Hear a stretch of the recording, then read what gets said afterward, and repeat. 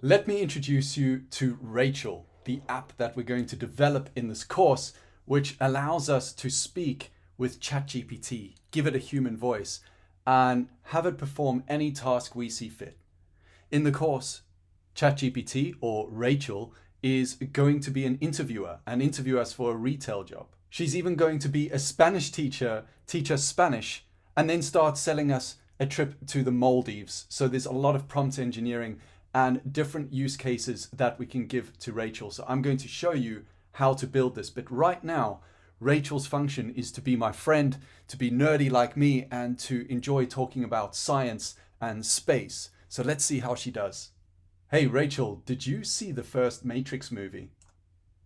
Yes, Sean, I've seen it about a million times. We really need to find some new material to geek out over. Ah, definitely. What sort of material have you got in mind, Rachel? What you been looking at? The double slit experiment never ceases to amaze me. Particles behaving as waves and collapsing into a particle when observed. It's a mind-boggling example of the strange mysteries of quantum mechanics. Oh, I know, right? It's absolutely crazy that a particle is both a particle and a wave until it's observed. We definitely think on the same wavelength. Sorry for the dad joke there, Rachel. Haha, no worries, Sean. Speaking of mind-boggling mysteries, did you know that black holes have a boundary called the event horizon, beyond which even light cannot escape? It's fascinating and terrifying at the same time. What? That's crazy. What would actually happen if I floated into the event horizon of a black hole? If you floated into a black hole's event horizon, the gravitational force would be so strong that you'd be stretched like spaghetti due to tidal forces. This process is ominously named spaghettification. Wow, that's absolutely mental. Are there any movies coming up that you recommend I watch? Well, if you're into sci-fi movies, Dune is coming out soon. It's based on a classic novel and promises to have some epic world building and interstellar political intrigue. Plus, it has an amazing cast, including Timothée Chalamet and Zendaya.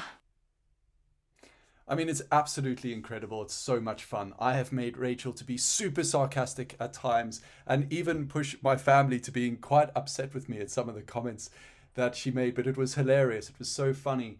We were laughing out loud. I've been really impressed with how she can handle sales, etc. And it is amazing what we can get out of this new AI technology, leveraging ChatGPT and the human sounding voices of 11 Labs. Not only that, it's incredible at how easy it was to actually go and build this. And I cannot wait to give you the insight into exactly how I did it and how you can do it too. So to partake in this course, you will need access to OpenAI. So make sure you've either got access to a free trial with them where you can use free tokens, etc., if they're still offering that, and that you have access to 11 Labs, who right now are offering a free trial, or they even offer you a free amount of tokens per a month. So make sure that you've got an account with them and with OpenAI and that you're familiar with the terms. Otherwise, you won't be able to go and use those technologies. Good luck to you all. I have no doubt that with your hard work and determination, you will master the Rachel Chat app in no time. If this excites you as much as it excites me, I know you will get right to the end of this course, and I can't wait to see you over there. So just to give you a flavor of my teaching style to see if this is the right course for you. My name is Sean McDonough. I am the lead developer at CryptoWizards.net, where we provide quant retail trading strategies to help retail traders in crypto gain an edge, and also the lead developer of CodeRaiders.com, which is the coding arm to CryptoWizards, where we build really complex and cool stuff to help people gain an edge in whatever it is they're developing, including Rachel Chat.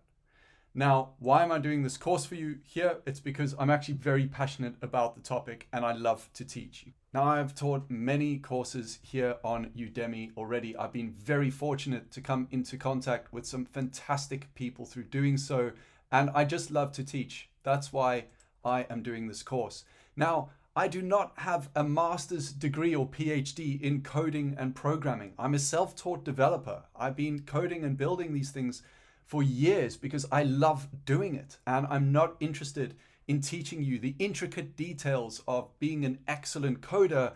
I'm here to teach you how to take that knowledge on how to code and apply it to real-world applications such as this with Rachel in a way that can add value to yourself and to others. So that's enough about me. This course is not about me, it's about you. I'll see you on the other side. Let's talk about our course structure. Of course, we're starting here with the introduction. The introduction is going to take you through exactly what you're going to learn, how you're going to learn it, and explain just a very, very, very small amount of the theory so that when it comes to the practice side, you're not left completely in the dark. And then what we're going to do is move on to the React crash course. Now, the React crash course is literally just a bonus. I added it to this course in case you viewing this have not had experience with React. And you might have had some experience with JavaScript. I hope so, because that's a prerequisite for the course. You've had some experience with JavaScript or TypeScript. You've wanted to learn React, but it just takes too much time. You haven't got there yet.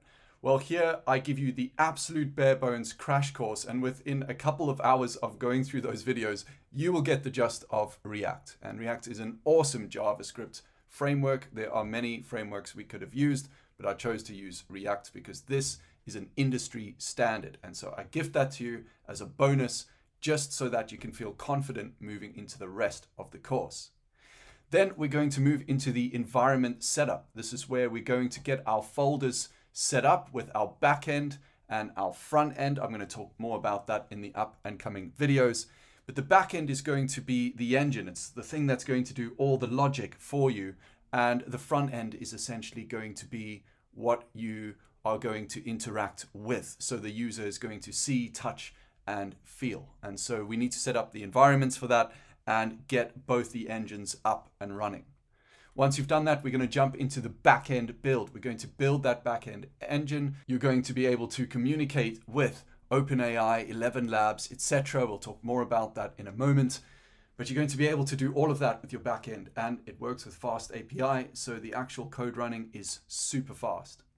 Then we're going to do our front end build, and because by then you definitely will know enough about React to do that, we're going to interact with that back end and build our Rachel chatbot.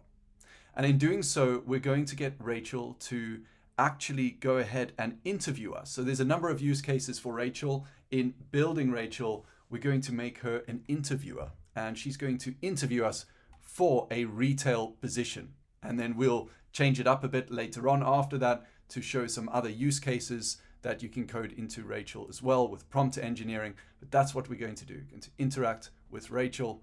And then finally, in the next steps, I'm going to take you through, number one, what are those other prompts that you can consider putting in so that you can turn Rachel into being whatever use case you want to turn Rachel into. And I had a lot of fun. In fact, I have to apologize now. You will even hear sections of me laughing whilst coding because some of the responses we get from Rachel are just so awesome and exciting. And then finally, I'll take you through where can you develop from here? What other resources are available to you? And what am I personally working on right now? You know, what business venture or coding venture have I got that I'm developing with this technology in the background? Let us get some of the disappointing news out of the way so that we can set expectations and move forward together with the right understanding of what will be covered and what won't be covered. Now, what will be covered is you're going to be able to build end-to-end, front-end and back-end, a chatbot that interacts with ChatGPT and does so in a human-sounding voice for any use case pretty much you can think of. Now, that is pretty awesome. This course is not a place though, where you can copy reams of code and expect myself or other folk here doing the course to solve all your coding challenges for you. Unfortunately, what I will guarantee you is you will run into coding challenges. You definitely will run into those. And nobody has the hours to understand where you're at in your journey and what might have triggered that error. So when you do come up with an error and you've tried to debug that and figure out, but you can't figure out what's going on, just copy the section that actually gives the takeaway of what the error is, and then describe what you tried to fix it. That will save someone like myself or other coders who will jump in and help along the way tons of time. Otherwise, your question won't be answered because people don't have the time for that. I certainly do not. And I will not be spending a lot of time answering Udemy questions. Whenever I launch a course, I do so at the beginning to make sure that there's nothing terrible going on, that everything is running smoothly and the ship is sailing. But I'm just one person. I do not have a team of people, and I do not have a team of people to answer questions. Now, with that said, we do have a Discord. I've just set it up. There is no one in it, and I will show that to you shortly. So you can go and join the Discord and help one another out. And as I said, I will look to help and answer questions on the course launch through the first 4 to 8 weeks of the course to make sure that everything is running. And then a while after launching a course, I will come back, revisit how the course is doing and see is there some new value or some new code that needs to be added. And that's just the reality. It's the way it is. The fastest way to jumpstart your learning is to surround yourself and engage with other people who have similar motivations to yourself, to share ideas, to get on calls with them, and frankly, just to make friends. And that's what I love about what we are doing here. So with that said, there is a Discord. It has been created. You can go to the very last section of this entire course and you will see there Discord and links. And there is a link to this Code Raiders Discord over here. So there are 3 rules that if you are going to partake in the Discord and join it, there are 3 rules we need to follow. One is do not spam the Discord with ads. No one cares about the ads. We're here to help one another. Give before asking, so make sure you like other people's comments, you offer any support or any experience to them, and so that people get to know you before you start pasting in some code and saying, hey, I'm stuck on something here, or OpenAI just went and changed their API, at the drop of a hat, which by the way, could easily happen. This technology is moving so fast. Please, can somebody help me out here? And to treat one another with professionalism and respect. I know for you, I don't need to say that to you because I know just by doing this course, I know what kind of person you are. I know what kind of mentality you would bring to the Discord, and that's why I would love to have you in there. But please don't tolerate it from others. If somebody's coming in, they're using a lot of bad language, they're putting other people down, or they are just deploying nasty practices, please contact me on the contact form of either coderaiders.com or cryptowizards.net. Now, with all that said, the reality is where we expected to get this big juicy burger, we actually will be. And that's because we are leveraging this new AI technology with these large language models. We are leveraging this to go and build incredible things. So let's go ahead and get on with the positive side of doing all of this and build something awesome. Fortunately, I will be going through every single line of code and talking about what I'm doing and why. So if you are quite new, you only know a bit of JavaScript, you've only messed around with some Python, you're going to learn an awful lot. If you are a seasoned developer and you just want to know how I connected stuff together, you can just brisk through this so easily. It will be like a walk in the park for you. Now let's move on and talk about the technology stack that we're going to use. How are we going to build a chatbot that can receive our voice, understand what we want, and then talk back to us in a human-sounding voice with a very intelligent answer? Well, the first thing we need a front end and we need a back end. Now, please make sure that you are using Google Chrome. Do not use a different browser. I have not tested this on all browsers. Google Chrome is fantastic for web development and it's what is recommended. So please update your version of Google Chrome. Make sure that you have a version that is at least from the year 2022 and onwards. And that is the first step. And then on the back end, we're going to be doing all of our programming with Python. On the front end, we'll be using JavaScript because we'll be using React. Talk more about that. And on the back end, we're going to be using Python. Now, our backend will consist of Python, but it will also consist of Fast API, which is essentially written with Python. And Fast API is going to allow us to write Python code and build our own REST API. So this is basically a bunch of URLs that we will create that we can call. And when we call those URLs, they will return to us a response, i.e. when we send them a voice file, they will send us back the message from AI converted to a voice file. And they'll do that like this. We have Fast API, we have ChatGPT or OpenAI, we'll call it, and 11 Labs. And so Fast API is written with Python, and OpenAI will be our brain. It will be the AI that can understand the conversation buildup that we store, etc., and spit back some kind of information. And then 11 Labs will take that information and convert it into a human sounding voice. And our backend will look something like this. We will have our imports, and this will be on a Python file. We'll call it main.py. And then we're going to bring in something called cross-origin resource sharing.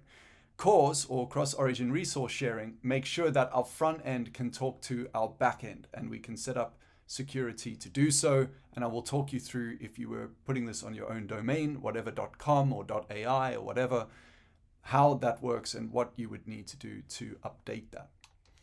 And finally, we will do a health checkpoint. This just makes sure everything is up and running. So those are just the basics of the backend. Once we've done all of that, we are going to create our main API route. So this will be our endpoint. It will be called post audio. This is where we will send an audio file. It will take that.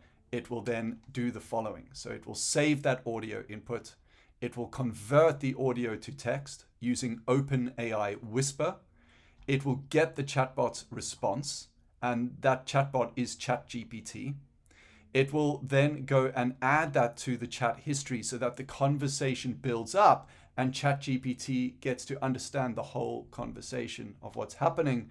And once we have that response from ChatGPT, we will convert that from text to speech using the 11 Labs AI. 11 Labs is amazing. Their voices are incredible. They sound so human-like, as you would have heard already. Now, that will then connect here with our front end. And this is what the full picture will look like. We will have our front end, which is in Google Chrome, talking to our back end, which is a server essentially running our own REST API. And all of the Python logic will be there on the back end talking to the front end. Now, how will the front end work? Well, that's what we're going to talk about in the next video. Now, we need to make Rachel Chat interactive. We need to be able to click this record button and have it send an audio file and have a user be able to see what's actually going on. So how will we do that? Well, the first thing we do is we start off with this wireframe. Now, if you want to know how I did this wireframe, I used Excalidraw. You can just Google it. It's an amazing tool. I use it for so many different things, and it's free, easy to access. You don't even have to log in. It's brilliant. And what are we going to build this actual front end with? Because we can see we have a title section at the top. We have this middle section where the chat happens and the bottom section where we hit record. It's very self-explanatory, but what are we actually going to build it with? Well, we are going to use React. And React uses something called components. Now, if you know what React is, you can just fast forward or skip this video because you already will understand what we're trying to do here. But for those of you who are new to React, well, there's luckily a bonus section straight after this where you can have a crash course into building a random betbox application with me just to get into it. But I want to give you the theory up front here right now. And so the way React works is it works with components. And everything is a component, right? So for example, here you have your root component now highlighted in blue. Right, so this is our application. Everything's a component, and you can make anything you want a component. And so if I was to go and divide this application, and this is subjective, it doesn't have to be done the way I'm about to do it, but if I was to go and divide this application into different components, I could do it like this, right? So these orange boxes are then components there. We have child level 1, child level 1, child level 1. We have 3 of them, so 3 boxes here. Now, why are these all child level 1? Well, they are all happening within our root component. So they are children of the parent. The parent is the root component, and the children are these orange boxes here. And so everything we code, and I'll show you a snippet of what that code looks like. You'll get very familiar with it because that's pretty much all we do in this course. It's very hands-on. It's a lot of coding. But the way it looks in code is you essentially have these functions, these components, and they are children of that parent. But you can also have children of those child components. And so, of course, here we have, child level 2, and that component at the top has one, the middle one has one, the bottom one also has one. I haven't added it here, but I just wanted to make the point that not every component has to have child components. You can have some components that do not. And so essentially what happens is if you have a value, say, stored in the root component, that value can be passed to a child component. And then that child component can pass that same value to the next level child component. And so what you have are these components, which once they're built, they can also be reused. I'll give you an example. You can see how the middle section has a chat bar, and it looks very similar to the chat bar on top of it. This is where the audio message comes out, right? They look almost identical. Well, the reason for that is they are the same component. And it's the same component just being rendered out twice. And depending on whether it's my voice or Rachel's voice, it'll align it to the left or the right, but it's still the same component. And so really what you need to think about when you're thinking of React is boxes within boxes, components within components, and you can add as many as you want to. And once you have one, you can duplicate it as much as you like. It's built once, it's one set of code, and you can just insert that component wherever you want to. Now, what does a component look like? Well, it looks something like this, right? So we are importing a component here into our app function, and this app function is a component in and of itself. So for example here, look at where it says function app. Well, it's just a function, but it's returning something that looks like HTML. So you should know what HTML, JavaScript, CSS is. If you don't, you're really going to struggle with this course. Again, that's a prerequisite for doing the course. But it looks just like HTML, and this is actually called JSX. So it's like a JavaScript version of HTML. So we will essentially code up our website in this very HTML looking language and do that within these functions. So these functions will return that code to structure the HTML, etc.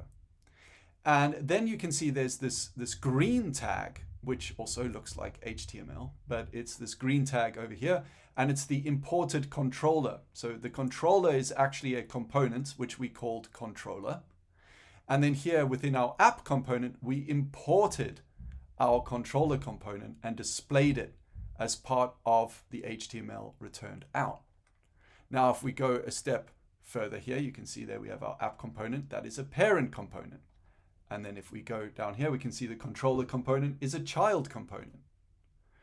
So this is really great and very powerful because that controller component will have its own file with its own code that looks a lot like this. It will have function, controller, etc.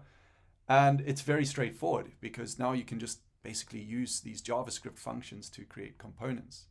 Now, one thing you will also note is that you don't just have to go and pass. If we go back here, you don't just have to pass values from one component to another. You can also pass functions as well. And I'm not going to go too much into that, but it's very, very powerful. And so the idea behind React is a very, very powerful one. Now, how are we actually going to go and do the styling of all of this? Well, again, that we will cover in the next video. Given that we know we're going to have JSX essentially through React spitting out some HTML, we need to style it. We need colors, we need font sizes, we need spacing, we need all of that. So how on earth are we going to do such styling over here? So as an example here, you can see with the wireframe, we need to turn this drawing into something that actually looks like this really nice picture with a background color, a microphone, etc. Now, the way that we're actually going to do this is we're going to use something called Tailwind. And Tailwind is a fantastic solution for solo developers because it dramatically speeds up, in my personal experience, development time. When I first learned website building, for those of you who are old enough like me to remember Dreamweaver, I used Dreamweaver and I used to code websites with HTML, CSS, etc. in this Adobe software called Dreamweaver. And of course, with CSS, you have to create a file, you have to do all your styling in that file, you have to import that file. And in React, usually you would create separate style sheets for your components and import those in. Well, there's a number of ways of doing it. But it can all get a bit cumbersome when you just need to get something functional working off the ground so that people can interact with it and use it. Speed is a weapon, and it's very important, I think, when it comes to rapid fire testing and any kind of lean startup scenario. And so Tailwind, in my experience, makes that far, far, far easier and quicker to do. So traditionally in CSS, you'd have something that looks like this, right? You'd have your HTML with your body tag, then you'd have your style tag, and you'd create a style called header. It would have whatever color, width, padding, whatever it is you wanted to give it. And then you would have a separate div tag that would then reference as a class that header, and it would give all those properties to header, right? That's your traditional CSS, and actually that style section would be in its own sheet. Well, with Tailwind looks more like this. And because I'm using React here, it's not class, it's class name. So if you're used to using class, just bear in mind with React, everything is class name.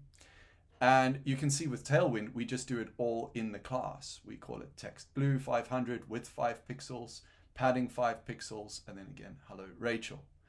So what is the advantage of this? Well, number one, it's very, very quick. I don't have to work between different sheets. I can actually see the styling where I'm editing the actual HTML, and I can test things very, very quickly live to see how are they looking, etc. Now, for those of you who have used Bootstrap in the past, you'll see it's a very similar idea where you can just bring in these classes, for example. But the difference with Tailwind is it's lower level. You can really customize more of what you want. Now, the only thing with that is it can mean that you have these very long strings with your styling, with your CSS code that you're now writing directly into the class. Now, I do encourage you to go to Tailwind's website and read through some documentation if you've never seen it before. It's extremely easy to pick up, and you will do it naturally just by following along with what I do and code with you. So with all of that said, this is the theory. I told you, this is a hands-on course. I'm not here to talk detail about React, etc., and do a 20-hour course on just React for you. There are amazing courses on that. I even show you what they are later on in this course. We're not here to do that. We're here to build. We're here to get something off the ground. We are fast startups. And so what do we need to do? We need to get on with coding. So let's code. Okay, so there are two links that you can use to GitHub to go and get the code for what we're going to build in this course. The first one is the actual Rachel chatbot, right? So it's Rachel who we're going to be building, who's going to allow us to do all sorts of funky, cool stuff, right? So you can go and get Rachel from this GitHub link over here. Now, please don't share the link with anyone, because outside of Udemy, people actually pay for access to that code. Now, if you want to know how to download it and get it all up and running, etc., if you don't even want to go through this Udemy course, you just want to get the code up and running, you can go over to CodeRaiders, right? So coderaders.com, I'll show you here. Just go to the home page, go to code, and then here it is, this AI language teaching chatbot. Now, you'll notice that people pay for this code. You shouldn't pay for it because I've given you the link here, right? This is exclusive for Udemy students. It's free for you. It costs money for everyone else. So you can go and grab the code with this link for absolutely free. Just please don't share it, but keep it to yourself, and that's where you can get the code. If you go and select this code package over here and you go into it, it will give you a video, the original video on when I was developing it, and it will also give you a video walkthrough on how to download, get it all running, and even tweak it, etc. Now, please, if you're wanting to learn and code with me through this course, because that's why I've put it together, is to actually walk through everything with you, show you how to develop a front end, show you how to develop a back end and everything. You don't need to go through all of this. Just clone the GitHub repo that I've given you over here and just have the code there for reference, so that if you get stuck, you can check the actual code that I had running, right? That's where you can get the code from. The second bit of code here is for the React crash course. So that's just a straightforward GitHub link again. You can just go git clone and download that code over there.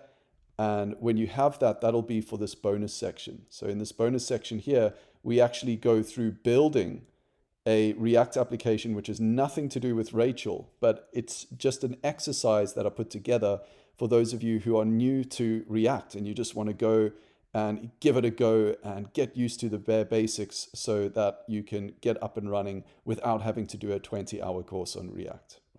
This crash course here, within 1.5 hours, you'll actually be able to code a basic React app, which is really, really awesome. So that's what that second link there is for. Before continuing with this section, please make sure that you've watched the VS Code recommendation and plugins video and the Python and Node version installation checks on the environment setup section of this course. Right now it says section 2, but it'll be a higher section by the time you watch this. But these are the 2 videos. Please make sure, because I need to make sure that you have Node and Yarn and TS Node installed on your machine, and also that you have the right Visual Studio Code plugin so that everything will work the same for you as it does for me. Now, once you've gone and done all of that, you can go ahead and open up your terminal. So here I'm using iTerm, but you can be using the Mac terminal, or you can be using your command line if you're on Windows, whatever you prefer using. Now I'm going to cd into my code folder, but you can cd into your desktop or whatever folder you want to be in. And I'm going to create a directory here. I'm going to call it makedir, and it's going to be called my project. Now that we've got that created, I can actually go down to Visual Studio Code and open up that project. Now, if you're fancy and you have Visual Studio Code set up, this way you can just go code space full stop, and that will go and open it up. If you don't have it set up to do that, just go and open VS Code as you normally would.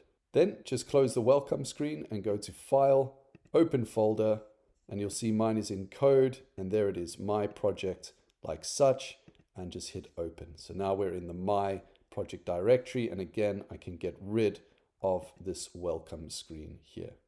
The next thing I want to do is just open up my terminal here. So I'm going to go to new terminal like such, and there we go, we're ready to rock and roll. In fact, now I can close this iTerm. I'm going to get rid of that and just use my terminal here.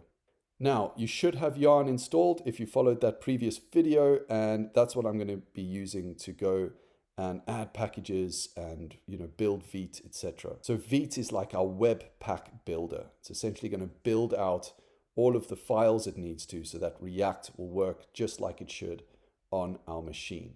Now, a lot of people will do npx create React app, and actually that's a lot slower. Right now, I find it easier to use Vite. So here we're going to go yarn create Vite. This is a really quick and good way to do it. And then here it says project name. Let's call this, my React, or in fact, let's give it a better name. Let's call it Frontend -React. And let's call it React over here because we don't want to use Vue or anything else. I just want to use React. And here I'm going to be using TypeScript rather than JavaScript. And honestly, nowadays, given the choice, it's always TypeScript for me, always, because TypeScript is JavaScript, but with the types. And if you're doing anything with blockchain, etc., for me, it's just much better to be working with TypeScript. So we're going to be doing that. Excellent. Then what I can do over here is I can cd or change directory into my front end, and that'll be -React. Could have called that anything. And now I'm in this folder that we just created here. So you can see here's all the packages, etc. that we have. Now I want to show you something interesting. Here's this package.json file. This is essentially managing all of the packages we download and all of the code libraries we download and want to work with, etc. And so what I'm going to be doing here is adding Axios to this. Axios will let me make web requests, for example. So I'm going to go yarn add Axios, and this is the same as npm install Axios, same thing, yarn add. And here we go. We're going to go and download Axios now. Great. And so here you can see under dependencies, Axios now shows in my package.json. Excellent. The other thing I want to do is make sure this project actually builds. So here I'm going to go yarn build, and this will go and take all the files necessary and bundle them up and build them so that a web browser can actually read them, etc. in a production environment. Excellent. The other thing I can do is yarn dev. And when I do that, it actually launches the site just like I would expect it to here on this localhost 5173. It'll tell me what port it launches it on. Here it's 5173. I'm going to go to my internet, and I'm going to create a window here and paste that in localhost 5173. And there we go. We can see Vite and React. And if I click on this counter here, it actually increments the number that I'm counting. And I'm going to show you how to do something very, very similar to this. So I'm going to show you how to work with components. This is your crash course into getting a React app up and going. So that's great. Now, if I go and cancel out of that, now what I want to do is go and just install Tailwind. So we'll do that in the next video. All right, let's get Tailwind installed. So go to tailwindcss.com/docs/guides/vite. And we have now already created a project and CD'd into it. So now we're going to do the npm install -d, etc. Although we're using yarn. So rather than npm install, we're going to do yarn add. So let's copy just this part over here. And let's go over there and go to yarn add and then paste that in as such. Brilliant. So that is now installing Tailwind for us. And while that's installing, let me go and copy this bit here, npx tailwind init p.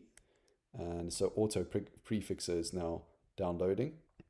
Great. So here, let's do npx tailwind css init-p and have that go and install as well. That's done. Now go over to tailwind.config.cjs. So Tailwind, not post CSS, Tailwind.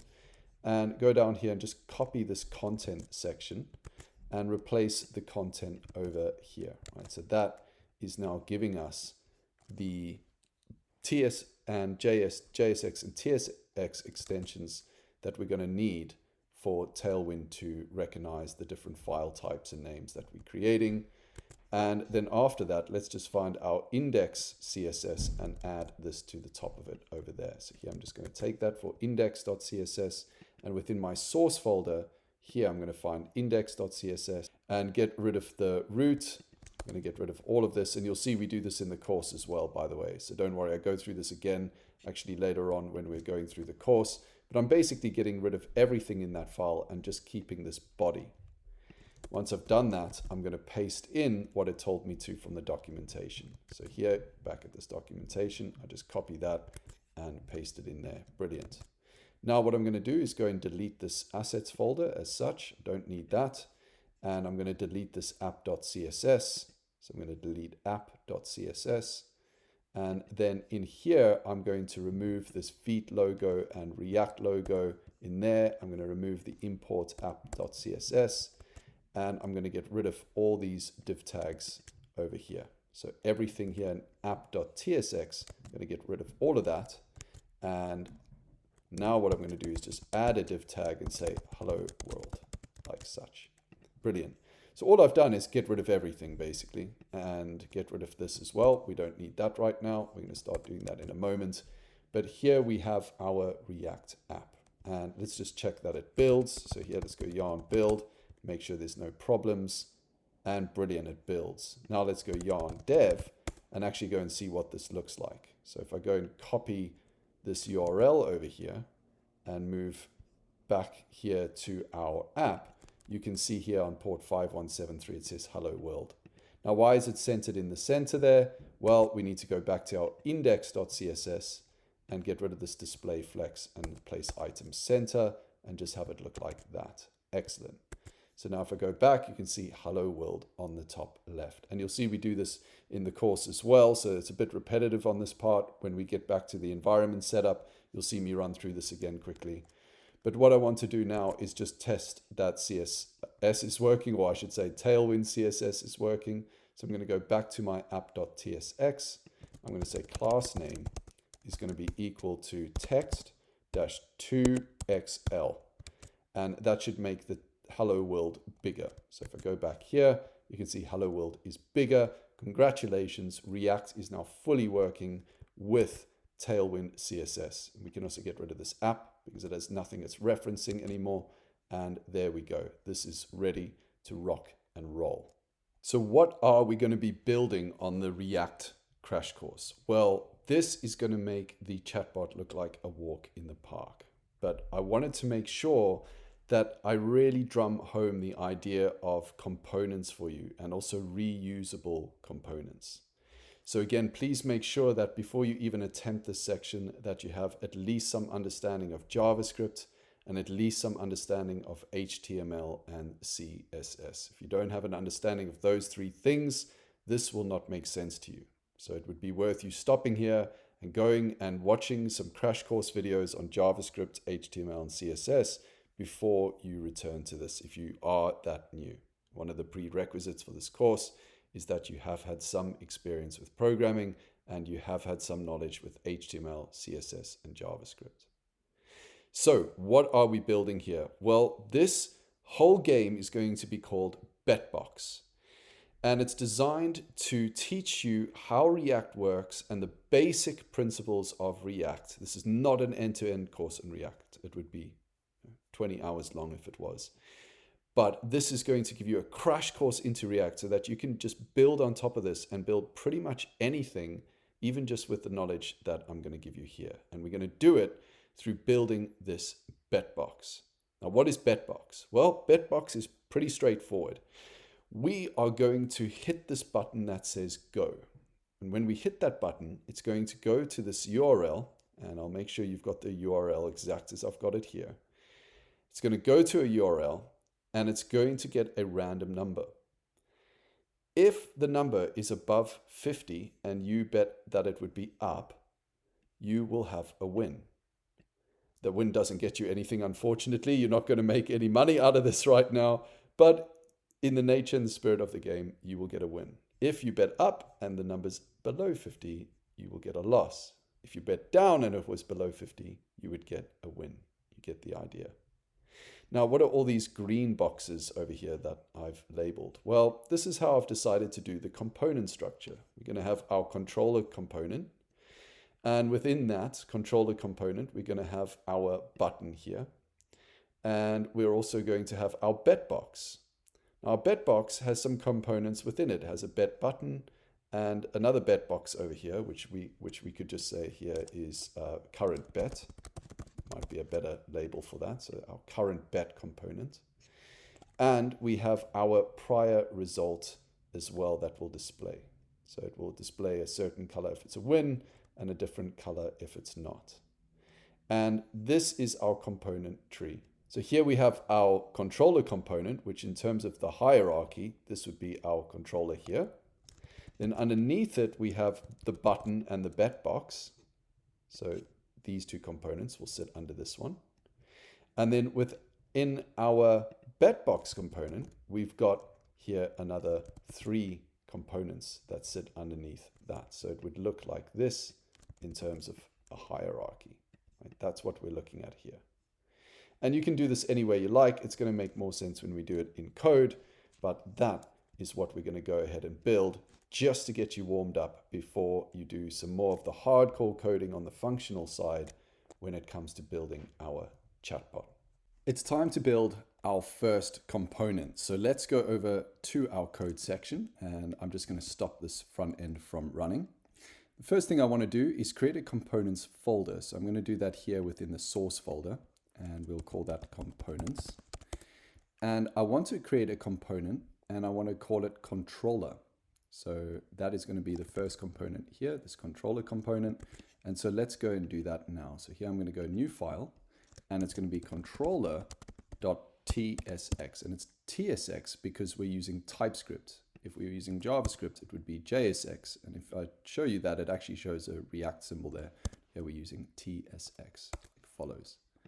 Now, remember, I've got my React snippets installed here. So if I go down here to everything I have installed and I look for React, you can see I have ES7 plus React Redux, React Native Snip by DSZ. Schneider, I think, is the way to pronounce that. Apologies if I got that wrong. And so what I want to do now is actually use that snippet. So to create a React component, I can type RFCE. And that will give me a React functional export component. So if I hit tab, it actually builds it for me. Now, if you don't have that snippets up and running, you can literally just type this yourself by going function, controller, and returning what looks like HTML, which is actually JSX. Now, what's cool about JSX is it looks just like HTML. So, what we're going to be able to do is build out HTML down here. This is where I'm going to put my HTML. You don't have to. You can create HTML up here, then return it down here. But the return of my component function is going to be my HTML or JSX. It's going to be what the user sees.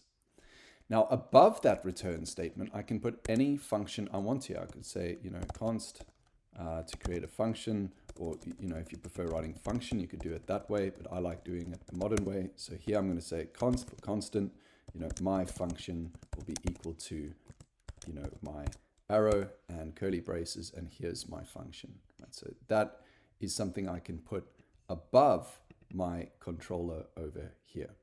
Brilliant. Here right now, I've got my controller in my div tags, and so this is what I should see. Now, if I actually go yarn dev and then refresh my page over here where it said hello world, I don't see the word controller anywhere. I don't know what's going on, but we do.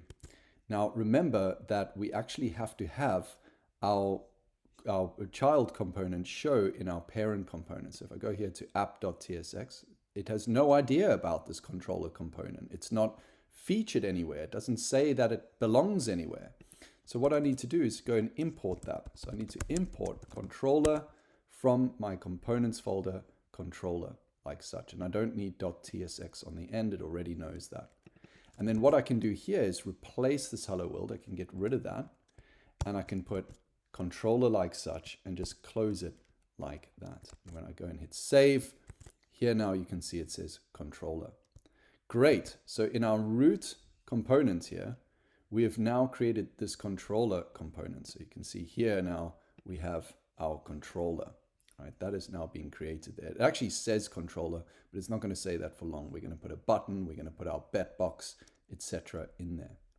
And so that is how you can go and import your very first component using React. What on earth just happened? How did we get here? Let me take you back a step and walk you through how controller actually just printed up here on your screen. Now, it's all in the code, but let's actually go and show you the main parts of what is actually going on.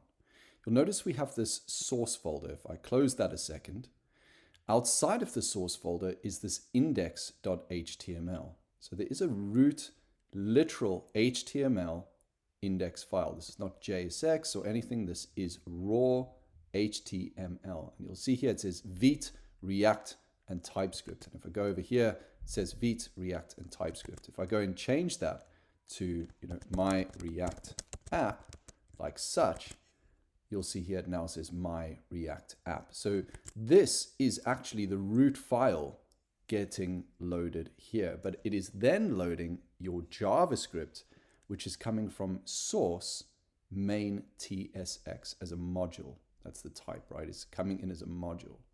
So if we go over here to source and then main.tsx, you can see that we have this React DOM. Now, what on earth is the React DOM? A good way to think of the DOM, or the document object model, is it's like a tree. And what the React DOM is allowing you to do here is to interchange different branches and leaves, etc. from that tree, right? So it gives you a way to go and interact with components on the web page without actually having to refresh that web page. And so what this main.tsx is actually doing is it's going and loading a component here, which is app. And just in the same way, our app component is then loading controller. We didn't have to put a controller here. I could have put other components here, but I just like to separate the app component out. And that's why I went and created this controller separately. But this is what it's doing. It's now loading our React components. And so just like we saw in the presentation earlier in the course, you have different components within components within components, but they all sum up to one parent. And here actually is the parent. The parent is being loaded here through this main.tsx, right? So this is really your parent component, your top root component. And then everything else underneath that is going to be the components we're working with. So that's loading our app.tsx, which is then loading our controller, and then we can have multiple components, right? So just to give you an example what that looked like, I could have controller 2, 3, I could have lots of components within one component. But I wanted just to pause for a second for you to understand how this information is actually getting loaded in, and that you can have these components within components. Now, a component is a function. By now, you would have seen that when we create a component, we're creating a function. And you can do lots of things with functions. You can pass data into them, right? Well, that's how we can pass data from a top parent component all the way down to any child we want. And that function can update some kind of variable for us that can live in the parent. And so we can have all these different components talking to one another as long as they're all joined up. And there's many ways to have components actually share the state or understand what the current state is of all the variables. Notice I use the word state. I'm not going to get too into that yet. I'm going to get more into that as we continue coding. But just remember, we have functions, which are our components, which are housed inside other components, but they all sum up and get loaded here in this main.tsx, which is called upon in good old-fashioned HTML, and here through the index.html. Time for us to pick up the pace a bit. Let's go and create our button component. Right now it won't do much, but we're going to learn a bit about state and also use some Tailwind for formatting. So let's go over here to our controller. And within our controller here, we are going to go and put a button. So here I'm just going to go button like such, just like I would with HTML. And what does our button say? It just says go. So here we'll just say go, or if we wanted to, we could even have it say place bet like such, place bet. Now, when I go and save that and go back over here to my React app, you can see it says place bet, but it has no formatting. So let's give this some formatting. I'm going to say class name, because with React and JSX, we have to say class name. We can't say class. This is one of the things with JSX. It actually needs to be class name as follows, or it's very much pertained to React. This is very much a React thing. With other JavaScript frameworks, you can just have class, but you're going to need to get used to putting class name. And what I want to do here is I want to give this button, let's say, a border. So here I'm going to say border. And if I save that, you'll see it has actually given my button a very faint border over there. Now, let's say border, I want it to be something like black. And that way it stands out a lot more right now, so you can see what's going on. But I don't like how pushed against the sides it is over there. So I'm going to give it some padding. So here I'm going to say padding X, and we'll do about 2. So with Tailwind, we have some built-in spacing. So 2 would be a small padding, 1 even smaller, 3 larger, etc. And you can see now this is on the X-axis. So it's given us some padding on the X-axis over here. Now, an interesting thing about padding and margin, even if you know CSS, it gets confusing for some people. If I draw 2 boxes over here, just very quickly for you, and here I'm going to make this one purple. Margin is basically on the outside of your div tag or button or whatever, I'm going to call it HTML component you have, right? So here, this is basically pushing away from this box over there. And padding is internal, so padding pushes inwards, right? It pushes this way. So this could be my padding all around here, all of this green. It could even be margin. This one could be pushing against the walls of this other container it's in, but that's essentially what margin and padding are, right? It's a way to distance yourself in space, and I'll talk more on that as I go so you can see more on what I mean.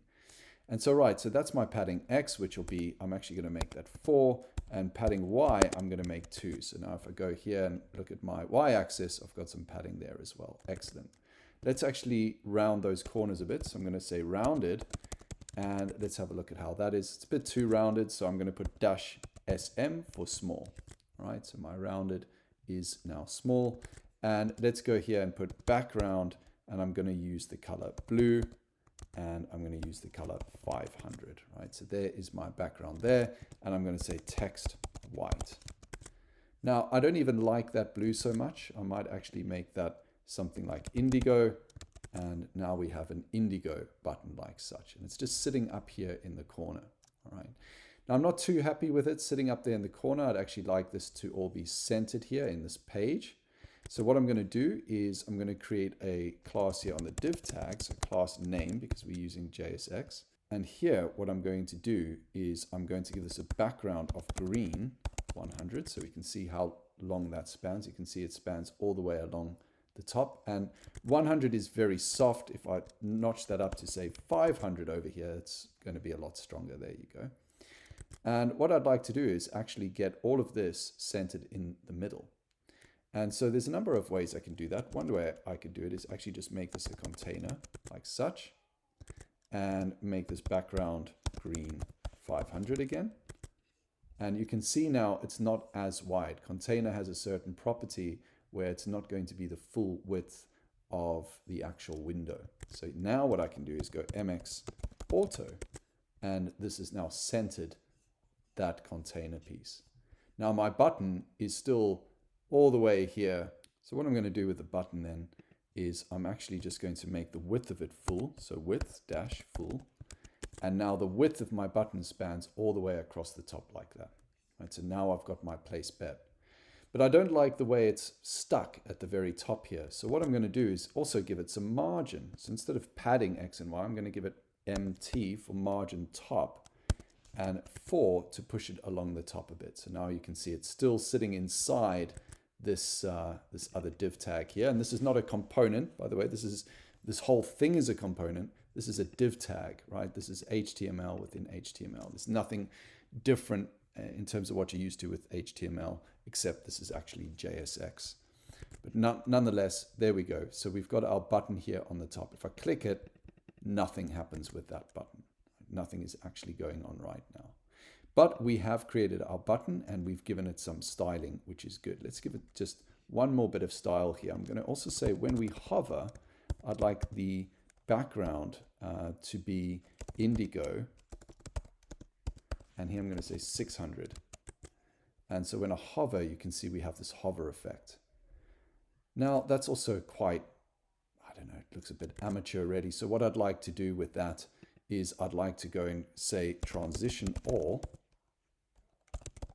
And here I'm going to say duration 200 or maybe even 300. And that's milliseconds. So what that means is whenever it's transitioning from, say, being not in hover to hover, then it's going to transition from its hover state or its non-hover state to its hover state over a period of, say, 300 milliseconds. So now when I hover over it, you can see it's a much better fade. It feels much better for the user experience. So this is not a course about having to build exceptionally good front ends, even though I already do like the look of our Rachel chatbot. So we will spend a lot of time trying to get Rachel to, look as colorful and as excellent as possible. But for now, we get the point. This is how to use Tailwind and get a fairly decent looking button going. Now, I'm going to leave this colored green so that you can still see what's actually going on with that. But let's actually go back over here now. There's our button, there's a controller. But right now, when we click our button, it actually doesn't do anything. And so that's what we're going to do next. We're going to have it, when we click our button, actually go and do something. And then you're going to understand how components actually get rendered in this tree of what is known as the document object model, or the DOM. The button still isn't a separate component. I mean, really, it's still part of the controller component over here. There's no other component import. Earlier, we had controller import as a component. So it's really not a separate component. Right now, it's still part of controller. But that's okay, because I want to leave it in here like this for a second. We'll move it as its own separate component later on. But what I would like to do right now is actually show you what happens when we click this button. Because right now, as we mentioned before, nothing happens when I click the button.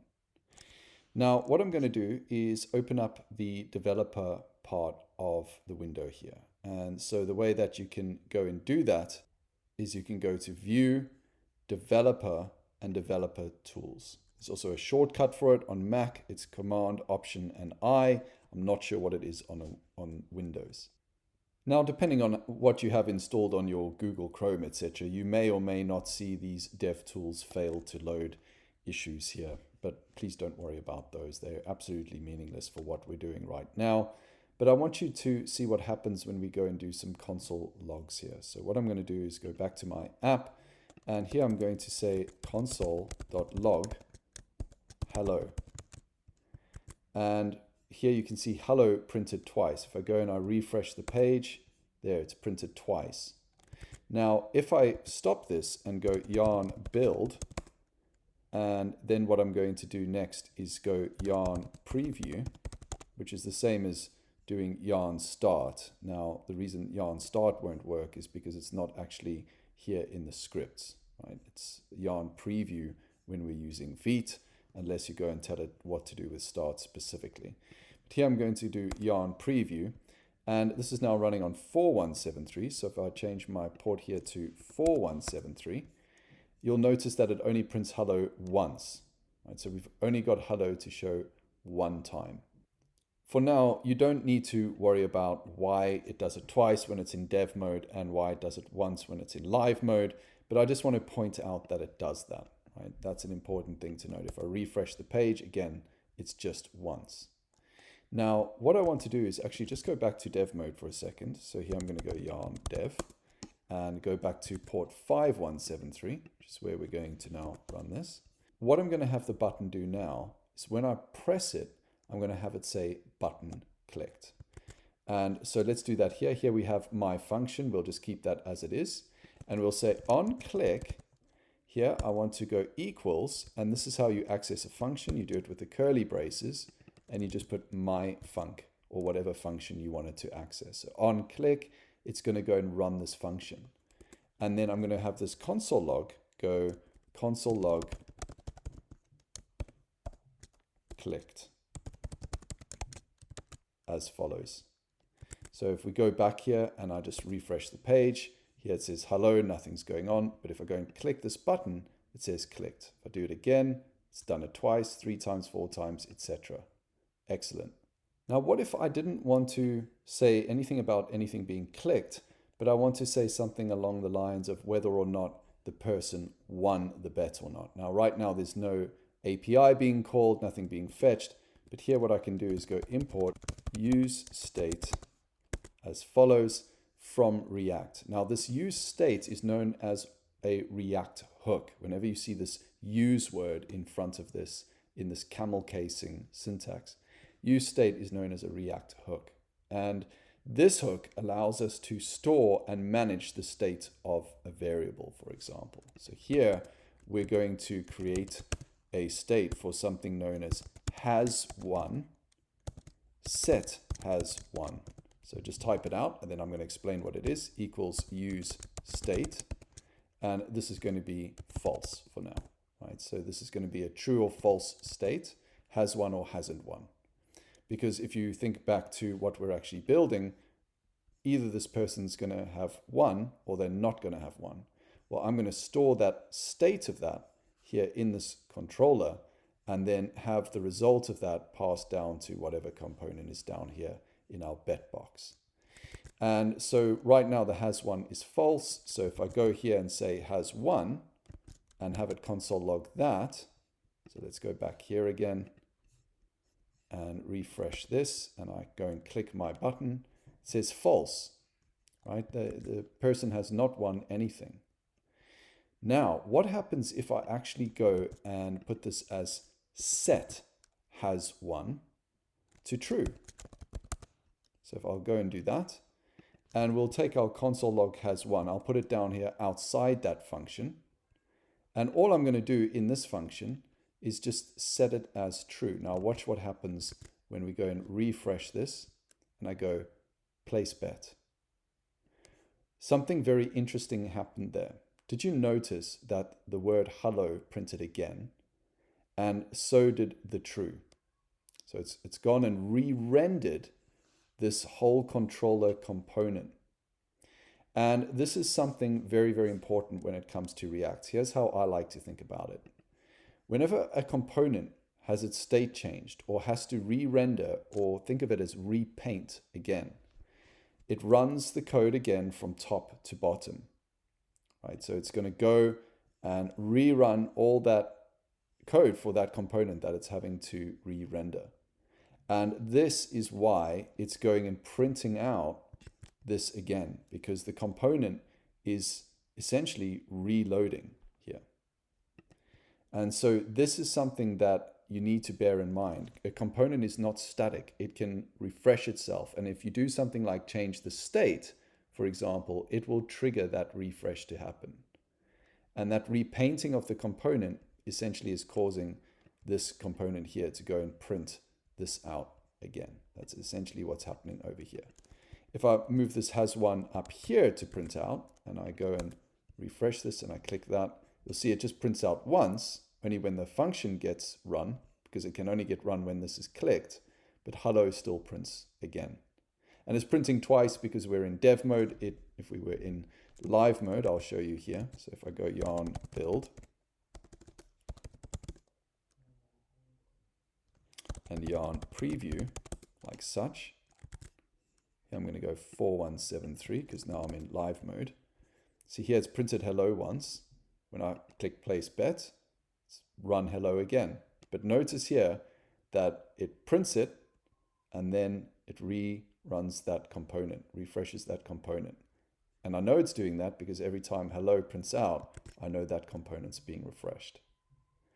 Now, finally, this button here is not its own component. Right now it's in the controller component. I actually want to go and pass this button into its own component. So here I'm going to call this the button component. So within components, I'm going to create one called button.tsx, RFCE tab. Here's my button component. Now, one thing to bear in mind is this on click really should have been on the button. So I'm going to move that down here to actually be part of the button. So it'll still work exactly the same. So you've got your on click on the button and then your place bet. So what I'm going to do is go and now cut this and I'm going to go and paste it here like such. Now we haven't imported button yet, so we need to go and actually import button so that we can use it here. So let's go and import button as follows. And then what I'm going to do is go and add that as a component, just like we did before. But now you'll notice there's a problem, right? So if I go and stop this and I go yarn dev, and I go back here to port 5173 so we can see those changes, it's not refreshing, right? It has a problem. And it's highlighting in red here what the problem is. You can actually see it on the file. It doesn't recognize this my function. Well, it won't recognize it because it has no idea this function even exists. So we need to tell it this function exists. And the way we can go and run this function here in this child component, because right now button is a child of its parent, which is controller, is by passing the function in. And so what I'm going to do is call this, let's call it run function. I could call it anything. I could call it myfunc if I wanted to. And that's going to be equal to this myfunc. And an actual better label than myfunc would be place bet, right? Or even better, handle place bet. And so that handle place bet could be pushed here into button. We'll call it the run function. But now there's a problem because it doesn't recognize this being passed in because this is TypeScript. We have to declare it. So here I'm going to go to button and I'm going to go and create this type props, which will be equal to this object here as such. And what did we call this? We call this run function. And I'm going to put this there. And honestly, I will just call this any. I'll put it as a type any for now. You can go and declare the exact type of function this is, etc. But I'm going to just call my functions any. And then what I'm going to do here is go and destructure this. So we're going to bring this now into our component here as a props type. And now it understands run function. And this is now called run function. Run function will run handle place bet. So handle place bet now is run function as far as this button is concerned. So that's what we're passing in. And we're going to go and execute run function from here. Now everything lines up. So when I click this button, which is a child of controller, it's going to call this function, which was passed to it here by controller, by the parent. And so now if I go and yarn build this, and I'm going to do yarn start or yarn preview, and let's go back here on port 4173. There you can see it's printing hello, and when I click place bet, there you go, it's false and hello. So it still operates just as it did before, but now it is its own component. I've got my button component over here. Now, why would I want this button component? Well, maybe I want two buttons. Now I've got two buttons, and if I go here, stop that and go yarn dev so we can see the changes we just made, and we'll put this to 5173 again. I've got two buttons. I can press that one, I can press this one, I can press that one, I can press this one, I can press that one. Very interesting. Do that again. Let's click one of these. Now finally, notice how this says false and not true. Why is it doing that? Because over here it's changing it to true and then console logging it. Well, no, because of the way setting the state of the component works. It's actually printing this out before the component has repainted with the change in its state. But we really need to bear in mind that things will only get stored as a state or a change in state when React is ready and repainted it and set that state or stored that state in the way it's supposed to. And one way I can actually show you that in better detail is by using the use effect hook. So in the next lecture, literally, we're going to look at use effect, and then the painting of this and the calculation of whether it's true or not is going to make a lot more sense to you. So let's go down here and let's get rid of that second button and hit save and continue with that in the next lecture. Is there a way to show the state of a component when it first renders and then again every time the state changes? Well, indeed there is. We can use something called the use effect hook. Now, use effect needs to be handled with some care, but this is how we go and set it up. I like to put my use effect hooks here. I'm going to get rid of that console log hello. I like to put my use effect hooks at the bottom of all my other functions. That's where I like to put it, just a personal preference. But use effect is essentially a function which takes a callback here, and it needs what are known as dependencies. So this is the structure of a use effect hook, right? You have your callback function, and then over here we're going to have our dependency array. What is the dependency array? Well, we can leave it empty, and in which case here I'm just going to say console.log, and then I'm going to put in our hello. And when I go over here and I refresh my page, you'll see here it says hello. And don't worry, I got rid of all those yellow warning labels for you, so you don't need to look at those.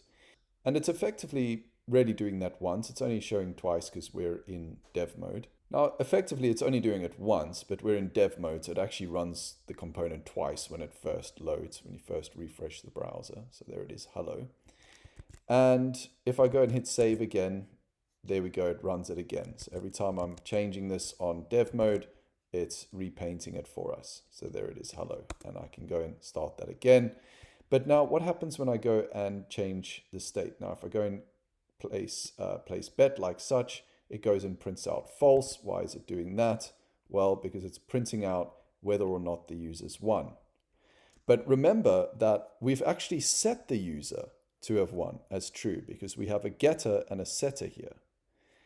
And that's the way use state works, right? Our state is stored in has won. So if ever I want to see whether or not the user's won, I just print that. And if I ever want to change that, I use this part of the function here. We didn't talk much about that in the prior video, but you get the gist of it. And it says false. Now watch what happens if I click it again. Oh, now it says true. Well, why is that actually happening? Well, watch what happens if we move has won down here. And if I go and re-render my component and it says, false and hello, if I click it again, nothing's happening. But the component is re-rendering. What I have to do with use effect in the dependency array is tell it every time has won changes, I want it to rerun this use effect function here, this use effect hook. So has won is now a dependency in this use effect. So when I go now and click place bet, it says true. Now, it's not changing when I keep clicking. Why is it not changing when I keep clicking? Because has1 is always just being set to true. So once it's been set once, it's always going to be true. But what I can do is I can say set it as not has1. So it'll take whatever has1 is at that point in time and flip it. It'll toggle it between true and false. So if it's false, it'll set it to true. If it's true, it'll set it to false. Now let's go back here. Let's refresh this. If I click this, it now prints true straight away. Well, what's happening is the function is running, the state is getting updated, and this is then printing that updated state. And so this is a much more clean way to handle console logging and printing out and understanding and checking as and when a state is changing and what that value of the state is. So if I go back here and I click it again, it's now false, then it's true, then it's false, then it's true, then it's false. So now we don't really need this hello here anymore because we're going to take the training wheels off and we can just go and run this as it is. So at first it renders twice because we're in dev mode, but now when I go and click this, it's true, false, true, false, true, false, true, false, true. Brilliant.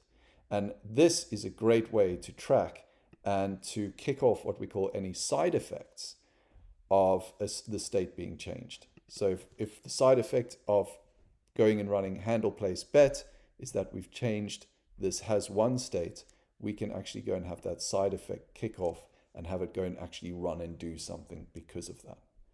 So very, very useful hook here, use effects. It can get on a lot of people's nerves. It has got on my nerves a lot too, because when applications get very complex, you have to manage it quite carefully. But that said, it's a very, very useful React hook to know. If you look at the bet box, it's really spread into three sections: your top, your middle, and your bottom. I like to draw boxes around things to figure out the CSS, or in our case, the Tailwind CSS structure. So the first thing I want to do is just build out this box structure. And in doing so, I also want to make our app over here look less like one big long button across the top of the screen and more like what we're actually trying to build to here. So with that said, let's go and get our bet box built. And so I'm going to go here to VS Code. And right now we're in the controller. We can see our button. So I'm going to create another component here and I'm going to call it betbox.tsx. And we're going to do RFCE, and there's our bet box over there. Great. And what I want to do here is import betbox, just like we did with button. And remember, we can import it because it's being exported, right? This is just like any function export here. We're exporting that a component or function and picking it up here. And so what I want to do is go and put our betbox there. Now, if I go back here, you can see it now says betbox, and everything's green because the background of the controller, which is this here, is green, right? Brilliant. Now let's go and actually change this from being a container and start working with making this a bit more responsive so that it looks right, whether it's a mobile phone viewing it or whether it's a web app viewing it, etc. And so what I want to do here is say, if the screen is large or above, then what I wanted to do is put a width of, I don't know, 1000 pixels or 1200 pixels. That'll do. So right now you can see that I've got rid of container and the width is about 1200 pixels. Great. Now, what if it's medium? So what if it's not large? What if it's medium up until large or above? Well, then I want the width to be, let's say, 500 pixels. Or let's make it a bit bigger. Let's make it 850 pixels. So now if I put the screen to a medium size, you can see it's adjusting it for me like that. But now, what should it be if it's below medium? Well, here, instead of saying small or above, I'm just going to say the width is going to be full, right? So if it's a small screen like such, it'll flex with the side of the screen. Now, I don't like how the button here is actually touching the sides, etc. So what I'm going to do is put some padding on the x-axis of, let's say, about 5. And now this looks much more like our diagram like such. Right? We have something that looks a bit more sensible. I also want this button to be bigger and more in line with what we did before. So in terms of our drawing. So what I'm going to do here is our padding Y on the button, I'm going to make that 12. And now we have a nice big place bet button. You get the gist of how this is working. Now don't worry so much about the colors and things not looking nice, etc. right now.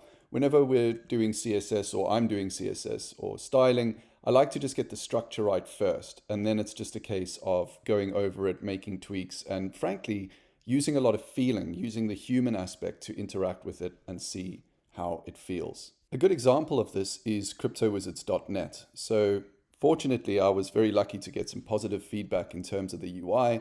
This is a website that pre-scans the markets for very, very strong, algorithmically very strong pairs trades in the crypto markets. And you can see here, it's just very easy to use. It's very responsive. There's a lot of feel to it. Well, a lot of this here was built with Tailwind. Now let's go over to our bet box and start getting that styled out as well. So the first thing that I'm going to do here is just put class name. And if I look at our diagram here, I can see that we've got these three sections and I want them to be evenly spread and I want the box to be a fixed height. So there's a number of ways I can do that. Either I can just let the height govern itself, which is the way I might do it, or I can actually specify the height. And actually, let's let it just stack upon itself. So the way I'm going to do that is just leave this class name blank for now, get rid of where it says betbox, and write a div tag here. And here we'll call this layer 1, because that will be layer 1 here. And then we're going to do here layer 2 and layer 3. So here we're going to have layer 2 as such, and layer 3. And here you can see we've got layer 1, layer 2, layer 3 stacked on top of each other. So now let's go back here, look at what we're trying to build out. We'll put our bet buttons in here soon, but for right now, what I want to do is just give these different colors so we can see the layers a bit better and also some padding. So here what I'm going to do is say class name is going to be equal to padding Y2, and I'm going to do the same for this one here and this one here. In fact, I'm also going to give these a border, and I'm going to do the same here and the same here as such. Let's go back and have a look. And here you can see layer 1, layer 2, layer 3. Perfect. Now I also want some padding, not just on the top here, but on the bottom of my controller. So let me just go back here to controller. And here where we've got padding X, that's great. We also have our button, I think, doing a bit of margin top. So if I go to my button, I can see it's got that margin top 4. So I'm going to actually get rid of that now. And the button's now stuck to the top. But if I go into my controller component and put a padding on the Y, so padding Y, let's make that 12. Now you can see it's spreading out the two there. Now, one of the things you'll notice here as well is that these two are now stuck together. I want some separation and also, again, some different colors here. So what I'm going to do here on my bet box is I'm going to make this one background red, 100. I'm going to make this one background blue, 100. And this one here, I'm going to make it background pink. Well, that's quite close to red. Let's actually make that something like fuchsia, 100. Right, excellent. And there you go. So now we've got these different colors going on there. And I also want to give this a margin top. So I wanted to push away. I wanted to push away from this button. I want this to push away from that. I'm going to make that about, I don't know, 10. And there we go. So now I've got that separated. If I look back at my drawing, actually it should be a bit closer. So let's make that something more like 5. Brilliant.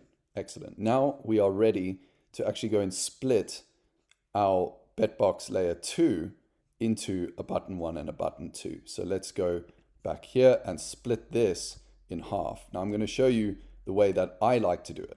So I like to do it using something called a flex box. So here we're going to give this a property called flex. And flex allows us to do some really awesome things here. So I'm going to get rid of here where it says layer 2. And I'm going to go and add 2 div tags here. This is going to be, let's call it bet button 1 and bet button 2. Notice how bet button 1, bet button 2 are now side by side, not one on top of each other like you'd normally see with a div. Well, that's because they're inside this flex box. Now, by default, it's set as flex row, meaning that these two will be in a row, one next to each other. If I set this to flex col, like follows, it'll put one on top of the other. Excellent. Let's go back, set that as flex row. And one of the very cool things I can do now is say justify between. And that will push this one and this one separately. It will push them as far apart as possible. And so if I give each of these boxes a different color, so here I'm going to call this class name, and we'll give it a background of yellow 200. You can see here's the background of that one. And I can now make it width full. So if I make it width full, you'll see how it's pushing that other one all the way to the other side. But if I do the same thing on this one over here on bet button 2, and instead of yellow, we can make that green, you'll see how it's now pushed each one up to 50%. It pushes each one to its maximum. Brilliant. So if I scroll that like this, we can see it's fully responsive, whether it's medium, large, or mobile phone. And that looks brilliant. And just to show you and give a feeling of the structure, we can make this padding wide 12 to make quite a big padding inside of each of these boxes here. And there's where bet button 1 will go, and that's where bet button 2 will go. So you can see how I'm now getting this shape. And this is why it's very important to have some kind of wireframe. It helps to take away all the memory part of your brain having to put in all the work, and it can focus more on the design because you've already laid out how you want it here. So if we go back here, we can see that's structured nicely. The only thing we might want is to center things. And if I wanted to do that with text here, I can just go text center. That's going to center button 1's text and text center button 2. And there you can see now everything is centered in the middle. So that is our bet box ready in terms of its structure. Now in the next section, what we're actually going to do is set up our bet button. So we're going to build our bet button component and get that injected into here and into here. The way I'm going to structure the button is that if I've bet up, this one will show as green, this one will be gray. If I bet down, this one will be red, this one will be gray. So that is the structure that we're going to go with. And so let's go and structure our button. Now to do that, we're going to use hero icons. So go to heroicons.com and just type in arrow, because I'm going to need one with a down arrow and also one with an up arrow. So here's arrow down, and I'm going to say copy JSX, but I'll come and do that in a moment. Now let's go over here to components and create a component called betButton.tsx and create our component as such, which will be RFCE. And let's also just go and import that into betbox, because betbox is the parent of the child component betButton. So here we're going to import betButton like such.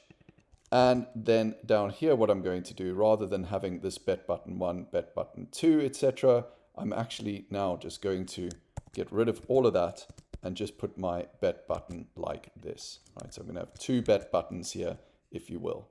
Now, if I go back over here and check what that looks like, you can see I've got betButton, betButton.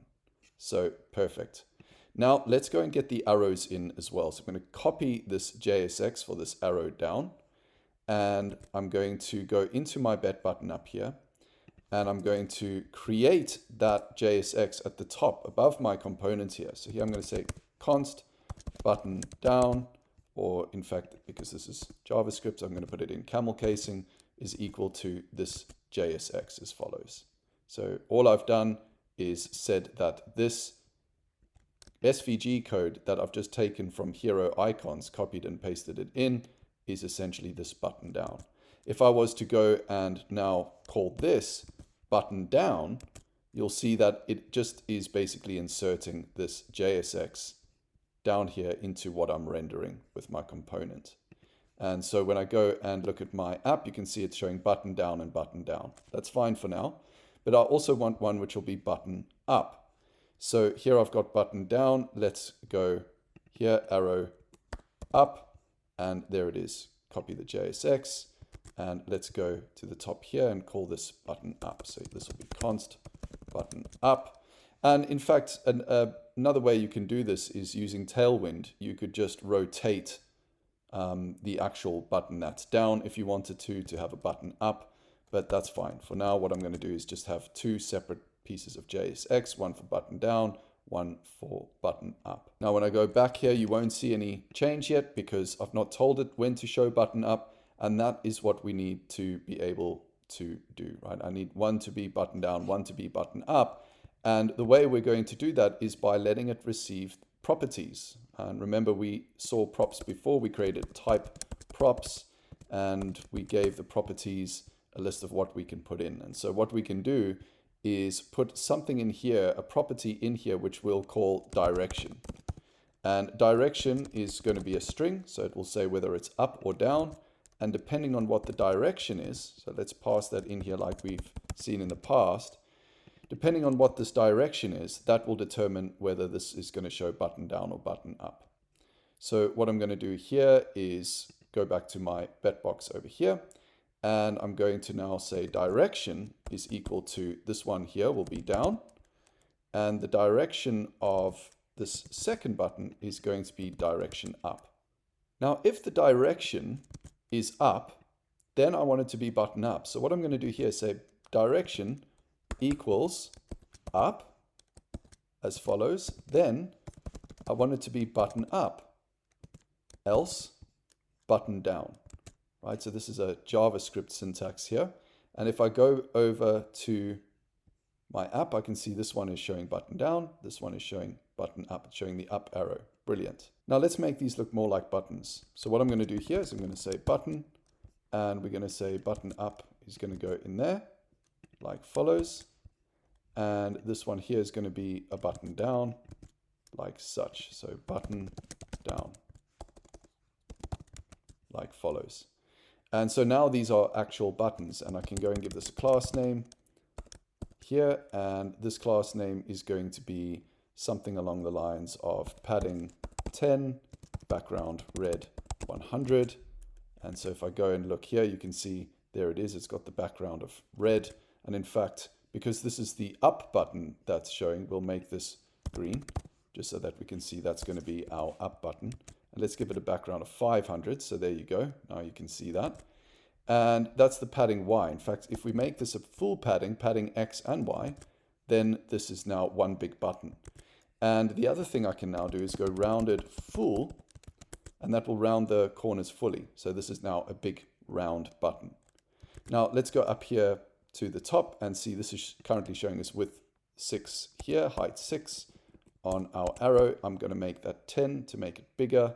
And I'm going to do the same here as well. Make that 10. Great. This is a nice big button for us now. And we could give it some more styling. So here I'm going to say if you hover, then the background will be green 400 as such.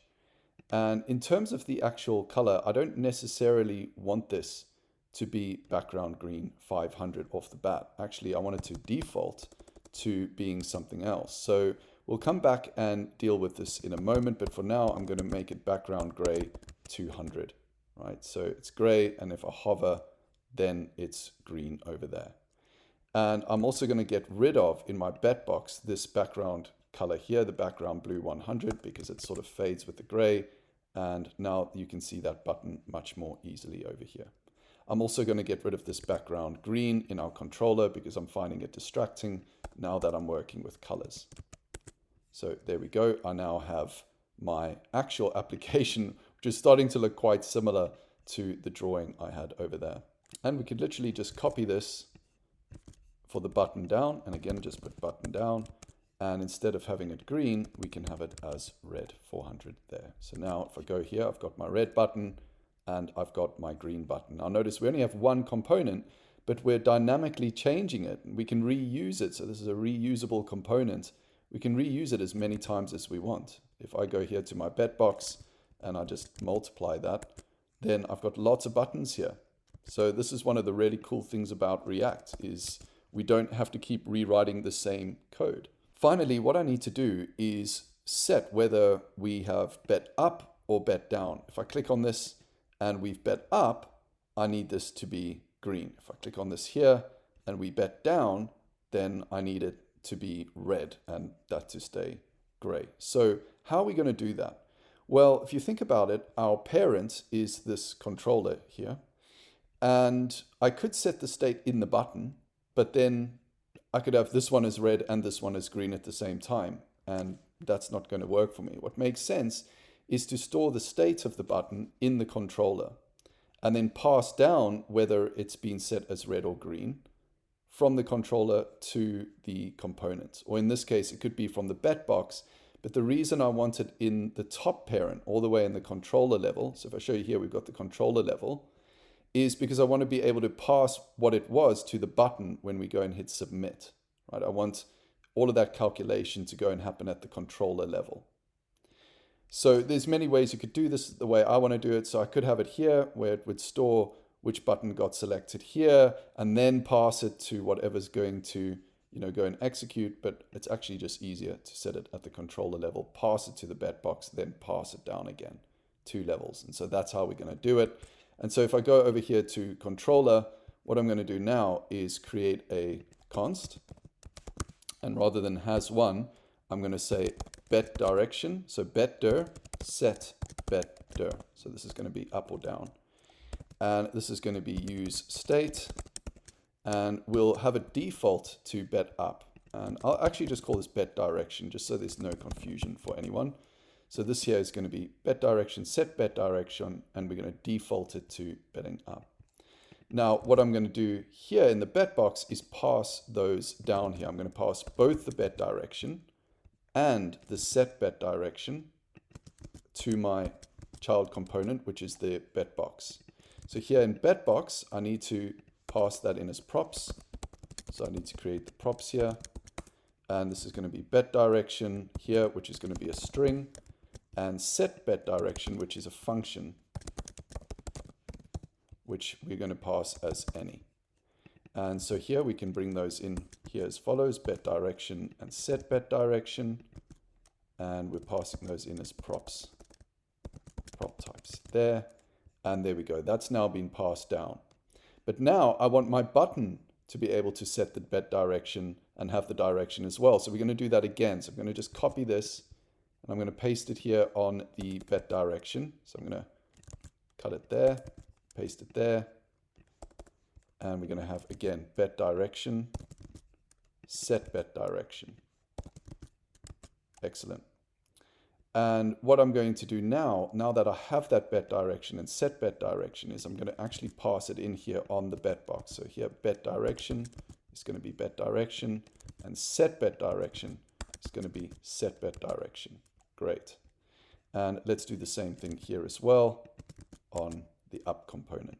Great. So now that information all the way from the controller is making its way down into bet box and then again into bet button. I won't be going into the details of the use context or React Redux ways of sharing the state, etc. now, or even managing the state now, because that is going to be a whole series of videos in and of itself and won't really add to the course. But what I can tell you is there are different ways to share the state. Right now, just know that you have to pass a component's values down to the child and then from that child to another child, and you can keep going, but I can't pass it from controller to straight to bet button. It needs to go through, think of it as the tree or the chain of command. If I want to get around that, again, I can use the use context hook or the React Redux hook. Excellent. So here I've got my bet button. So what I'm going to do here is actually wrap this class name as follows. And I'm going to get rid of anything here with the color. So the default class is just going to be, padding with rounded full, and maybe even a border. I'll add a border as well. Why not? But then what I'm going to do is put a space. Very important to put the space here. If you don't put the space, then it won't recognize what you're about to do, which is to go and add in another conditional here. So I'm going to say, if the bet direction is equal to up, then I want a background of green, 500. Else, I want a background of gray, 200, like follows. Right, so we have this conditional in here. And I'm going to do the same here. I'm going to copy that same class here into this button. Instead of it being green, though, here it's going to be red. And this is going to be down, like such. Now, if I come back to my app here, you can see right now it's green because we defaulted it to green. If I click on these, it doesn't do anything yet. And that's normal because we haven't set it to do anything yet. However, I can now do that because I've got my set bet direction here as well. So what I can do on this button is say, look, on click, what I want you to do is go and run a function to set the bet direction and set it as up if this is clicked on, because this is the up button. Otherwise, what I can do with this one here is I can do the same. I can say on click is going to be set bet direction down.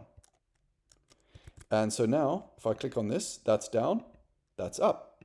And we are now successfully setting the direction of our bet.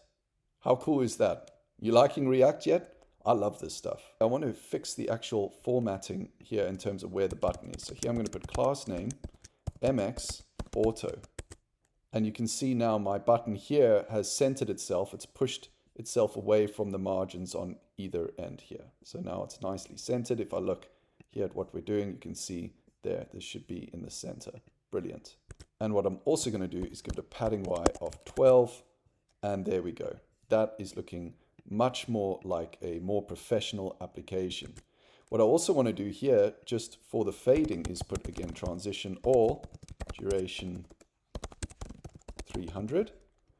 And I'm going to do the same down here.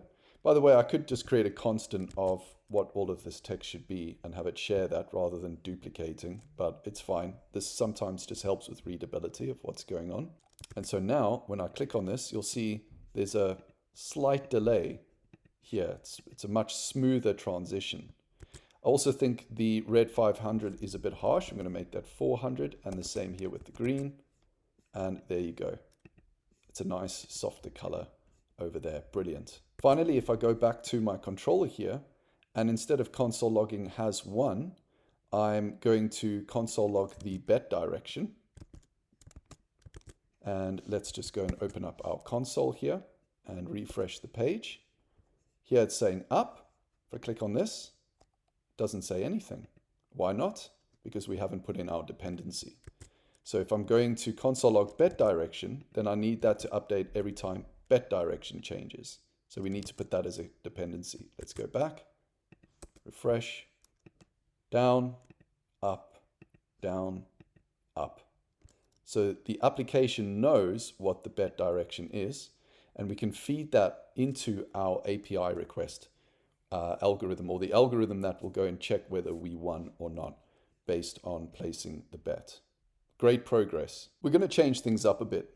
This bottom section, we're going to have it actually rather display the result. And this top bit here on the layer 1, we're going to have it show the status, whether it's now loading or fetching the random number, and or what we just bet, depending on whether it's loading or not. So this will show the status, this will show the results. And the reason I've changed it up is because it's kind of self-evident what you've bet based on the design. This happens all the time whenever you're developing something from a wireframe. You're going to change it up as you get a feel for the application, and so it's quite normal. We're now going to actually go and code up our application to go and fetch a random number. And the reason why we're going to do that is because we could just code it, directly into the application to fetch a random number. There are ways to do that with JavaScript, but you're going to be working a lot with APIs, right?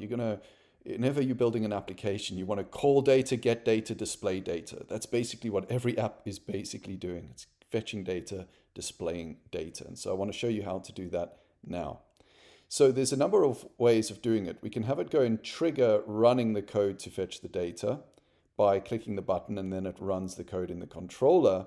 Or we can have it actually run that code in the button and then store the result for the controller. And so there's a number of ways of doing it really. What I'm going to do is actually go and set up the code to run it in the controller. But if I'm building out a large application, very often I will have the button that triggers the action actually run the logic to fetch the code. So I would do it in that button component, but actually I'm going to do it in the controller, given that this is a very simple application. So let's go over here, and I'm going to go over to my controller.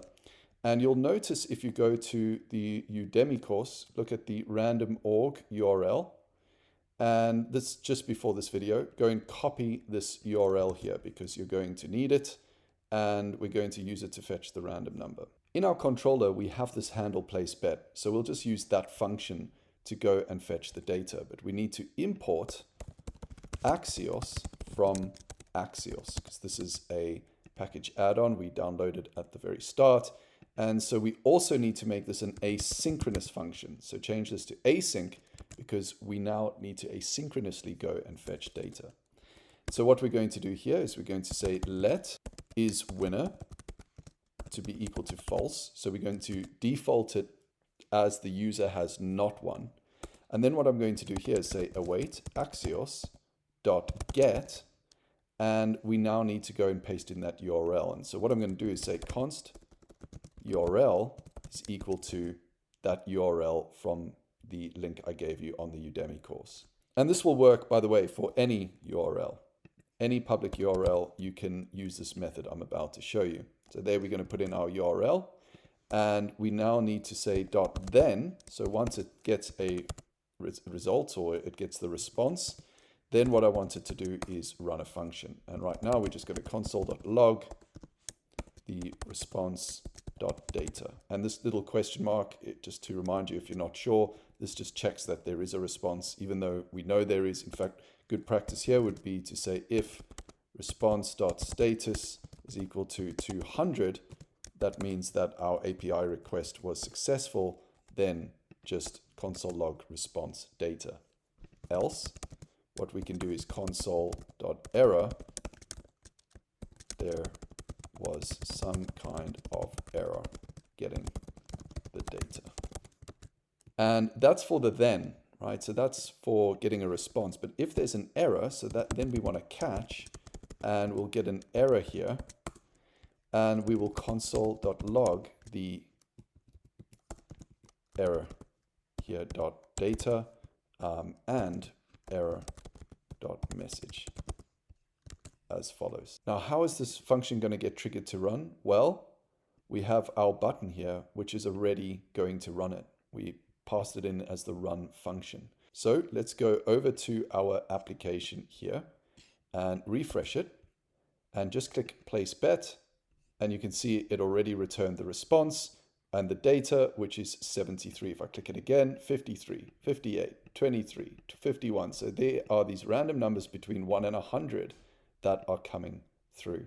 Perfect. Now remember, on layer 1, I want to display the status. So if it's getting that number, I want it to display that here. Otherwise, I want it to display what just got bet. So we'll handle that in a moment, but let's finish off deciding whether or not the user has won. So we're going to say const val is equal to response data, because we know that is now a number that's coming through. We've just console logged that. And we can say here, if val is greater than or equal to 50, then we also need to check that the user bet up, and bet direction is equal to up. So if those two things are true, then we will say is winner is going to be equal to true. So that's one of the conditions. We can then also say else if the val is less than 50 and bet direction is equal to down, then the is winner is true as well. So those are the two cases that would change them from being a loser, so not a winner there, to being a winner. And then once we return out of this function here from this await, we will know our is winner. So here on set has won, we'll just put is winner. Whatever that winner is will be there. So here I'll just say clean up and close, right? Or return winner. Right, so that's what we're now doing over here. So now we'll know if they're a winner or not. And then down here, let's put has won back in our use effect and put that over here as well, has won. Console log that to see if this is all working. I also here want to console.log the val. So I can sense check that all that logic is working. Let's go back here and let's refresh this. Place bet up, it was 35. So right now they are not a winner. And therefore the false hasn't printed again because it's already false, hasn't changed. The use effect will only print it if it changes. Now if I go and hit that again, 64 is true, and you can see true now printed out. 77, it's still true. And because true hasn't changed on our use effect hook, it hasn't printed it out again. Let's try the down. So now 55 is false. So we are now a loser. So it's printed it out because it's changed from true to false. Let's do it again. 37, now we're a winner. It's true. Great, the logic seems to be working. And over here on our Excalibur, we can say you bet up. We can say even what the result was. Result. That's what we can do here on this layer 1. So if we go over to our layer 1 here, in our bet box, we're going to need to pass through into this layer 1 what the status is. Is it loading? And did they win? What was the actual number that ended up being the random number generated? That'll be the result there in terms of the number. And then here in layer 3, we will print the winner or loser status. Time to display whether or not this is loading and whatever the number was, the result here, and then the result as winner or loser here at the bottom. So what we're going to do is head over to our application, and we're going to, in the controller component here, just go const is loading, set is loading, because that will be our status. And this will be set to false because it's not loading unless it's actually going and fetching the data. So when we go and execute the handle place bet, we will set the is loading to be true. Otherwise, we will set down here, once that all ends, the is loading to be false as such. So that will handle the is loading status. And so what we can do is take that is loading and pass it into here our bet box. So is loading, which is a Boolean value. And in our bet box, when we go and pass that in, we need to here put is loading, and that will be Boolean as follows. And again, we're going to pass it here as a prop. This is where we're going to put whether or not we show the is loading or the actual result. So for now, what I'm going to do is I'm just going to say is loading. And if it is loading, what we're going to do is say loading. Else, what we're going to say here is whatever the result number was. So here, I'm going to put this as 1234 just to show that that's going to be a number. So if I go back to the application and I hit place bet, you'll see it says loading, and then it says the number. So again, loading. Now that time it was much quicker, loading, and then the number. I also want this to be on the right side. So here I'm going to go text right, and that's now over there. And then I'm going to do padding right 12. And there it is. 12 is a bit excessive. Let's put that to 5. There we go. That's where it'll be. So here it'll be loading, and then the result of whatever it was. So here we'll say random number returned 1, 2, 3, 4 for now. That's fine. We know it's not 1, 2, 3, 4. For example, here it should be 96, but that sorts that out. Now, what I also want to do here is go padding Y. Here where we've got 2, I want to make that 4. And in fact, here we're going to make this background gray. Let's make this, 900. That's quite dark. I quite like it though. Let's make it 800. And let's go text white as such. So there you go. That looks a little bit more professional. And now what about the logic of whether they are a winner or not? Well, then what we need to do is go back to our controller here. And right now the has one is false. And the number, the actual number that they won, we're not storing in the state. So here, let's just call it val stored for value stored. This will be set val stored. We'll make that 0. And here with the val, where we're console logging it, we will set it as well. So we will set the val stored over there. And that way, when it's 0, because nothing's actually been run yet, we'll just say get ready. And if it's not 0, if they've won, it'll say winner, otherwise it'll say loser, and we'll put a whole bunch of conditions around this here. So let's go, and now that we're storing the value, and we have the is loading already going across, and the has one is there, we can now go and pass those across. So let's go here, val stored as follows, and has one is going to be also as follows. Now the has one really, it should be is winner.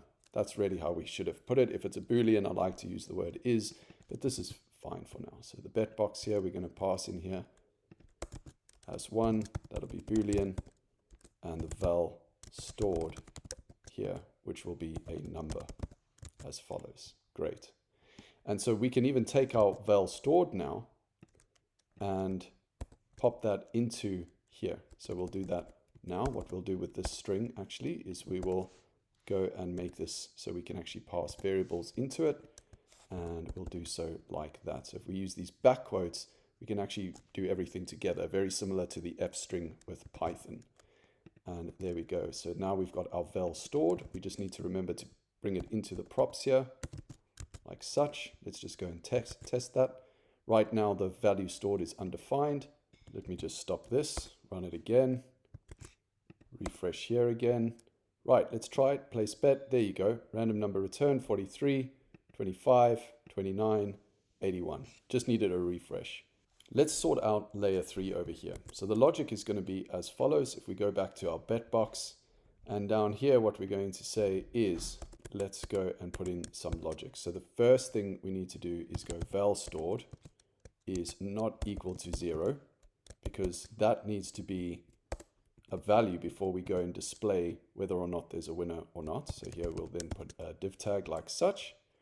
And inside that div tag, what I'm then going to say is has one, which we're bringing in over here, but we just need to bring it up there. So if has one over here is true, then what we're going to do here is we're going to say winner. Otherwise, we're going to say loser, or that doesn't sound very nice. Let's just say bad luck. There we go. And let's close off that logic as such. So if I see now it says winner, which I've misspelled. We need to take the D out there. Winner, if I click this, bad luck. Winner, winner, winner, bad luck. Excellent, it's working. Now let's also go text center and also text for XL for really, really big text. It's quite strong. Let's make it font light to lighten that up a bit. Brilliant, excellent. Now let's also here update the class name such that, and we'll do it like this. We'll give it some empty string for now, and then we'll put this logic in here again. If it has one, so here we'll say has one, then it'll be text green 500, else it'll be text red 500, like such. Right, let's go and see here. There we go. It says bad luck, winner. Perfect. Now this background of fuchsia there, or fuchsia, I'm not sure how to pronounce that actually. I think what I'm going to do is just make that background gray 200 as follows. There you go. And so we've got bad luck and winner over there. And actually, instead of font light, let's try font bold. See how that looks. That looks a bit better. There we go. Bad luck, winner. Fantastic. And if we bet down, let's try that. Yep, the number was 80, so we lost. It was 68, so we lost. It's 50, so we lost. 76, 44, finally, we have a winner. Fantastic. And there you go. This application is now fully operational, fully working. The only thing I'm going to do now is go back to our button over here. And the border black is quite strong. I'm going to say border gray 200, lighten that up a little bit. And in terms of the rounded small, I'm actually going to make this rounded large. And yeah, that's got a much more rounded look. So it looks much more like this application. Now, I could even put something like rounded 2XL, and that makes it, again, very round. But we'll just put XL or large. That's fine. Let me get rid of this here. And that's how the application looks on mobile phone. So I actually think this is starting to look like quite a nice little application over there. We can go and place a bet and figure out whether or not we won based on a random number coming in. So how cool is that? So some of the ways you can improve this from here is you could have it tally the score at the bottom and add up the score over time and calculate the average of that user's performance. So that can be a little bit of homework for you, but I really hope that you enjoyed building this really quick little React application with me, because it's going to set you in very, very good stead for what is about to come. I just wanted to say a very quick congratulations, because even though this part of the course is just the bonus, it's just to help you understand enough React to build the application that we're going to build in the course, I just wanted to say well done, because I know this is a lot to get your head around. Now, if this isn't enough for you, if you feel like you want to do more, you want to learn more, you want to understand more around what React can do, we've literally only scratched the surface. But you'd be surprised that with just this knowledge, you have enough knowledge to build a lot of stuff already, just with this, just with the basics. Now, of course, you can go over here to Udemy and do another course. This is the one I did. It's not my course. This is one I was a student in. And this gentleman here, Maximilian, he is incredible. I aspire to be as good a teacher as he is. He's really a great lecturer. He goes into a lot of detail about React, etc. So if you have got the bug, like me, you've caught the bug, you love React, you want to code with it more and build really cool stuff, this is your guy. There is no course, in my opinion, my personal opinion, better than his. So I do recommend you go and check that out. But for now, what I do recommend you do is create some of your own components and really just get used to building your own stuff with React if you're still not feeling very confident with moving to the next step. With that said, you've done great and we are ready to progress. I am going to be using Visual Studio Code extensively through this course, so I highly recommend that you use Visual Studio Code as well, so that everything is the same, the plugins are the same, and it looks the same, etc. Now, you don't have to use Visual Studio Code. Obviously, if you're a seasoned developer, you can stick with whatever you prefer, whether it's NeoVim or Vim or something funky and cool like that, or Atom or anything else. I'm going to use VS Code. So if you haven't got your IDE set up, please go and download VS Code now, and then just go and open it. You can see I've got it open here. And I want to show you the extensions that I'm using. So it's going to be very important that we're using the same extensions. So the first one that I recommend you have installed is this auto close tag. And it looks like this. You can just go to extensions here on the left and search for auto close tag. I'm also using auto rename tag. And this is going to make it very, very easy so that when we go and update HTML, or in fact JSX, which is what we're going to be using, then it will auto update the bottom tag along with whatever change I make to the top, and vice versa. So that's something that will be very useful. And the auto close tag just makes sure that when I create a tag, it then creates the opposite tag to close it. The other thing is we're using React, so please install this ES7 Redux React Native snippets, because I'm going to be using snippets to create React functions rather than typing them all out each time from scratch. So this is going to save a lot of time. You don't have to have it. You can just basically type out what you see me put on the screen, but this should also save you a lot of time. So you can see here who that's by, and just go and download that. And then here I've got iSort here as well. This is a Python download. And then if I just scroll down a little bit more over here, you will see I also have Prettier installed. So Prettier just makes sure that your code is nice and neat. You can go and look up Prettier if you're not familiar with it to learn how to use it.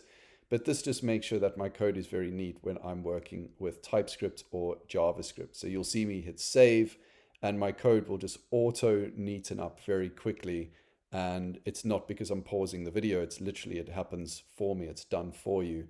So that's something I also really recommend downloading. Now I've got IntelliSense with Python as well downloaded. And then finally at the bottom, Tailwind CSS IntelliSense. So again, if you're typing something out, what IntelliSense does is it essentially just makes sure that it shows you what it thinks you want to type out. So when I'm working with Tailwind, I'll type something and then it will know what color I want, or it will be able to make suggestions on what else I might want to add to what I'm typing out over there. And then frankly, Pylons, I can't even remember why I downloaded this, but just if you want everything the same as me, then please go ahead and download that as well. And again, if you're a seasoned developer, please, you can ignore this video.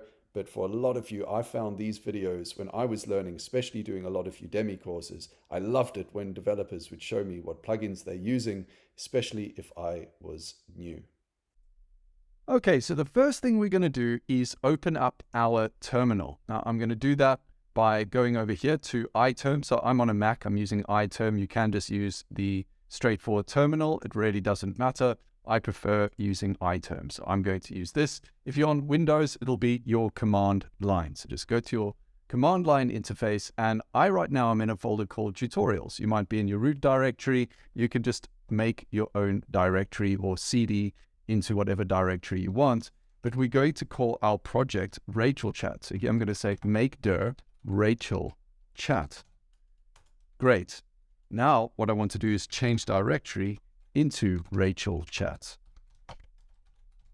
as follows. So now I'm in Rachel Chat. So now I can do ls, and you can see there's nothing in the Rachel Chat folder. Now we want two other folders. Here I'm going to go make dirs because I want to add a backend folder, which is going to be our fast API.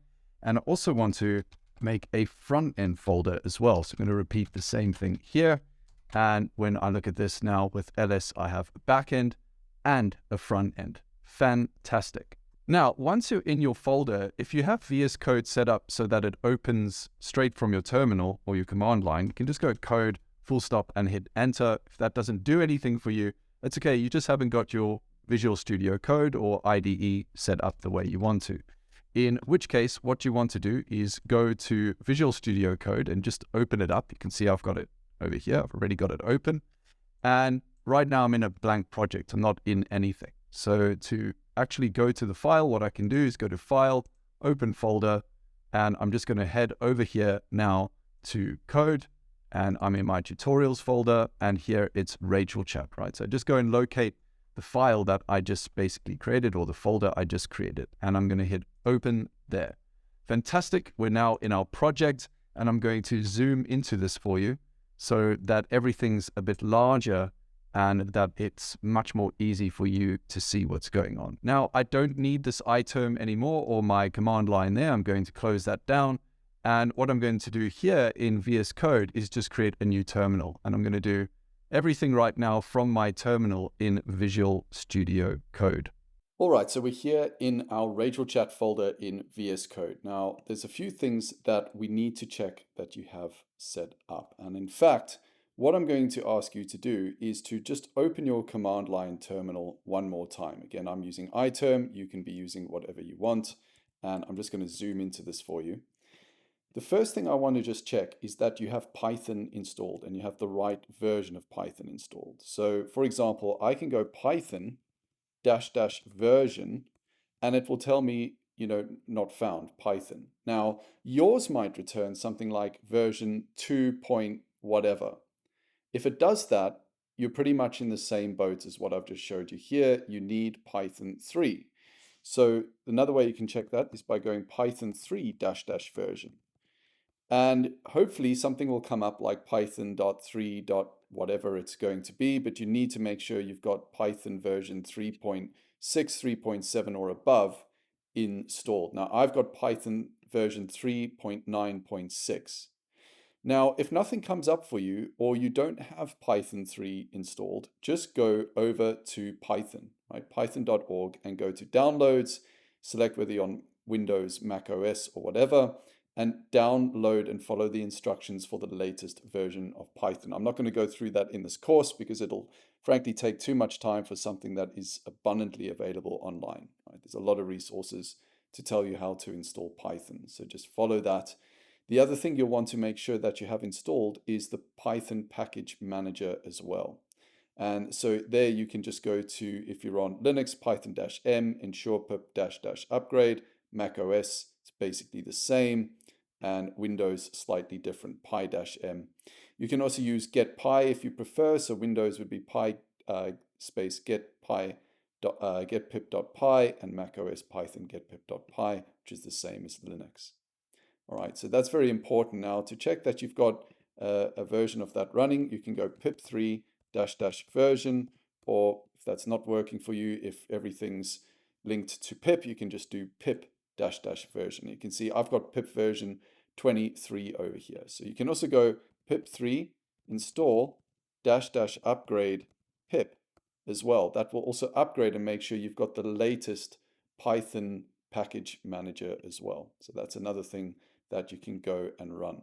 So it depends whether you're on Windows or Mac. You definitely need to have some familiarity on how to just make sure you have Python installed to progress from here. Now, it's not just Python that we need. We also need Node. And so you can go and download Node if you haven't already done so. And you can check that you have Node installed by going node dash dash version. And you can see I've got version 19.7.0. And it really doesn't matter if you have one that's lower than that, right? That's absolutely fine. You can download this 18.15.0 or whatever version it is by the time you're doing this. You just need to make sure you have a semi-recent version of Node.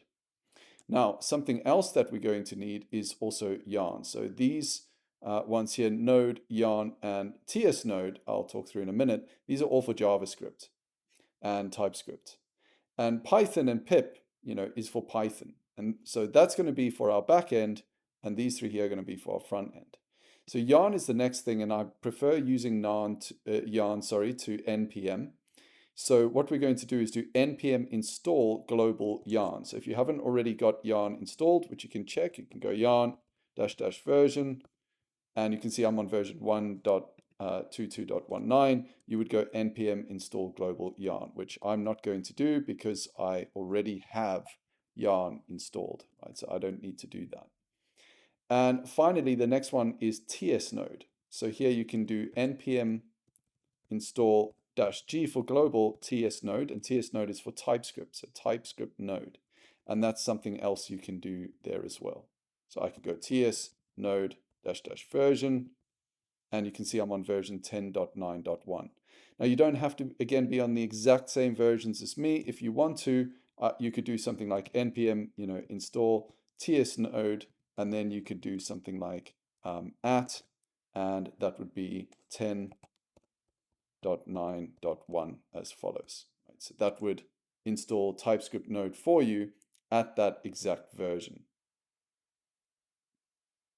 Great, so now that you've got all of that done, we are ready to progress, and I shall see you in the next video. So in this section, we're going to install the packages for our backend, which is Python and Fast API.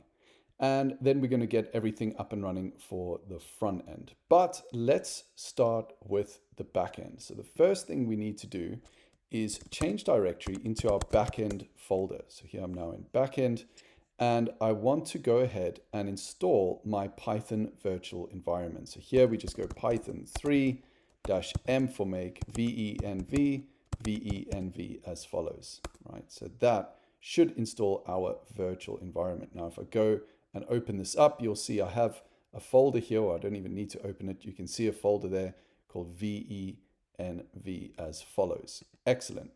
Now what we need to do is activate our virtual environment. And any time that you want to go and run your backend, you will need to make sure your virtual environment is activated. So here we go, source venv bin activate with the /. Now, if you're on a Windows, it's likely that you won't use bin. You'll need to use script, venv scripts, activate. And that will do that for you on a Windows. But on a Mac, I activate it with bin. So when I do that, you can see here, I now have venv as follows, and I'm activated in that virtual environment. And this is where we're going to install all of our Python packages. So the first package we're going to install is OpenAI. So here I'm going to go pip3 install OpenAI as follows. Now, what I want to do is make sure that we have the exact same versions and we're singing from the same hymn sheet in this course. Otherwise, especially with Python, we're going to run into discrepancies between what I see and what you see or don't see. And so the version for OpenAI that we're using is == 0.27.0. Enter. Now, if you do this and it doesn't work for you like it just did for me, if that didn't work, if it came up with an error and didn't tell you it was successfully installed, then just go pip3 install OpenAI. You don't have to do the version, It's just I'm trying to make sure we've got the same versions. Now I'm working off of a Mac, an M1 Mac using an ARM architecture. And so it's installing things that work for this Mac. If you just go OpenAI as it is, it will figure out exactly what versions, etc. to install for you, but it should still work the same. So if you just go and do pip3 install OpenAI equals 0.27.0, it should work for you. But if it doesn't, then just take that away and do it as follows. Now you'll see I also have been told to upgrade my version of pip, and that's because I'm now in a new pip environment. So I'm going to do that. I'm going to go pip3 install -- upgrade pip like follows. And that should go and upgrade my version of pip. Great. Let me go and clear my terminal. Now let's install some of the other packages, and we can do them all at once. So here I'm going to go pip3 install, and I'm going to want Python -decouple, and that is version 3.8 space. I'm going to install some other packages, Python multipart or Python -multipart equals 0.0.6.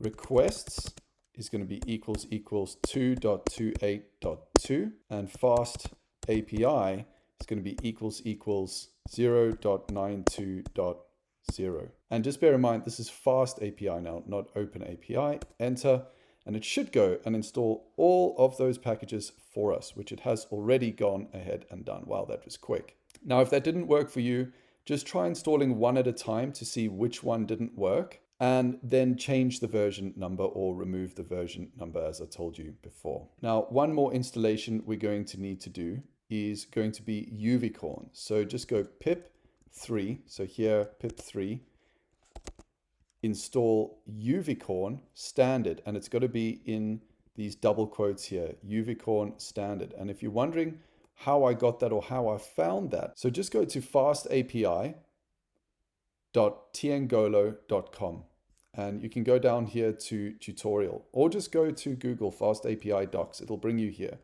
Tutorial user guide, right? So here it's saying run the code, etc., how to get started. Down here you've got pip install fast API all, or you can just do pip install fast API, which is what we just did. We did pip3 install and the version. But then there's another installation down here, which is pip3 install Uvicorn standard.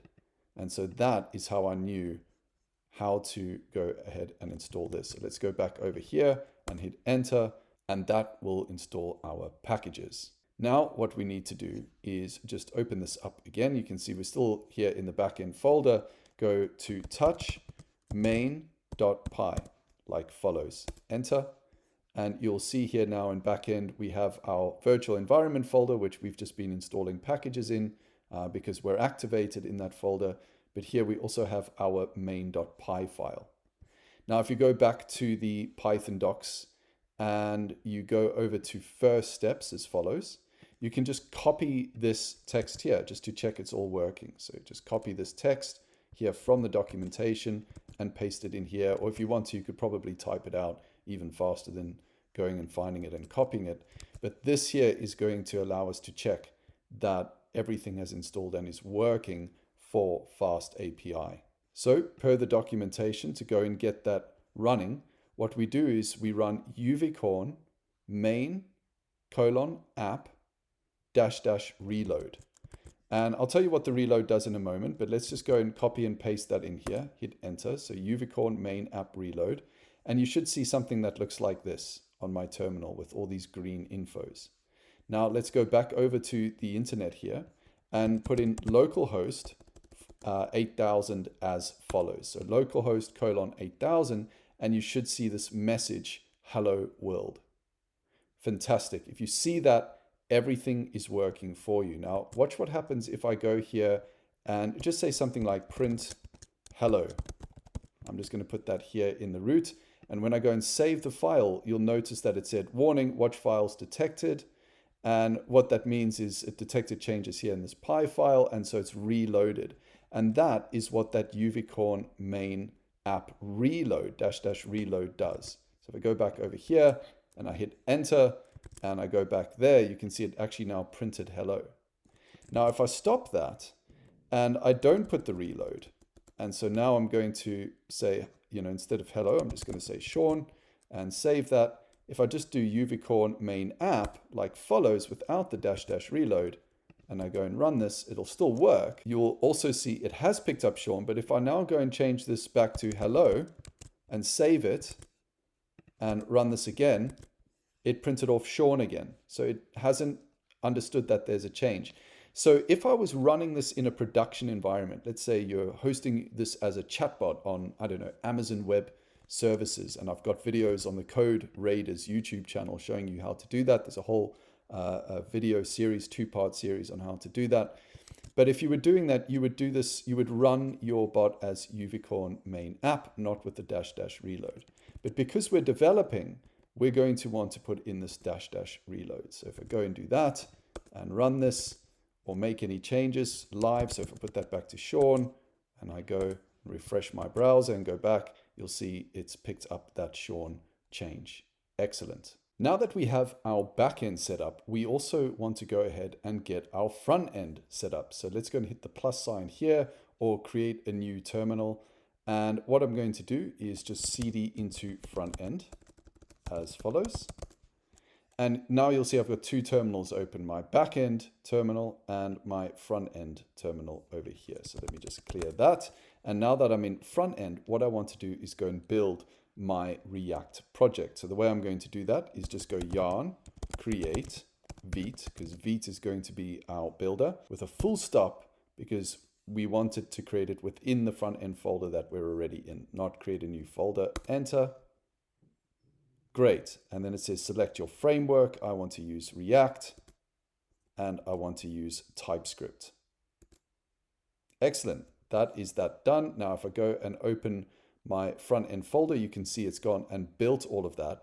Now pay particular attention here to this package.json, right? This package.json file, because this is where we need to make sure that we are all on the same page. Now you will notice that there is an article here with a resources folder just before this video. So just go and click on this package.json. That will download the file for you. And then within your downloads, wherever you've downloaded that to, just drag it up here to the top window in your Visual Studio Code or whatever IDE you're using.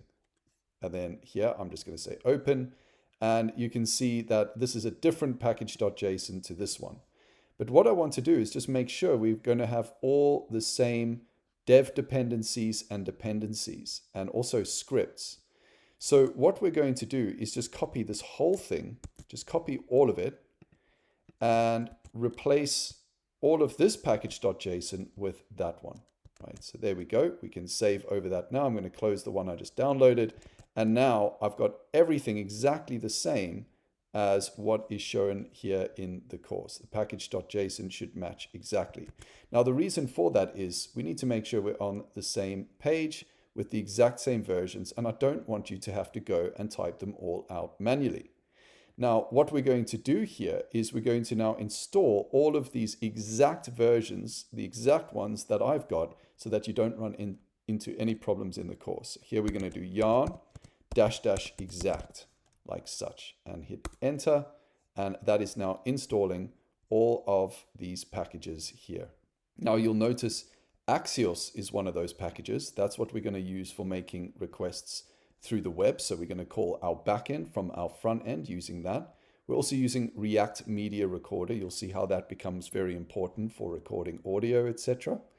And we also have Tailwind CSS and Post CSS over here. And so we're going to finish setting up Tailwind fully. We're not going to do that right here. We're going to do that in the very next video, but that's another package installation. And the rest of it is really React and Vite and TypeScript. So we are now ready to rock and roll. You can see those modules have all installed. And so the way we can go and test this is we can go yarn and dev to test it in dev mode, or start to test it in production mode, you can think of it as. But let's just go yarn and dev, and it's telling us where it's currently running this. So just copy this URL that it's giving us here, which is on port 5173. Go over to your internet browser and paste that in and hit enter.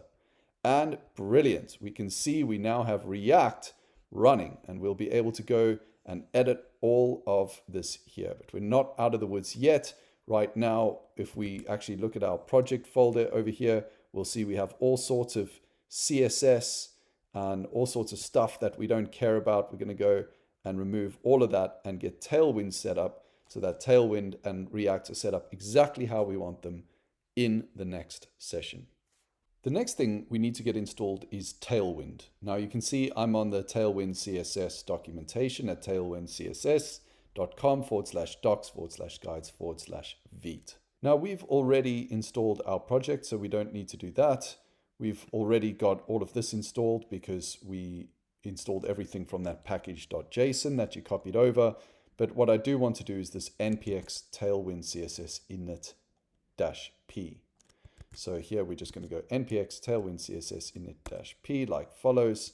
And you can see that has now created this tailwind config.cjs. And so we need to go back to the documentation here and copy this section here, just like it's highlighted for us, and go to our tailwind.config.cjs, not the post CSS one, the tailwind one, and replace the content with this over here that we just copied straight from the website so that it looks just like that. Excellent. And then in the index.css, we need to add this to the top. So we're going to copy that and just under the source folder, go to index.css and just enter this as follows. Just paste it there at the top. Now let's get rid of all of this CSS, everything except body. We'll leave body in there, and let's get rid of everything else. And within body, we'll leave margin as 0. I'm going to get rid of all of that there. Min width, min height. I think that's absolutely fine. We can keep it as such, but we really don't need any other CSS there. Now let's make sure Tailwind has worked for us. So if I go here to yarn dev and do what we did before and go and run this local host here in our browser. So where were we? We were over here, and you can see it's already updated. The CSS is completely changed already, but I'm not sure if Tailwind's working yet or not. So what I want to do is go back here, and we're going to start deleting and removing a whole bunch of things. So here in app.tsx, just underneath here where it has your div tag, the first div tag, we're going to go all the way down here. We're going to remove all of that as follows. I'm also going to get rid of the React logo and the Vite logo links over there. And I'm just going to create our own div tag here to say hello, right? So I'm going to hit save there. And there we go. We can see hello. So it's looking promising so far. Now let's make sure that a few things are working. First of all, I don't need this app.css. So I'm just going to go and delete that there because now we're using Tailwind. And the index CSS I do need, so I'm going to leave that as is. Let's go back. Yes, everything is still fine. It's looking absolutely fine. And let's just go here to public. I don't need that Vite SVG. You could replace that with your own logo. So if you had your own logo, you could replace that SVG with your own one, but I'll leave that as is for now. Okay, fine, perfect. And then within assets, I don't need this React SVG. So I'm just going to go and delete that there. So that can be moved to trash. And in fact, in assets as well, I'm going to remove assets completely like follows. Now you can see we're getting an error here that says import app.css is not working. So just get rid of this import app.css like follows. And you can see that it's now reloaded absolutely fine. And hello is now on the top left here. Excellent, looking good so far. Now let's add a class name here. And we're going to call this text-2xl and hit save. And then I'm going to come back here and you should see that your text is larger. If it's larger, congratulations. Tailwind CSS is now working and we can go and start doing things like saying background, blue 500. And there we go. We can now start styling our application using Tailwind CSS. In fact, we also don't need this class name app over here. So I'm going to get rid of that there because that was for all the old setup. I'm going to get rid of this const counts here and this use state over there. Excellent. Everything is now looking really, really clean. So essentially, all you need in your source folder, if you've missed any of that, is you need your app.tsx, and with just a very basic function that looks exactly like this. Your index CSS just needs to look like that, and you can remove the assets folder within public. So where we had our assets folder, I went and removed that over there. Now, let's just stop this from running and go yarn build to make sure that this all builds. If it doesn't build, it means there's a problem, and it will tell you what that problem is. And this here is building, which is excellent, because then once you've built a package, you can go yarn start. When you go yarn start, this is now running on port 4173. So if I go here and I replace this here with the 4173 link, this is now no longer in dev mode. If I go and make changes here, it's not going to refresh here. So if you were running this in production on your web server, against your .com domain or whatever, that is how you would be doing it. You would be building it and then starting it. Whereas right now we're just going to run it on dev. So I'm going to cancel that and go yarn dev and bring it back exactly like it was before with 5173 like such. Excellent. That is our front end now completely set up and ready to go and rock and roll. So we don't need to cover that yet right now.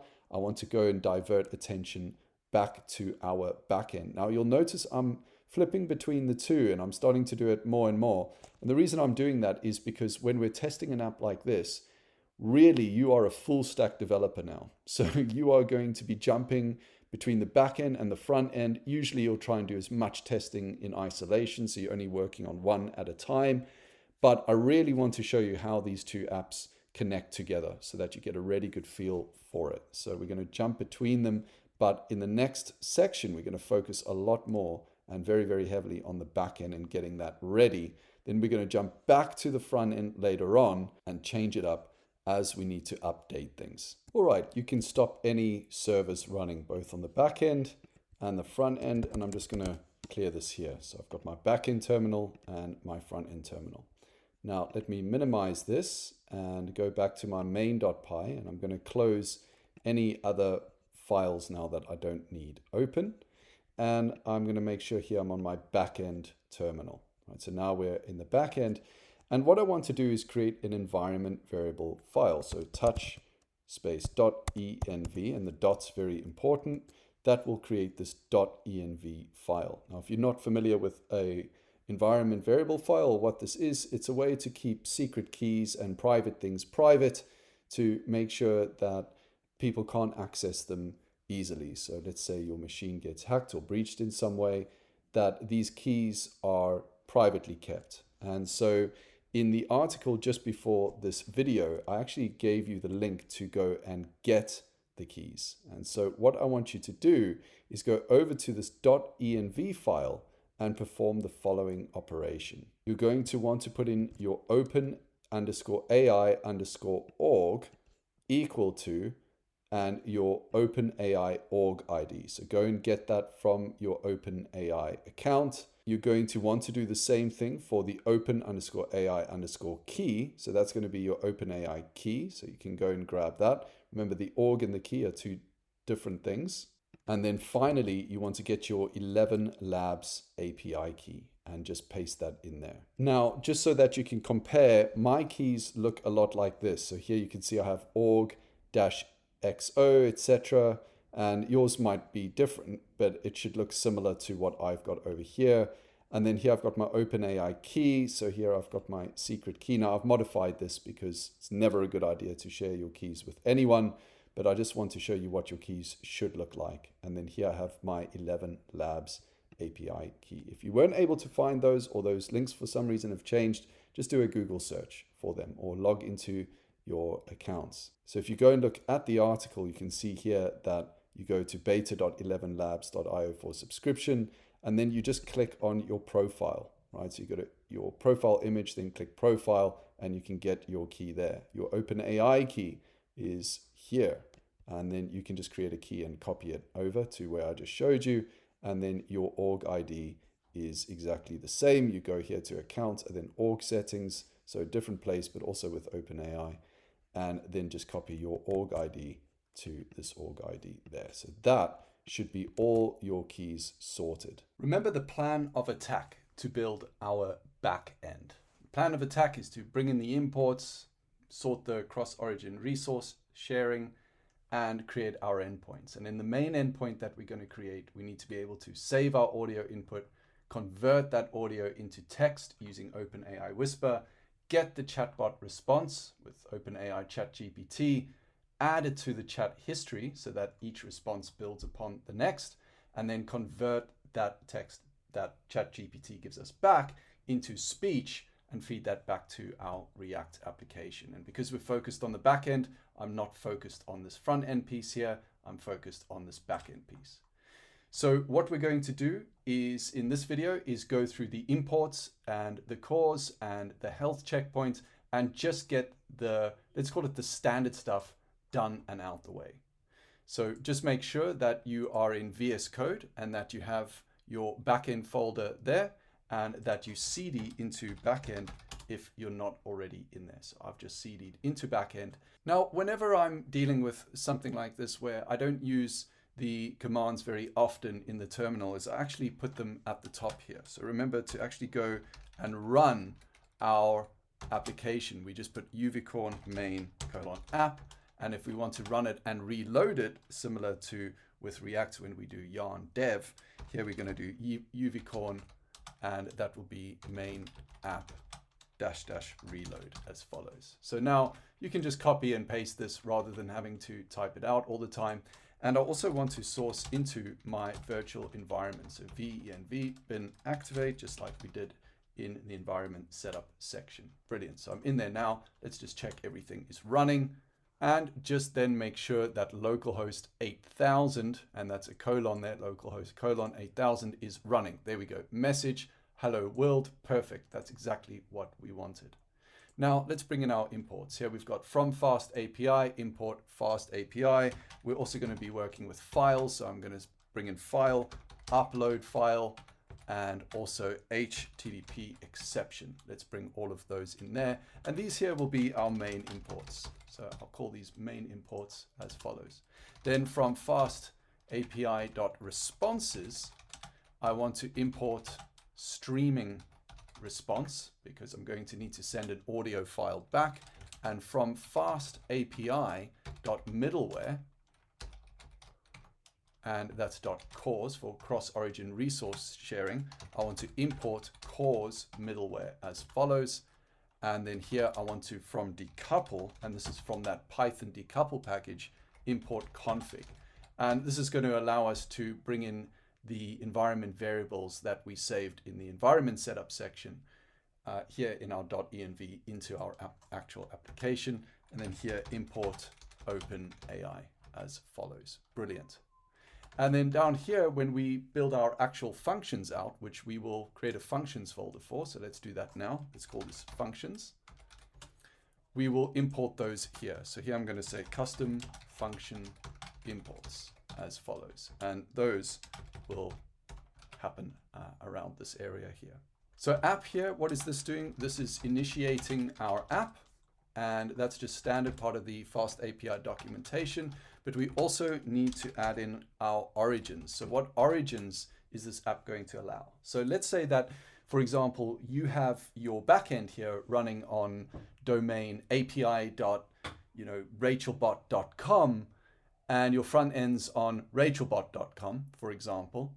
Then api.rachelbot.com or whatever it could be, pinkelephants.com needs to accept any requests from rachelbot.com. And this is where you can dictate what domain URLs you will actually accept in your backend. So as part of your server. So here what I'm going to do is I'm going to say origins is going to be equal to an array. And that array is going to be made up of HTTP, localhost, and that will be 5173 because we are working a lot with 5173. And maybe you're actually going to have two apps open for whatever reason. So I'll add in 5174 just in case as well. And then here we also want 4173 in case we're running our built application from React. And also here we can do 4174. And another common one that many people do with front-end applications is 3000. And that should be good over there. So that should give us all of our origins that we need to make sure we approve to call our server, which is in fact our backend over here. And then we need to also define the cause middleware. So here we're going to say cause middleware like follows. And you'll notice I like to annotate everything. app.add_middleware like follows, open and close parentheses this time. And so not an array. This is not a list. This is a function here essentially. And we're going to bring in cause middleware. This is just standard code here. And we're going to allow origins. And that's going to be equal to the origins that we defined above. I also want to say allow underscore credentials. And that's going to be equal to true. And allow underscore methods. That is going to be equal to or. So we'll put a star there. And allow headers is also going to be or. So allow methods and allow headers as such. Brilliant. So that's just the beginning of our application starting to take form. Over here we have a / and that's all. / just returns hello world. Well, I'm actually going to make that / health. And I'm going to call this check_health as follows. So there we go. We've got check health. I'm going to remove this print Sean over here. And the response here will be healthy. And let's just call this here check health. Now between any endpoints, which this here is an API endpoint, we've now updated and created. I just like to put double spaces here. It just helps me to separate things in the code. And that looks better to me. Perfect. Let's go over to our internet over here. And I'm just going to minimize this a bit so we can see it alongside the code. And right now, if I hit enter, you'll see it just says not found. And that's because I've removed this here. If I go back there, now it says healthy because it recognizes the / as the main domain. So now if I put health and I don't have / health, it can't find anything. So here we go, / health.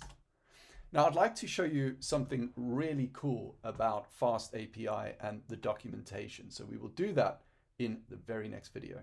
Let's maximize our browser a bit here. And instead of / health now, I'm going to put / docs. And you'll see here that using Swagger, Fast API provides us with built-in documentation. So I can now click on this health here, / health, and you can see that this is a get endpoint. In other words, we're just retrieving or requesting data here. And you can see that I have a button here that says try it out. So if I click on try it out and click on execute, it returns the message healthy. Now I could see that in my browser anyway, but the point is we can test our endpoints out using the documentation here that's provided to us from Fast API. I don't have to write any API documentation. This is one of the things I love about the basic brass tacks setup of Fast API. Now, for example, I could add another endpoint here, and instead of health, we'll call this, I don't know, wealth. Why not? And here we'll call this check wealth, and this will return as wealthy. And so if I go back here to my documentation and just refresh that, I can minimize that and now also have a endpoint for wealth, and I can go and execute that as such. Now we don't need this wealthy checkpoint. I wish it was a wealthy checkpoint and that it would enable us to just magically print money. But what I do need to do is add in our main endpoint, which is actually going to be a post endpoint. And that is because we are going to be sending a post request from our React application. It will be sending an audio file with data to an endpoint, and therefore we will need an app.post endpoint over here. So this will be post bot response. And this here I'm going to say is note, and this is important because you're going to wonder why I'm putting this, but I'm going to tell you, not playing in browser when using post request.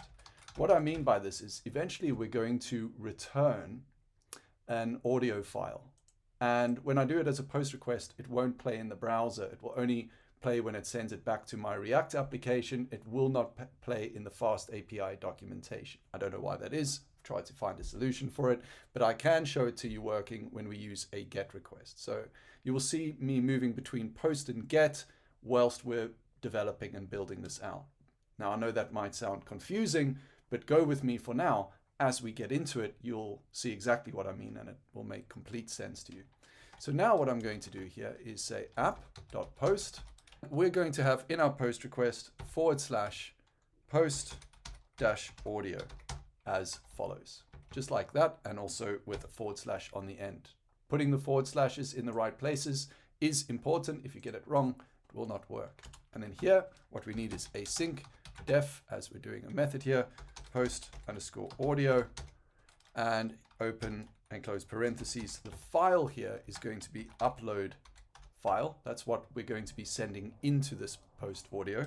And the type of that is going to be a file with some contents in it like follows. Now, don't worry too much about the syntax if this isn't making sense. This is the standard way to actually go and send a file into Fast API on the backend, right? This is how it will receive the file that we're going to eventually send from our React application. Excellent. And then down here, I'm just going to print hello, just something really basic over there. Now, if I go over here to my application and I refresh this, you'll see I now have a post endpoint here, which is called post audio. And if I go to try it out, you'll see here it says I need to select a file. So I need to actually upload a file to send to it for it to go and test. Now we're going to come back to this a little bit later, because what I want to do is write my logic in a get function. And then later on, when we go and connect it to our front end, we will send the file in, etc. I just want to show it to you that this is how you can receive an actual file that can be sent from your front end to your back end. So for now, I'm just going to close that as follows and get rid of it basically. And in the meantime, you can see here that if I refresh this, my documentation is now back to health. So a little bit more on that later. Let's keep pressing on. Right now, we don't actually have a React application to send our voice file over to the backend. So for making development faster and easier to work with for the time being, we're just going to upload our own file. So what I'd like you to do is actually record your own voice, but only for a few seconds, because we don't want to use up tokens on the API with either ChatGPT or with 11 Labs unnecessarily. I'm going to use onlinevoicerecorder.com because it's just very easy to use it and to work with this. And I'm just going to record a very brief statement. Hi, this is Sean. What's your name? And how are you today? And that is enough. That's all that is needed. And I did a test one earlier. I'm now just going to go and save that file like such. Now, what I can do is go and show in my Finder, and you can't see it because it's on my other screen, but I'm going to go and drag the file I just downloaded into my application here, and I'm going to rename it here as Sean Voice, or we could just call it Voice. So let's just rename that here as voice.mp3. Now if I go and hit play. Hi, this is Sean. What's your name? And how are you today? Sorry if that was a little bit odd. It's quite weird hearing my own voice back like that, but nonetheless, it's a bit of fun. So just whatever way you can, however you want to do it, just go and record a very short statement or very short snippet of your voice. Time to go and create our first backend function. Just go right click on functions, new file, and we're going to call this OpenAI _ requests.py. And this will be where any calls we make to OpenAI are performed. We give that a little bit of room here. And first thing we're going to do is import OpenAI over here. And we're also going to say from decouple, import config like such. And then what I want to do is retrieve our environment variables like follows. And so to do that, we'll say OpenAI and that'll be dot organization is equal to config, and we called it in our .env open underscore AI underscore org. So that gives us there the organization and gets that all synced up with the OpenAI Python library. And then here we'll say OpenAI.API key. That is going to be equal to the same thing, except it's not going to be OpenAI org. It's going to be OpenAI key on the end here as such. So that will go and initiate our client here for OpenAI. And then what we want to do is convert our audio to text. So I'm just going to make some space here. And so we're going to create a function here, which will be with OpenAI Whisper. So we're going to use the Whisper part of the OpenAI API. And here this is going to convert audio to text like such. And so here we'll just say def convert audio to text. Does what it says on the tin. And so what we'll do is pass in an audio file. Now we've downloaded our audio file here. So we're going to test this and make sure it's working in a moment. But for now, let's just pass in audio file and write the function, and then we will come over and test it shortly. So what we're going to do here is go try, and in our function here, we'll say transcript is going to be equal to OpenAI dot audio, like follows, dot transcribe, and we're going to use, so open and close parentheses, we're going to use the Whisper API, and that's whisper-1, like follows, and audio file. So Whisper1, audio file like such. And then here we're going to say message underscore text is going to be equal to what the transcript returned, and we're going to break into the text object. So it will return a text object to us, and then we can return that message text as follows. Now, if that didn't work, which is where we'll have our except, and we'll say exception as E, what we'll do here is just print that exception, that error, and return nothing. Great. So that is what we're doing over here now. Now, if you go over to OpenAI on platform.openai.com, you will see here there is all sorts of documentation on how to actually get this working. So if you're wondering, how did I actually know to do this? You can just go down here to audio, and it gives it to you. It tells you if you're doing a request, let's say you're using Rust or something, you're not using a built-in library in Rust, or you're using some other programming language, you could do it like this.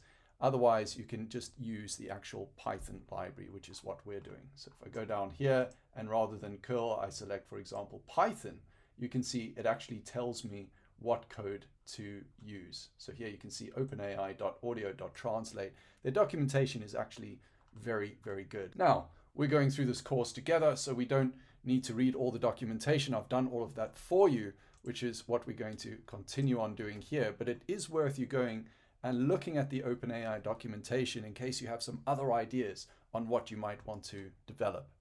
Now, what we're going to do here on the main.py file is actually go and import that. So here we're going to say from functions dot OpenAI requests import, and it was convert audio to text like such. Brilliant. And then if we scroll down here to our actual main function over here, which was a post endpoint, and it will end up being a post endpoint, is actually now going to be a get endpoint. So what I'm going to do here is just say, the same thing here. This is going to be instead of app.post, it's going to be get post audio like such. And here I'm even going to put -get to stop me from making mistakes later on. But we're going to build everything as a get function, because right now I'm not sending any data to this.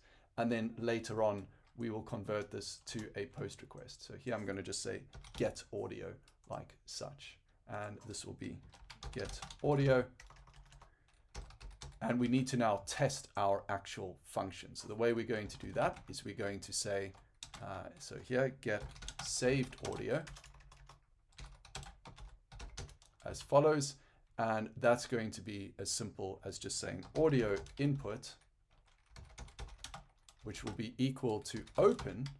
And what are we opening? Well, we're opening voice.mp3 because that's the file I saved over here. So we're going to open that as our audio input, and that will be our audio file, and that will be comma read. So this is going to be in speech marks there, R for read.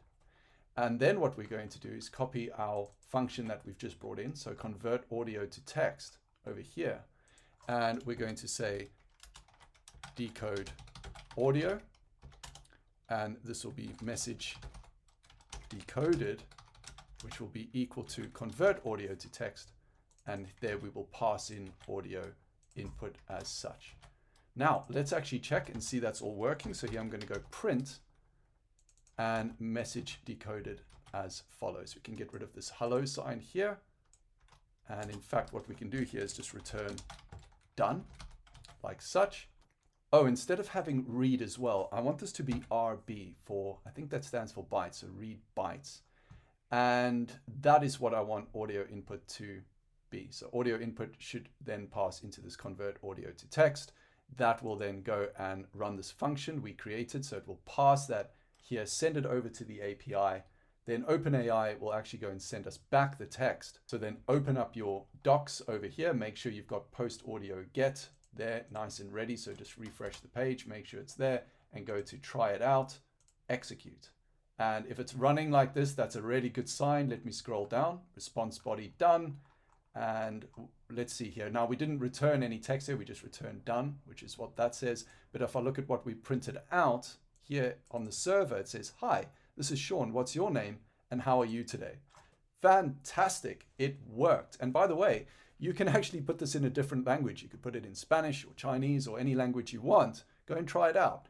And I'm telling you, ChatGPT will be able to work out what you're saying and send it back. Now, I actually spell my name S-H-A-U-N, but there's no way it would have known that. So that's very, very exciting. So far, it's working. Now, if this hasn't worked for you, there'll be one of three reasons I can think of. The first thing to do is to troubleshoot your code. Just print out the error that it's giving you. If you can't work it out, if something's off, check again, you've got an MP3 file being imported, etc. Read the error and understand it. Don't expect that somebody else is going to spend hours trying to debug your code.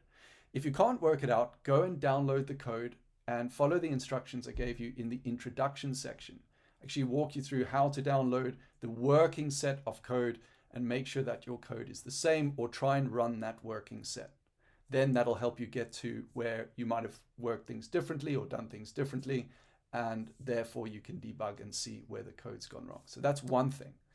It's probably more likely that either you don't have a free trial or you've used up a free trial and you haven't set up billing. So what you can do in that case is just go to platform.openai.com and go to your account and make sure that you've set up billing. With OpenAI, it's pay as you go. And it's, compared to other AI solutions out there, it's an incredible solution, and it's very, very low cost compared to other solutions. So I don't know if you have a free trial or not, because OpenAI might change their terms by the time this course even comes out. I am on a billing plan. So I am running this query now for you doing this course, and I've taken a cut on that. A little bit has come out of my budget allowance, and I'll be charged for that by OpenAI, but it's very, very inexpensive. And of course, I'm absolutely fine to do that for you as the students going through this course, because I really believe in what we're doing. Now, that could be the second reason. And the third reason could potentially be to do with your file. Just make sure you've got a good, clean MP3 file. It's not too large. You've saved it in the right folder, etc. But nonetheless, it should tell you. You can print out everything at each stage to see where is it breaking, what is it doing. So I really hope this is working for you so far. If it is, fantastic. I hope you're as excited as I am. Let's press on. Have a look at the documentation here on platform.openai.com/docs guides chat introduction. And when I go there, the fastest way to get there, by the way, is just to click on the chat completion here. So go to chat completion and introduction. And we're using right now ChatGPT or GPT 3.5 Turbo. This is essentially ChatGPT. I'm actually right now waiting on a license to use the GPT-4 API. And maybe even when you're doing this course, they're on a later version, which would be amazing. But right now, you should have access to GPT-3.5-Turbo. And it gives you the structure of making a call or a request to ChatGPT. So essentially what we're going to do is make a call to openai.chatcompletion.create.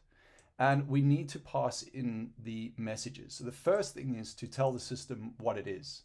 It says here, you are a helpful assistant. We could say you are a salesperson, you are a Spanish teacher, you are whatever we want it to be. And if you read the documentation, it says you can either have system, user, or assistant. Now, we'll be the user, so any messages we send, we will classify as user, and the assistant will be any messages that ChatGPT sent back to us. And so we will build up in a database our log of messages between ChatGPT and ourselves. So that's what we're going to do. And so that conversation can build as much as it needs to.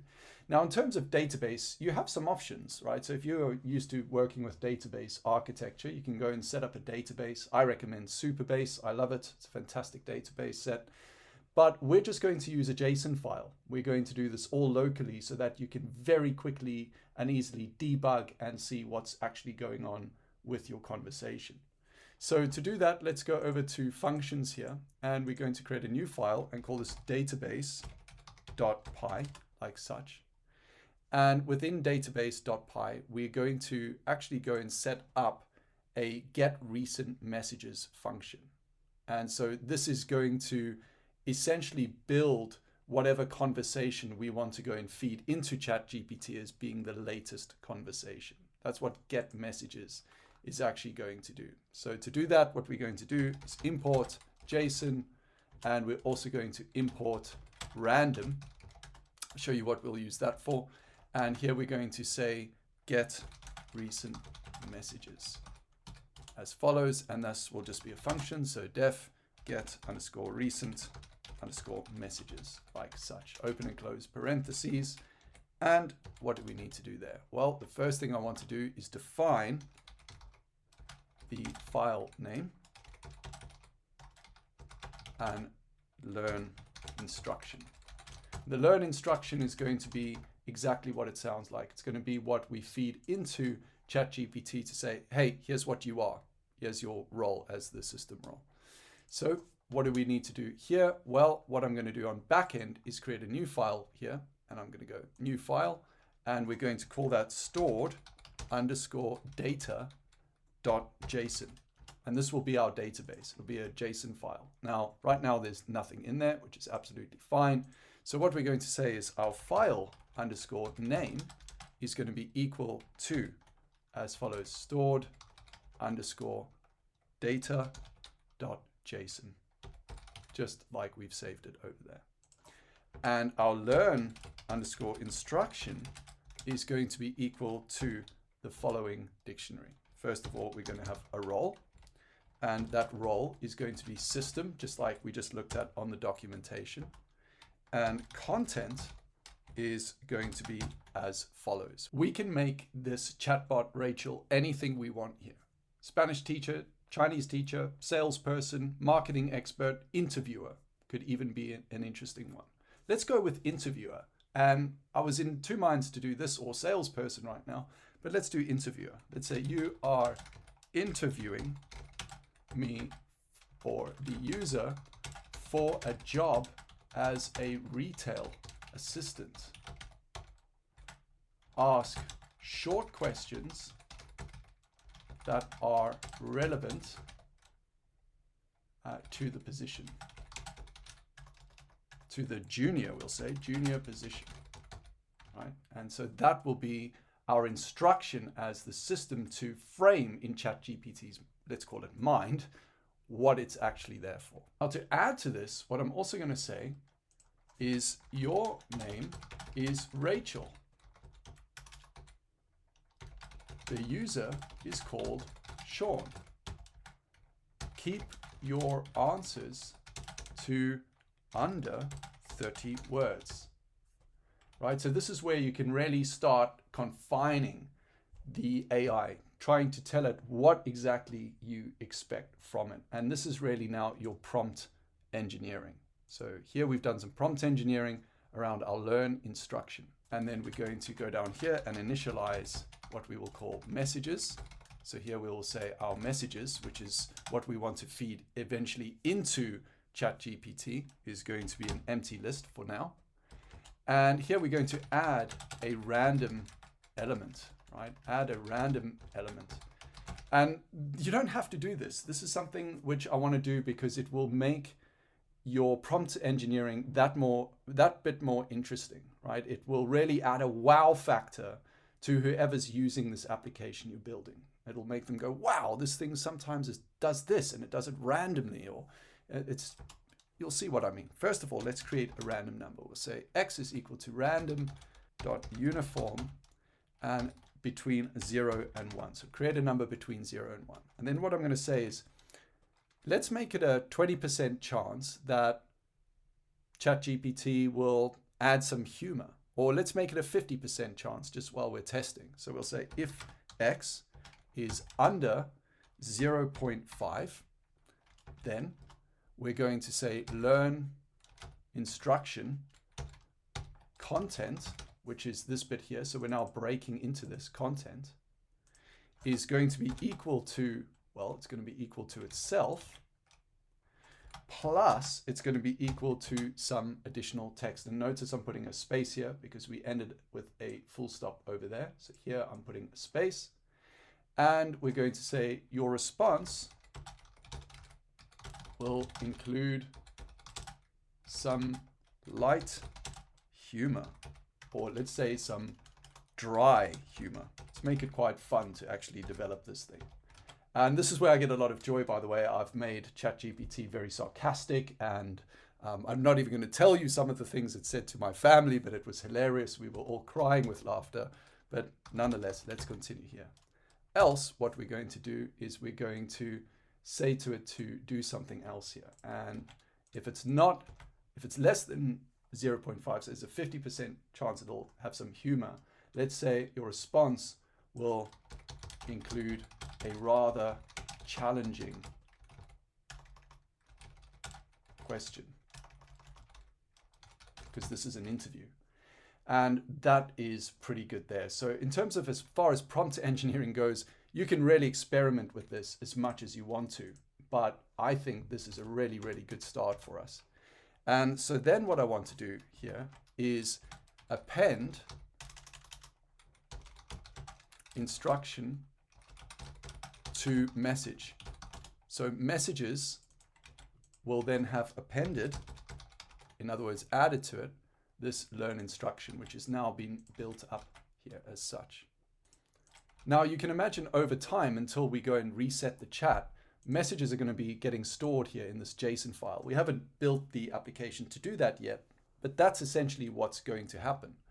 So what we need to do is write a function that will actually go and get those messages and add them to the history here, so that we're not just feeding this element here, this instruction, but we're then feeding all the subsequent messages that happen afterwards, just like the documentation is doing here. We want to have this get ready. This will always be the same, but it might change occasionally with that random variable we put in. But then user and assistant, etc.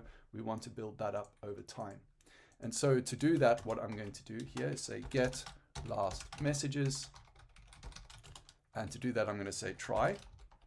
And we will have a except, exception as E, like follows. And right now there, I'm going to just put pass. And within the try, I'm going to say with open. So we're going to open the file name, which is our JSON file. And we'll call that as user underscore file. So user like that underscore file. We are going to say data is going to be equal to JSON.load the user file. So we're basically opening this JSON file here as such.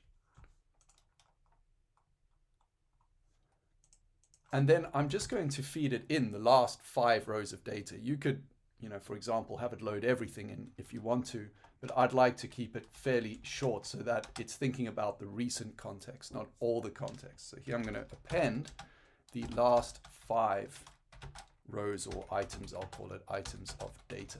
So here we'll say if data, and if the length of the data is less than 5, like such, we'll say messages message.append, and then we're going to append the item. And so what is that item over here? Well, we haven't put that in yet. So here we need to say for item in data.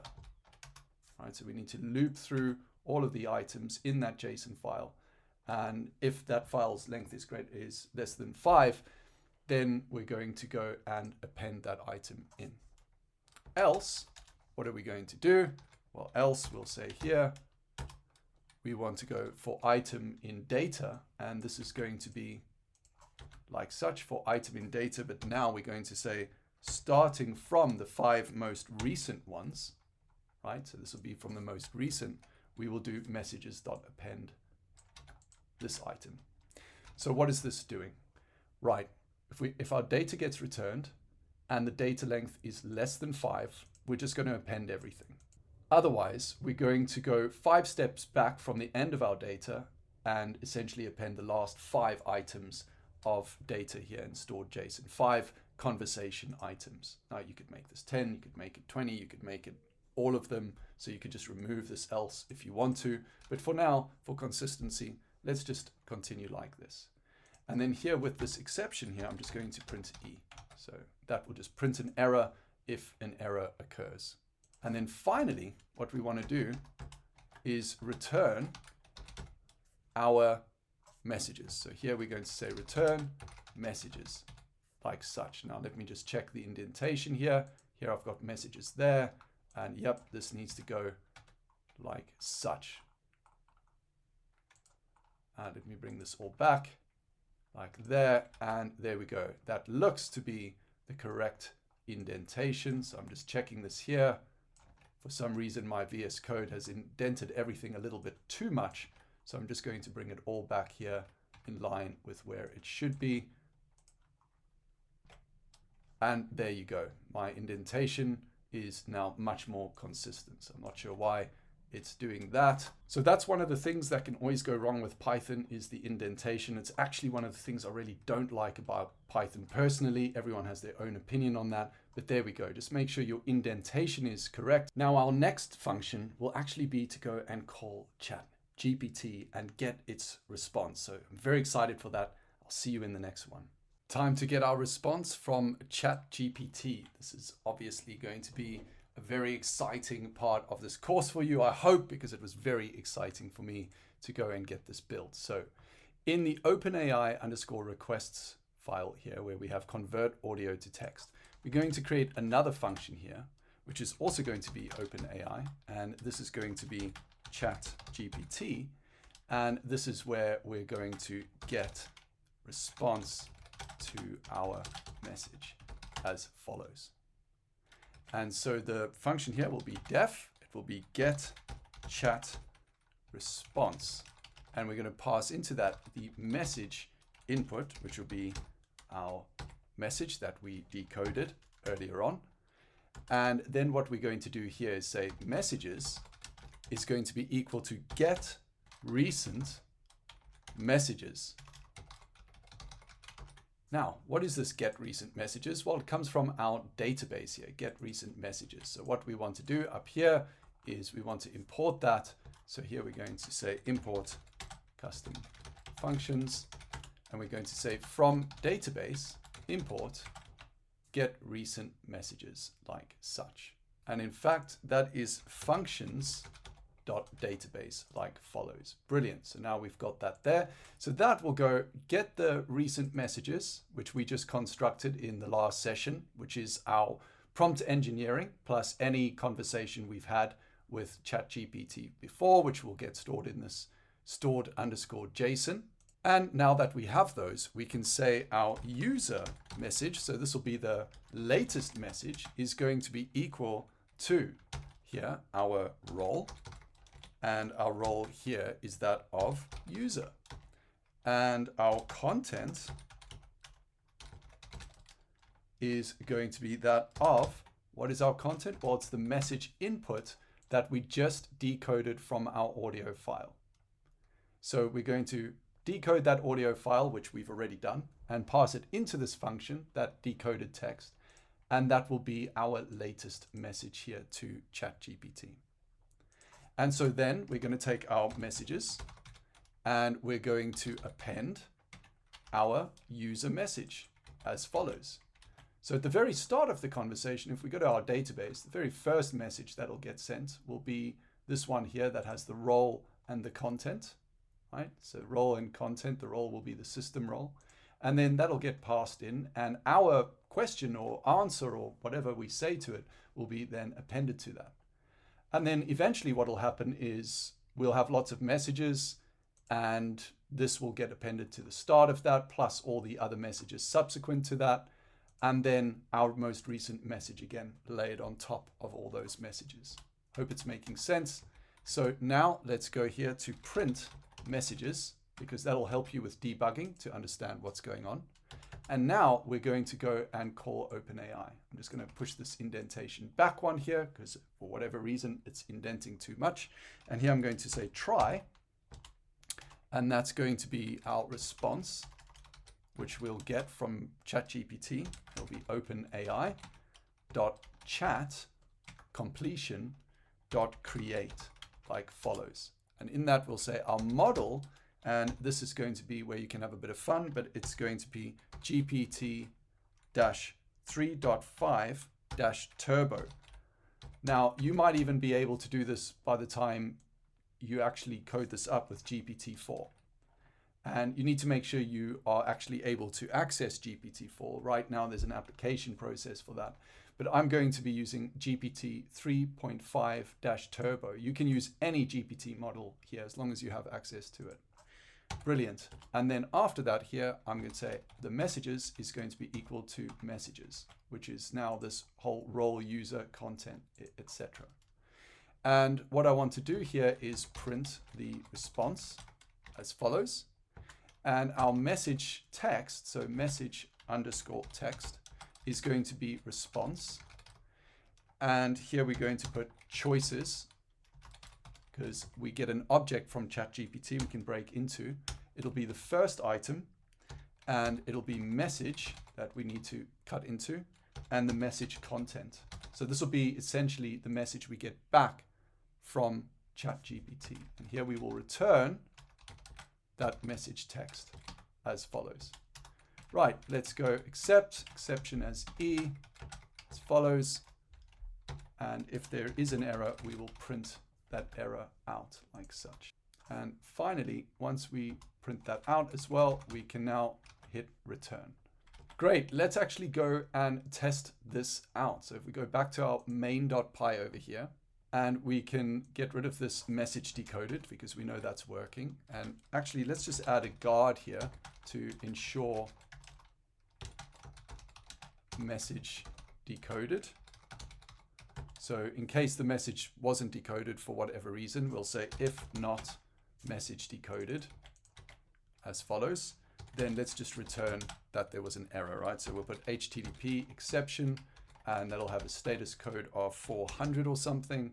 And then we'll say detail will be as follows. It will be failed to decode audio. So that'll just catch if there is some kind of error here decoding the audio. And now what we want to do is actually go and get our chat response. So here we'll say get chat GPT response, like follows. And so we need to import that in. We need to say get chat response. We need to import that from our OpenAI requests file there.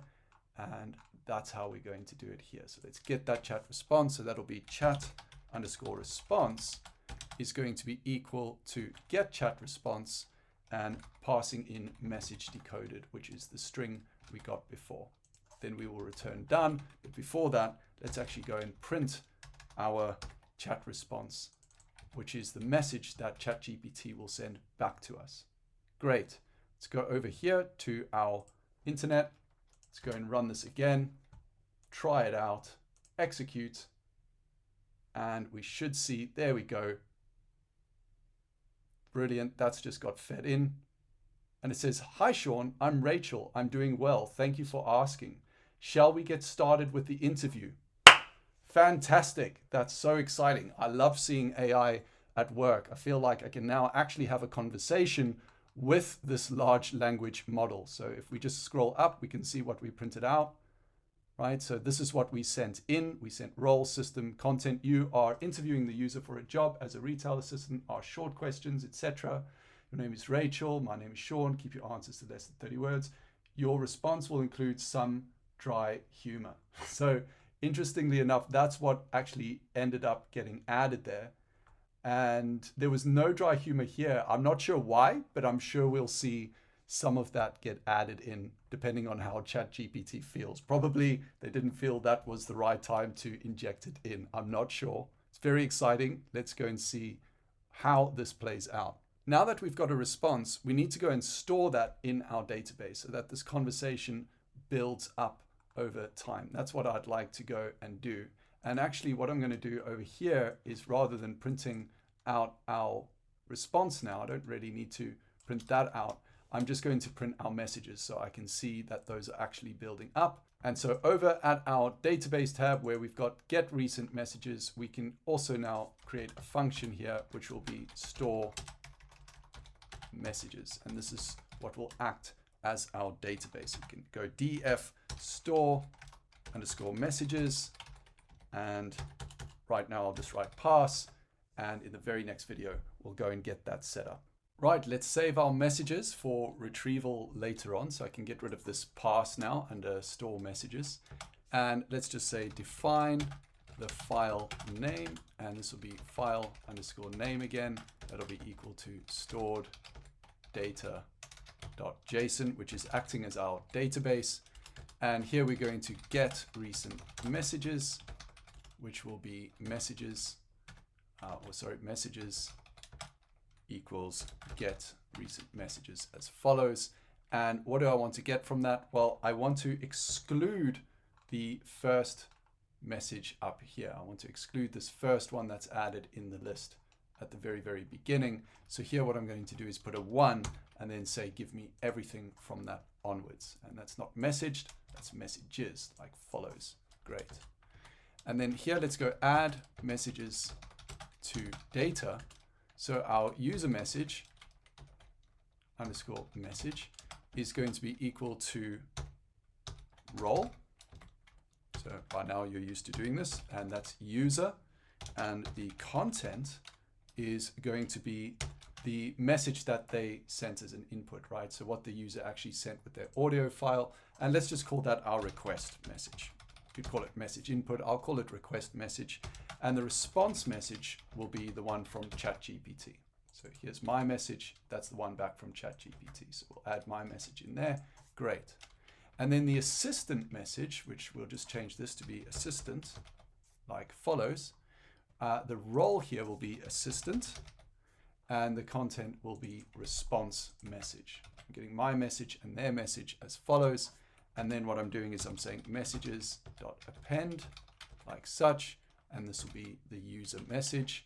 And then I'm also going to append the assistant message because that's the most recent one. So that's the one that got sent back. So it's the most recent item in the conversation.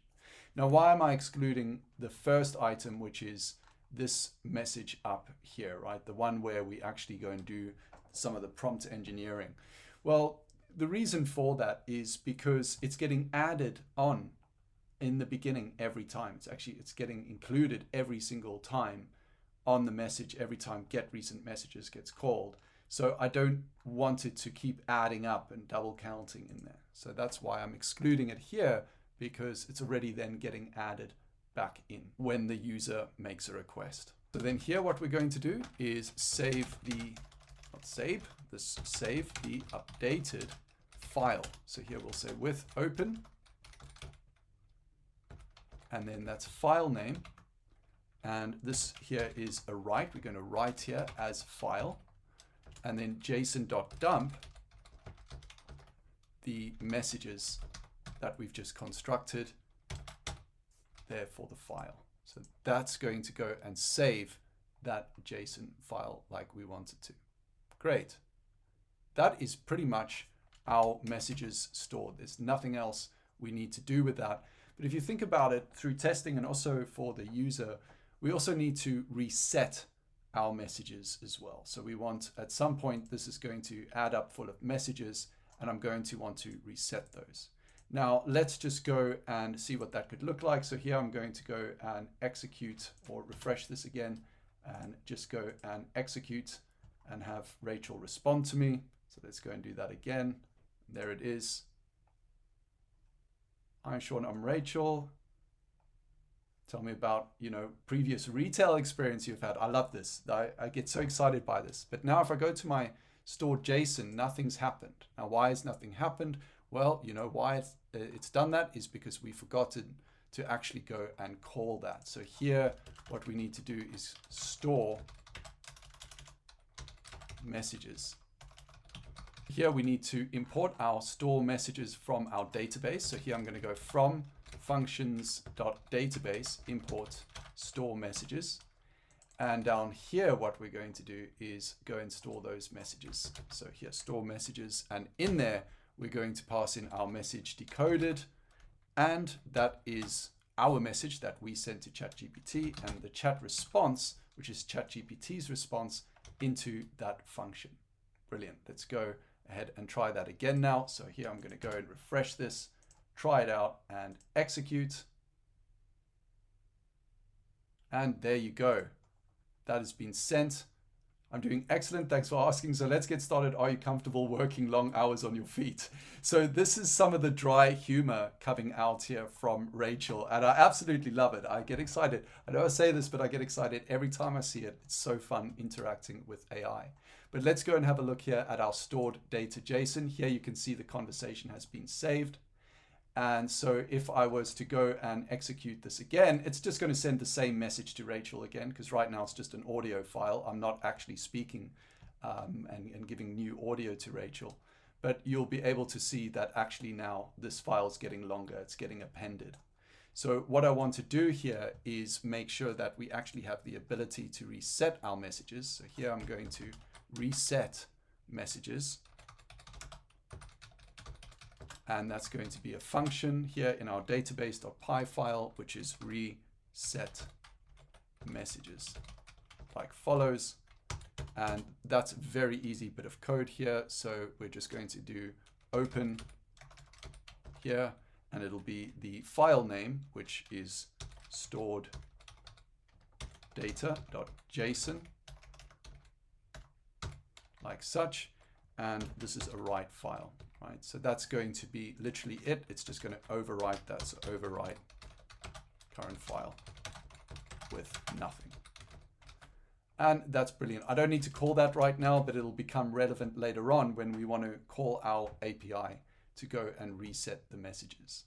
And so to do that, we can go to main over here, and where we've got store messages, we can also put reset messages like such. And then underneath health, so where we have our health check, let's copy that, create some space, and let's call this reset messages,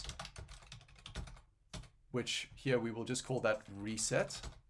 And instead of check health, it'll be reset something like underscore conversation, like such. And then we're going to call our reset messages function. And that should go and clear our database. And then we're going to return conversation reset, like follows. Now, right now we've got a conversation stored there. So let's check that's working. Let's go over here. And where we've got reset, go try it out, execute. It says conversation reset. If I go back to my database, you'll see it's empty. Fantastic.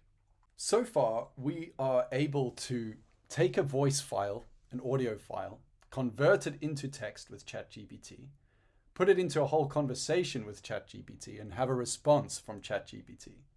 But now we get to the point where we're going to be using 11 Labs, because from what I've seen so far, 11 Labs is unbeatable when it comes to getting human sounding voices back. And so they do have a free trial right now, which we've covered earlier, but I actually have a paid version with them at the moment as well. So you can go to api.11labs.io and /docs. So you can just go here and you'll see that this looks just like our own fast API documentation. So they're using Swagger here as well.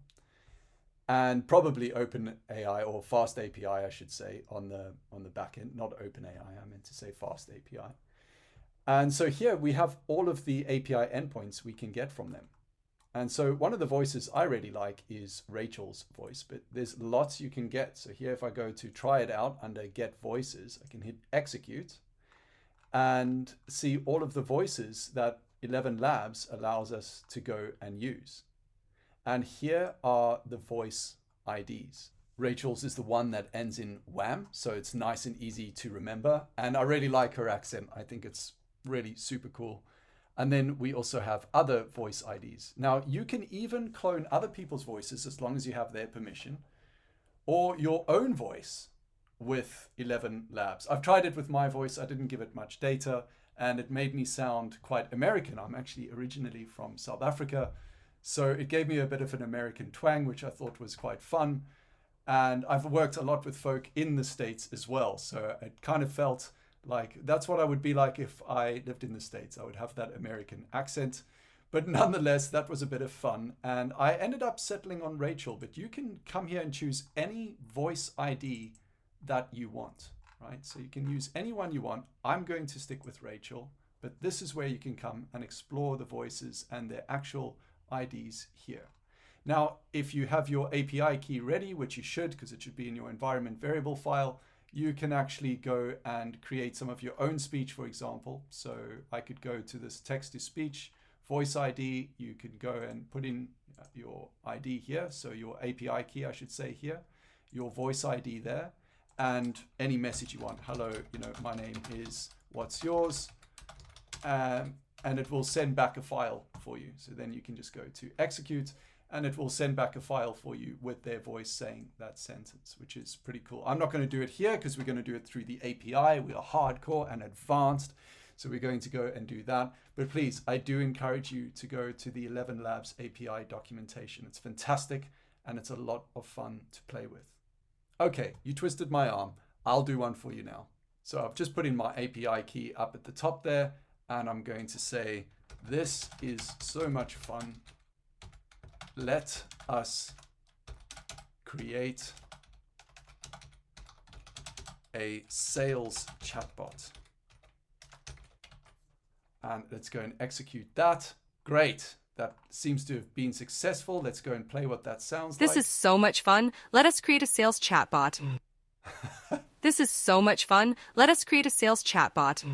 That is awesome. So as you can see, you can have a lot of fun playing around with this. It's time to write our function to convert ChatGPT's response into a human voice with 11 Labs. Let's get into it.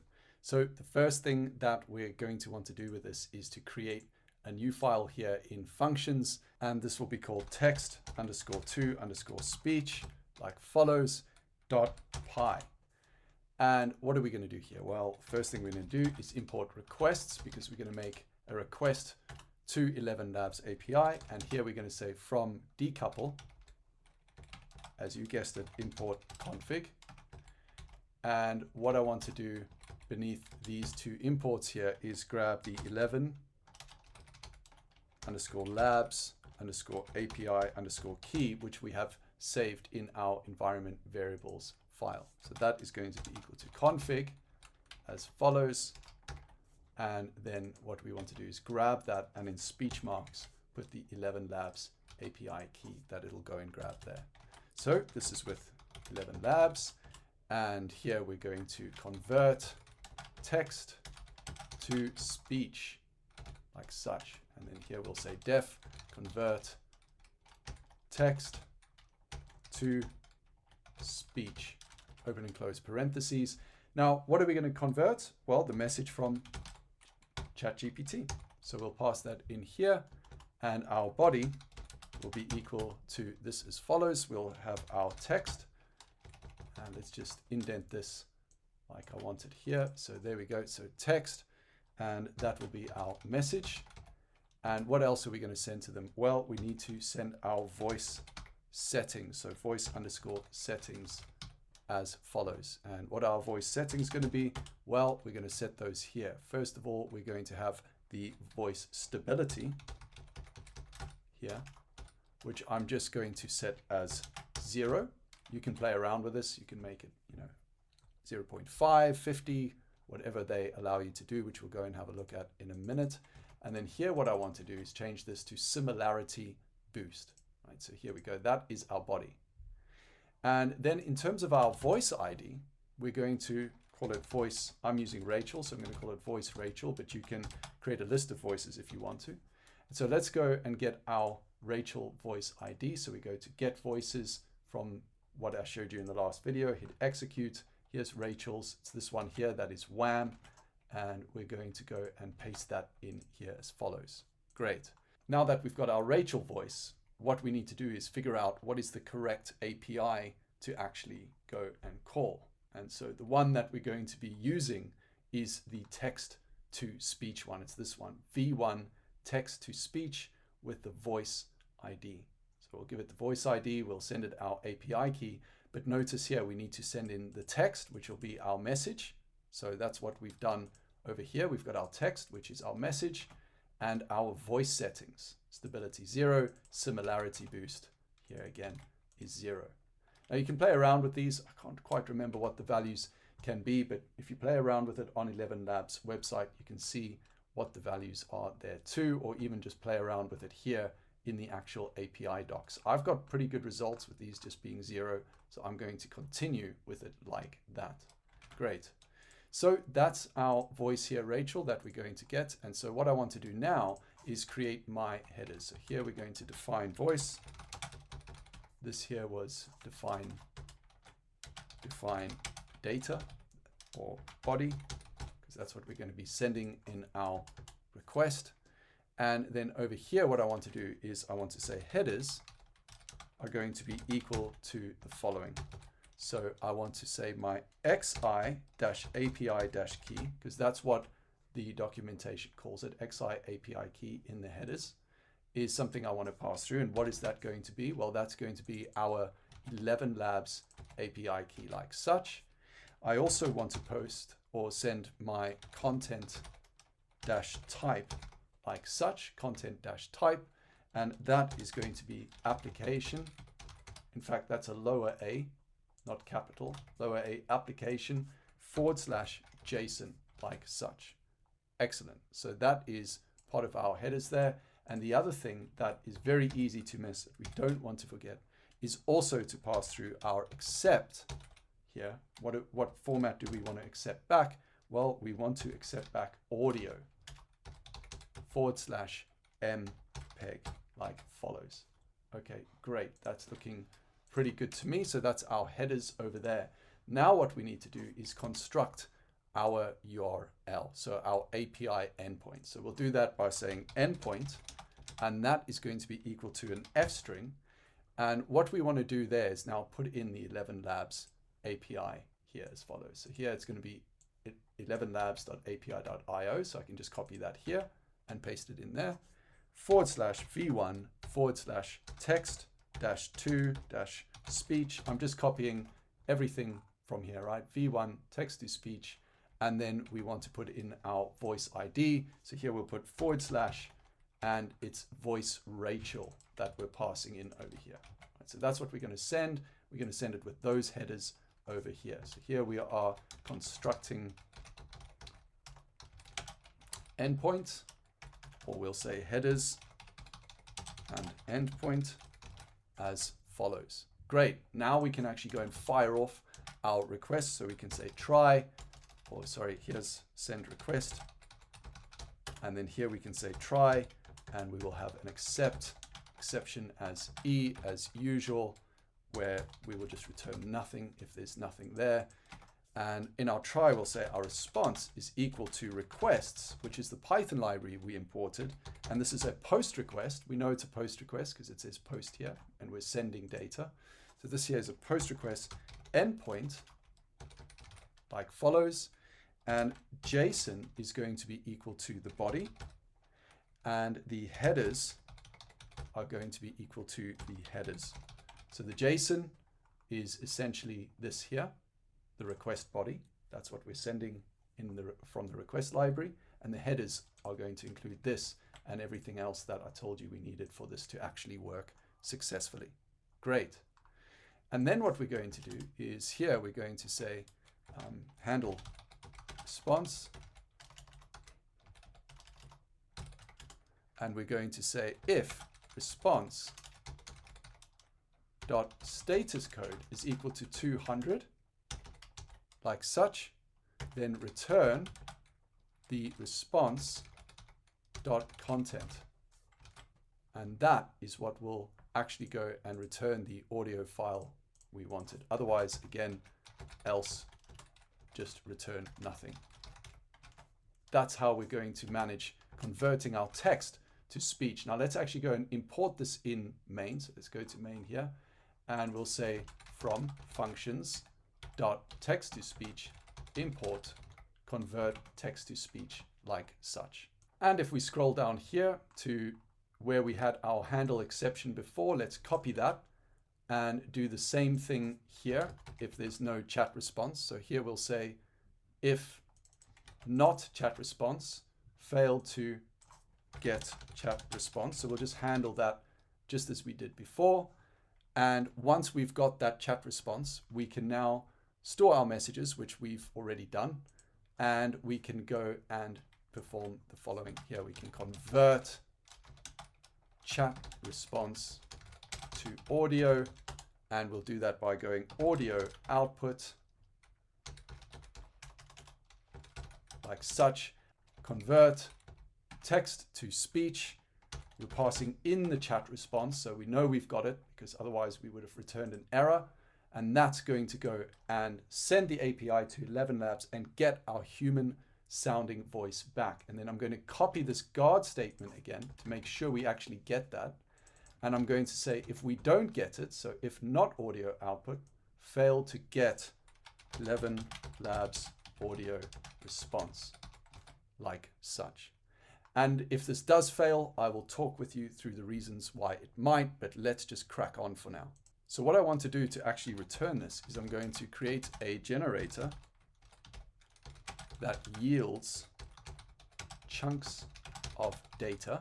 And so this will be def iter file as follows. So here's a function, and this will yield audio output like such.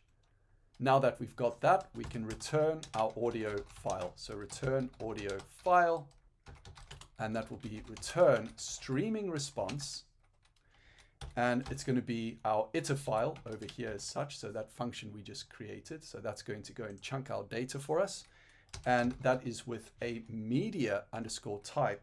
Now let's go and try it out. Hit execute.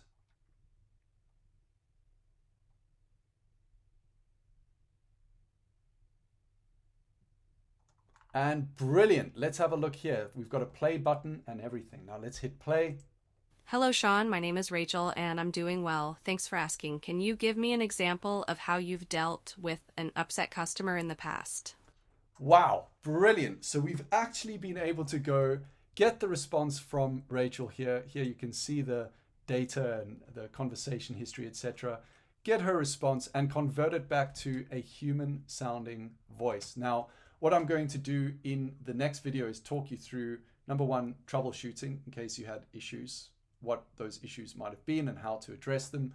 Number two, how to actually improve upon the response from Rachel as well.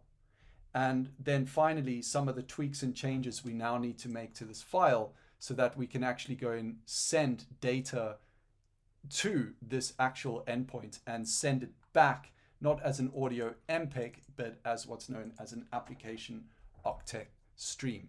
So we'll go and do that in the very next video. But well done for getting this far, and I'll see you next in the troubleshooting video. So far, you've done something really impressive. You've been able to get a human voice imported here as a file right now, convert it to text using AI, and then have a super state-of-the-art advanced AI have a conversation with you and return that audio file so that you can play it and hear it. Now, I say a conversation. Right now, it's not a conversation. Right now, we've just got one message being passed, and it's the same message we're always sending to Rachel. If I keep hitting execute, it's always going to be the same message getting passed. And right now, actually, what I'm going to do is just go and reset our conversation. So I'll just go and do that now. That's done. You can see a conversation reset. But it's still very, very, very good. What you've been able to do is fantastic because it means you can now interact with your backend using your front end. And I'm going to talk about some ways to troubleshoot this if it didn't work for you. So there's a number of reasons this might not have worked for you. The main reason is either you don't have access to a free trial with 11 Labs or you have exceeded your token allowance. So I had this happen to me. I exceeded my token allowance of, I think it was 10,000. And therefore I went on their $5 per a month plan, right? So that gave me a ton more tokens to develop with. And that's probably the first reason. The second reason could be to do with code. So again, just go back to the resources, download the code, make sure that our code is exactly the same. Once you've done that, congratulations, because we can now move to this next step because there's some changes we now need to make. Now, do you remember I said that we're going to change this to a GET request, and I printed all sorts of funny text below saying, this isn't playing in the browser when it's a POST request. Well, that's because if you do a POST request with an audio MPEG for whatever reason, it doesn't play in the browser. And I wanted you to be able to see, tangibly test and play with that file. So what we're going to do now is we're going to take our GET request and convert it here now to what it was before. So this is now going to be post audio. So it's going to be a post request.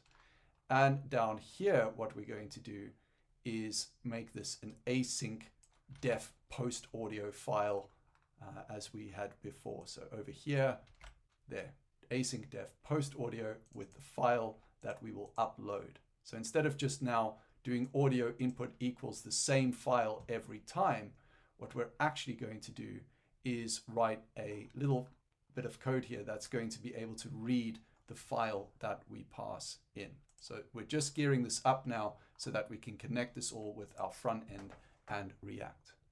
So let's just go and comment that out. You might want to use it again at some point. So we'll comment it out there for now. And here what we're going to do is say save file from front end.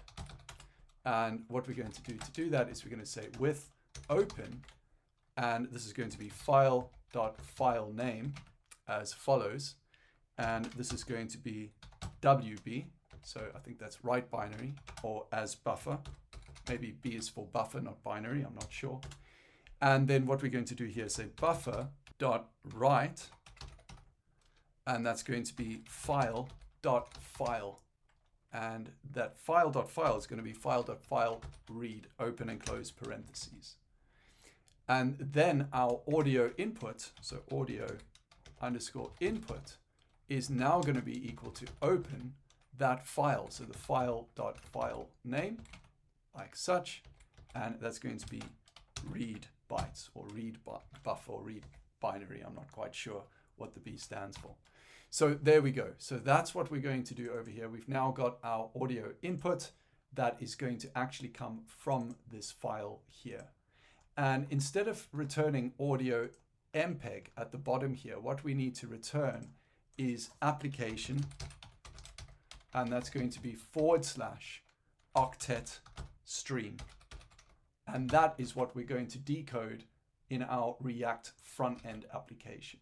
So those are just some changes we need to make. Now we can go and test that that is in fact working. And the way we're going to do that is by saving it, going to our docs, refreshing it, go to post audio, try it out, choose an audio file. So here I'm going to choose here in my downloads the voice that I recorded from before. So I'm going to go and open that. I can also just go and grab the same voice file that I saved here, right? Where I have voice, but it's the same file. So I'm just going to go and open that. And now I'm going to go execute. And what it should do is return an octet stream. So let's see that working. Looks to be working to me. If it's doing this, it means it's thinking, it's computing, it's working, it's doing something. And my internet, by the way, is quite slow right now because I've got videos uploading. So let's just go and see how that actually works. Brilliant. That has gone and run. You can see it's still run it. Hi, this is Sean. What's your name? How are you today? Etc. So that's really, really good. That actually went and did everything it was supposed to. And now I can even go and download that file. Now it's not going to download in a format that I can just go and play because it's come through as this octet stream over here. And if you want to see that it's actually, worked in terms of we got an answer from ChatGPT, what I can do is also here just print the chat response. So print chat response as such, and let me go and run that again, just so that you can see that chat response coming back from ChatGPT. And because we're just sending the same audio file, I could send a different one. ChatGPT is saying, Sean, I already introduced myself as Rachel earlier, but no worries, I'm doing great today. How about you? Can you tell me what experience you have working in retail? I think it's absolutely brilliant, by the way. I absolutely love that. I don't need to print that chat response anymore, so I'm going to get rid of that. You'll just have to trust me now that with this octet stream, that file is now being sent across. If you see it working here, you know that's working. And where you're really going to see that in action is now when we develop the front end and we interact with this API backend endpoint that you've now created with Fast API. Fantastic work. Congrats. I'll see you in the next one. It's time for us to go ahead and build out our front end application over here. Now we've got our back end up and running. We've tested it. Everything is working just fantastically well, but we need to be able to call this endpoint to send an audio file, have it decoded, and a new audio file sent back. And then we can just keep having that conversation and let the conversation build. So it's very, very exciting. Now, what we need to do is actually go and set up our controller component. That will be pretty much everything that wraps all the other components. And we'll start by doing that and adding this title component. So head over to Visual Studio Code. We can get rid of all of this on the main.py, just that old commented out text over there. So we'll get rid of that. Now we don't need main.py anymore. So I'm going to come out of that. So we're done with backend. You can see I've stopped my backend running. I'm going to add a new terminal now, and this will be my front end. So here, front end as follows. And what we're going to do now is actually work with our front end. So right now over there, we've got our index CSS, we've got our app.tsx. And so what we need to do is create a folder here. This will be our components folder. And within that, we're going to create a component here, which will be our controller.tsx. Now, if this is all very new to you and you have no idea what I'm talking about in terms of components, etc., go back and watch the bonus section. Just watch it, go through it, make sure you understand what's going on there. Because that bonus section, we actually just build a React app from scratch. And I go through all of this in, some would call it painstaking detail for you. I like to think of it as fun detail. But I take you through absolutely everything there so that you will be able to follow along here at the pace that we're actually going to run at. So what we need to do here is hit RFCE, and that should bring up our component as follows. If you're not sure what I just did, go back to the environment setup section, make sure you have the same plugins with snippets as I have. Otherwise, you'll have to just type this out manually. So great, we have our controller there. Now in app.tsx, what I'm going to do is go and import our controller component. And so that's imported here. And so what I'm going to do there is just bring that in as such. Brilliant. Now, what do we need to do? We've got our controller over here. Let's actually see that that's working. And so to do that, we're going to go yarn dev, let that build, and we need to go here to localhost port 5173. So I'm going to open up my internet browser here in Google Chrome. Make sure you're using Google Chrome, please. And let's go there now. So there we go. Great. We're on port 5173. And I'm actually just going to close this a bit so I can see my code. Let me bring that along here like such. I want to be able to see my code and see what we're building here at the same time. So that is perfect. Excellent. Now within our controller, we're going to have some functions here and also some state. So I'm going to put in here use state. I'm just going to get ahead of the game and import that. And then above where we return our JSX, or we return our component, I'm going to go and put in here some use state. So here I'm going to put const, and we're going to have an is loading state and a set is loading state as follows. And that's going to be equal to use state. and that's going to be defaulted as false. Again, if you're not sure what I did, just go and watch the React crash course section. And also for messages, I'm going to store my messages here as well. So we're going to have all the back and forth messages, and we're going to have set messages as follows, and that is going to be equal to use state. And now I want to make sure that React knows what type to expect. So I'm just going to put that there will be any objects as an array. So an any array, make sure you put the array and then the array again over here. So we'll deal with that later.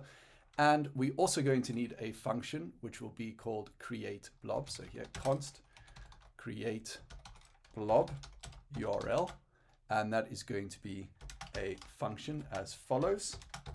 And it's going to take in a parameter which we'll call data as any.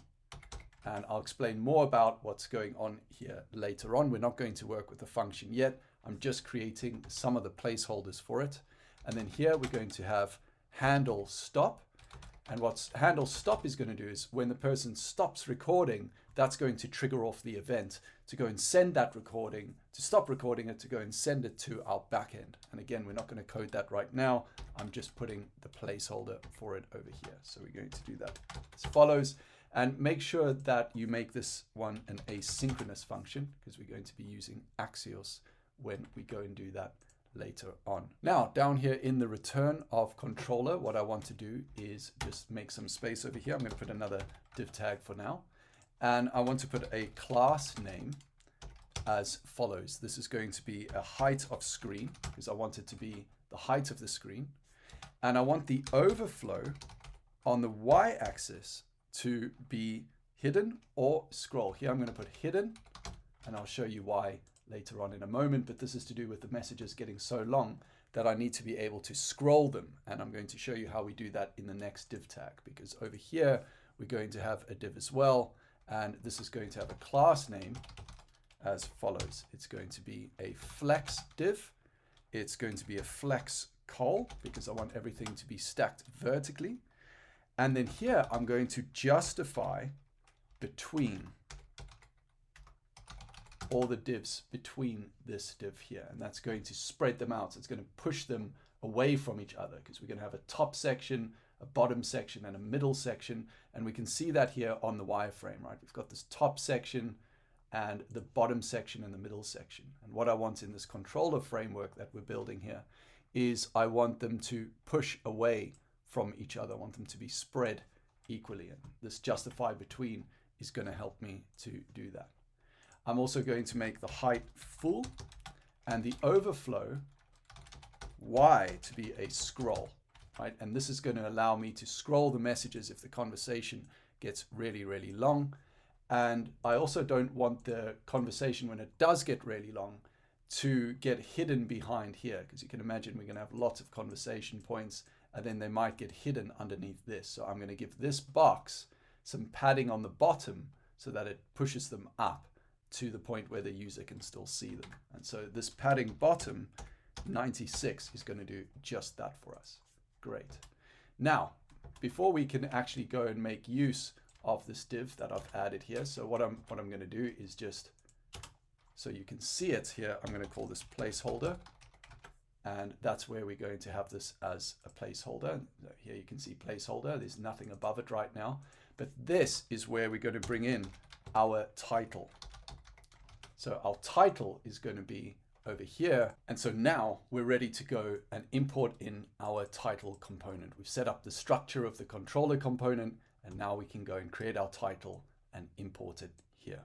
All right, so I've pasted in an image of what we're building here, right? So we have our title section at the top, and then the messages here, and the footer section here. Because the wireframe is no longer good enough, I want to build to a prototype which is a little bit more colorful and in line with what we're trying to build.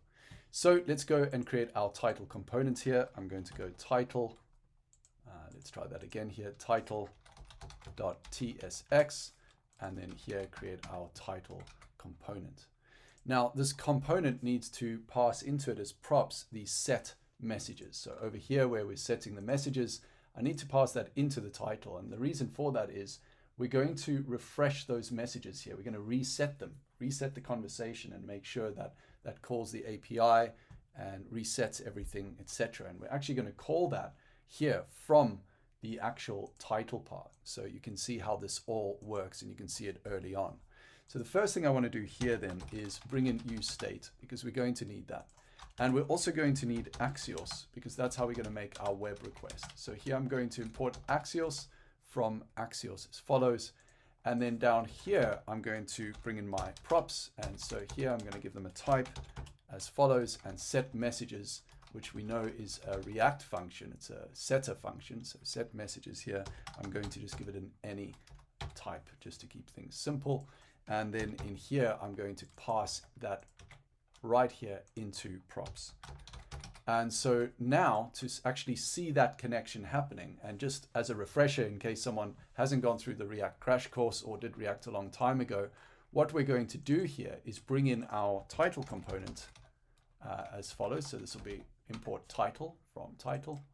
And here we're going to bring in our title component as follows, like such. So when I go and do that, you'll see it brings up an error because it's expecting me to pass in something called set messages into this component. So right now, here's our controller component, and within it, we have this title component over here. And so what I'm going to do is pass in this set messages, just like it expects me to, and I'm going to pass it in as set messages. So this is getting passed here and being called set messages. Great, that's getting passed along just fine. And if I actually look at my application, you can see it says title, which is perfect. I could say hello for now, and that will then say hello. Brilliant. So that component has now imported in to our controller component. Now what I'm going to do is create a state here for is resetting. And that's similar to is loading. So here I'm going to say set is resetting, because when we send our request to reset everything, then I want to be able to see that that's happening. And here I'm going to say useState is going to be false as follows. And so nothing's being reset when this loads. That's why we're going to put that to false. And so here we're going to create the function for reset the conversation. And so here const reset conversation will be equal to async. And then what I want to do here is go ahead and put set is resetting to true at the beginning of this. And then at the end of the function, I'll set it back to false like such. Great. And now we can make our Axios request to our backend. Now, right now, our backend is not running. So let's actually go and get that running. So I've got backend over here now. I'm not in the front end terminal anymore. I'm in the backend. And remember, we actually created here our UVcorn main app. So here I'm going to put UVcorn main app and just go and get that backend running. Now, actually, I'm not sourced here into my Python environment. So let me just do that as well. So source venv bin activate. And now I'm sourced in there. So I can try again to run UVcorn, and there we go. It's now running. Now you'll notice I didn't do the reload because I'm not developing anymore. The backend is built. We've tested it. Now I'm just working on the front end, so I can just run this as UVcorn main app. Great. Let's close our backend. Let's go back to our front end over here. Our backend is still running on the terminal, by the way. It's still there. And what I want to do here in title, I'm just going to close main.py down, is I can now call that backend. So what I'm going to do is I'm going to say await axios.get, and here we're going to get HTTP // after the colon localhost, because this is on our own local environment, port 8000, which is what Fast API runs on, / reset. You remember we created that endpoint. If we go back to main.py here again, here's our reset endpoint. We're about to now go and call that. So I can close that down again. And after it does that, what I want to do is I want to just go then, and we're going to give it a result or a response. And it's going to be something along these lines here. We're going to say if the response.status is equal to 200, then we will say set messages to an empty list, because that means that the reset was successful. It deleted the data here in the stored JSON folder over here. And therefore we can reset our messages here in the controller where we've got set messages back to an empty list. So that's what is going to happen. So when a user clicks on the refresh, which we're going to build in, that is essentially what it's going to do. It's going to send this request. When the backend confirms it deleted it that side, then we're going to delete it here on the front end side. All right, great. Hope it's making sense. And then here we're going to catch the error, and we're going to console.error the error.message. And what I'm going to do here is do the same here. If for some reason this doesn't end up with a response status of 200, I'm going to console log error. There was an error with the API request to backend, something like that. Perfect. Right, so that there is our Axios call, and all of that should work when we go and make the request. But so far we haven't even got a button to do that. So what I'm going to do now is I'm just going to put button as a temporary button, and we're going to get rid of this and style it more in an upcoming session. But here I'm just going to go push me. Right, so this will be the button, or actually more intuitively, let's call it reset for now. And this here is our reset button. We can even give it a class name, background, indigo 500. And you can see that is now a button. We'll give it some padding as well, right? Just so that we can go and test it. Now, when we click that button, so on click, what it should do is go and reset the conversation. So it should destroy anything in the stored JSON file that's here on our backend, which you can see there is some data in there. If you don't have any data, you can enter anything in here that you want to enter in. That's absolutely fine.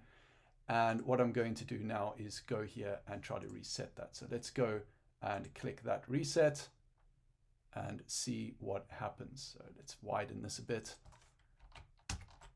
and have a look here at our console. And on click reset conversation. So that should all be moving. That should be working. Let me save that again. Let me refresh this. Reset. And has it done anything? I'm getting no response back here. Let's go to network. Reset. And we are getting a response saying conversation reset. If I go over here to stored JSON though, we can see there is still data here. Now I think that's because I'm actually in the file. So I'm going to close that file down. I won't save it, or in fact I will save it just so that you can see that's there. So I'll overwrite anything in there. Let's close that down. If I go back there, you can see all that text I just entered in is there, all that random text. Let's go back here again, refresh this. So we can see that that call is working. I could see it here on the network part. All right, let me show you that again. If I go and click refresh or reset, you can see here, I'm getting a response saying conversation reset. So that should have worked. And now if I look here, yes, it's gone.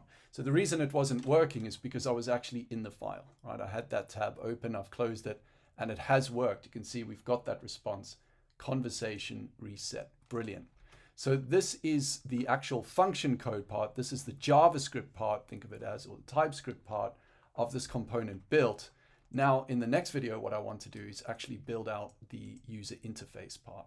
What's wonderful is we've already proven we can get our front end to talk here to our back end, which is still running, and I'm going to keep it running for now. And that's wonderful, but we are here to build a front end. Right now it doesn't look great. So let's actually get some of the look here polished up so that things actually flow and look like they should do. So the way I'm going to do that is I'm going to get rid of this button there now. And I'm just going to put here in this div a class name, because this is going to wrap our title. And it's going to be flex, and it's going to be a flex row, which is what it does by default. So I don't need to type flex row. And justify between. And remember now, because this is Tailwind, that justify between is basically going to push one div, which will be this refresh button, away from the name of the bot, which is going to be Rachel. So what I want to do is keep this as a flex, justify between, and that between is going to push them away from each other. I also want them to be the same height from the top and the bottom. So you'll see here they're nicely centered in this dark bar. And so that's what we're going to go and do over here. I'm going to say items center width full and give it a padding of say 4 with a background gray of 900. And again, if this is all new, just check out the crash course part because we go through all of this in more detail. And then what I'd like to do here is make the font bold and also give it a shadow, like a drop shadow. Brilliant. And so in here, what I need to do is I need to have 2 div tags. One is going to say Rachel, like follows. And it's going to have a class name equal to italic, which will give it a nice little slant. And you can see there now when I've saved it, Rachel's just appeared over there, which is really cool. And without padding, so my P4 needs a dash there, P-4, there you go. And now you can see how much that looks like this over here, right? Perfect, excellent.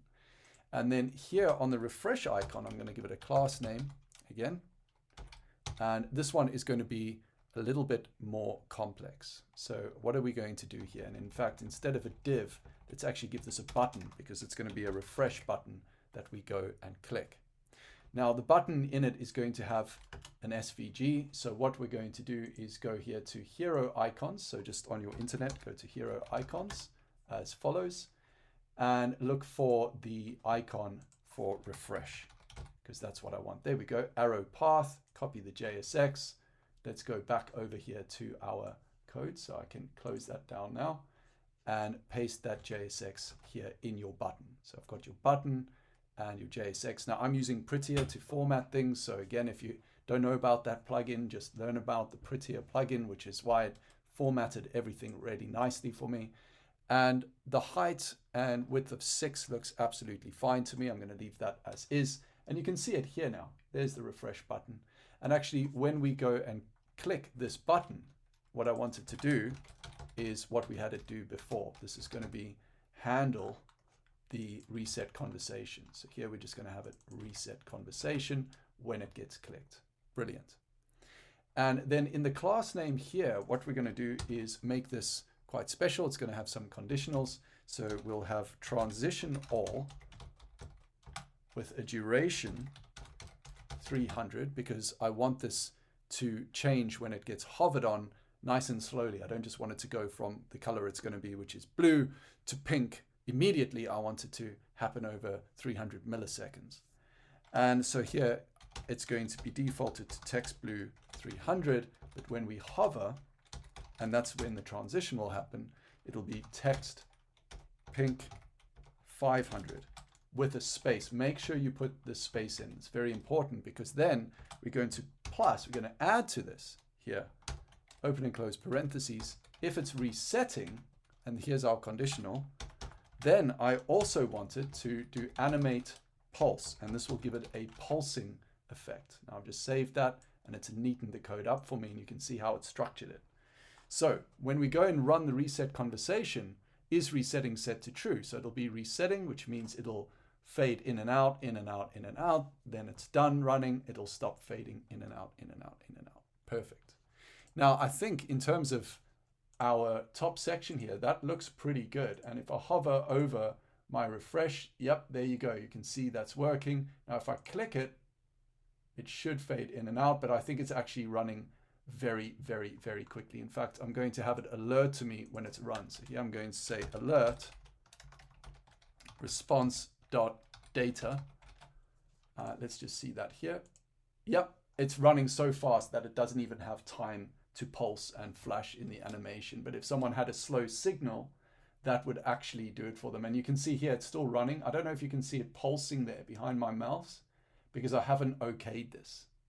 I haven't actually okayed this here. Now I'm going to hit OK, and that's actually just alerting me with the response data, which is fine. Another thing you can do is also just console.log response.data. Let me show you what that looks like. So here, when we go and open up our console, remember that's on view, developer, and developer tools here. When I go and click that here, it's very instant because of course this is all internal here on my own local machine. But if this was over a network, it might take a bit longer. You can see it says message conversation reset, which is the same thing as before I showed you. When you go to network, and you can see it here. You can check whether or not your calls are working and look into the responses to why not, what might be the problem. But this is all working absolutely perfectly. So I'm going to close this down here, put this back to where it was, and get rid of that console log. Excellent. The title is done and dusted. So far we're doing well. Let's build this actual recording function over here. And to do that, I just want to do a bit of styling first with our controller. So here I'm going to go into our controller, here where we've got placeholder, as we can see over there. And I'm going to give this area a name. I'm going to call it recorder. And I'm just going to comment that out with backslash there, right? So here I've got recorder. This is just to let me know what I'm putting there. And we're going to put this in a div tag as such. That is going to have a class name of fixed, because it's going to be at a fixed position right at the bottom of the screen as such. So here, if I just go bottom -0 and I just put hello, you'll see hello is appearing at the bottom, the very bottom of my screen down there. Brilliant. So that's fixing it to the bottom. And here I'm going to say width full with a padding Y of 6 and a border at the top. So border T. Let's center the text as well, because I want everything at the center. And now what I want to do is show you how to get like a gradient here in terms of a color scheme on the background, because it looks, well, in my opinion, it looks modern and it looks really, really nice as well. So the way that we go and do that is we say background gradient to right. And you can see here I could use to bottom right, to top right, but I'm going to use to right. And it's going to be from, let's use sky 500 to green 500 as such. Great.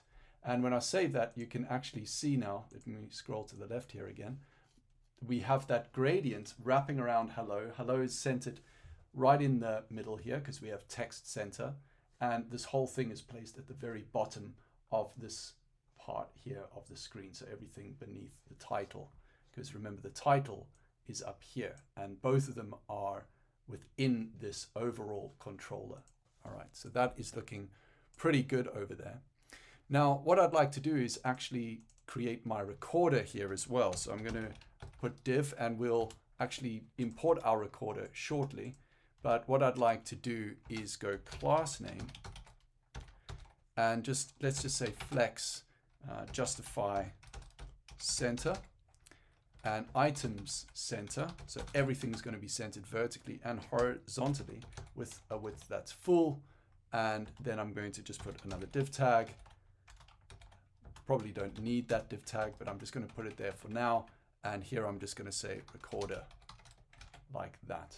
And now it says recorder, because what I'd like to do is actually create a record message component. And that component is going to handle the recording of the message, etc., and feed that information back to this handle stop. So we're going to create this recorder component in a minute. It's going to take in this function for handle stop, and when it stops recording, it'll trigger this function to run, which will update the messages that we're going to render out later on. And we will render the messages out over here. I hope it's making sense. I'll see you in the next one when we create our record message component here. It's time to actually go ahead and get this recording functionality that you can see here in the image actually structured over here. And so to do that, we're going to create a new component. So go to new file as such. And what should we call that component? We'll call it record message. And that'll be .tsx, because this is another component, RFCE as follows. And then in our controller, we'll come back here and import that. So import control or record message, sorry. And there's our record message. And I'm just going to go and add that in as follows right now. Now, what are we actually going to need to pass in there? Because we need to actually pass this handle stop, because when it stops recording, I want this function to run. And so we're going to say handle stop is equal to this handle stop function here. And so now in record message, we can go type props is equal to as follows, handle stop, and this will be any, because it's a function, and any just gets us there much quicker. And here I'm going to say props. And under handle stop here, I'm going to go and bring that in as follows, just like we've done a million times before. And you can see here it says record message. So we can see it's now bringing in this record message as we wanted it to. Now we're going to need something else here as well. I'm going to get rid of this import React from React because we don't need it. I'm going to import React media recorder. Now you should have that. If you don't, go down to your package.json. Just make sure that you have all the same, basically all the same packages that I've got listed out here. One of them is React Media Recorder 1.6.6. And make sure that you do what we did in the environment setup section where we go yarn -- exact, right? So you should have that. You should have Axios. You should have all of this if you got your JSON file copied over correctly. So you should have that React Media Recorder, and just make sure it's also the same version as what I am using over here. Brilliant. And then what else do we want? We need a record icon, because right now I actually don't have an icon that looks anything like this. So what we're going to do is create another component is here as well. And I'm going to call that here record icon. So record icon.tsx as follows. Let's do RFCE.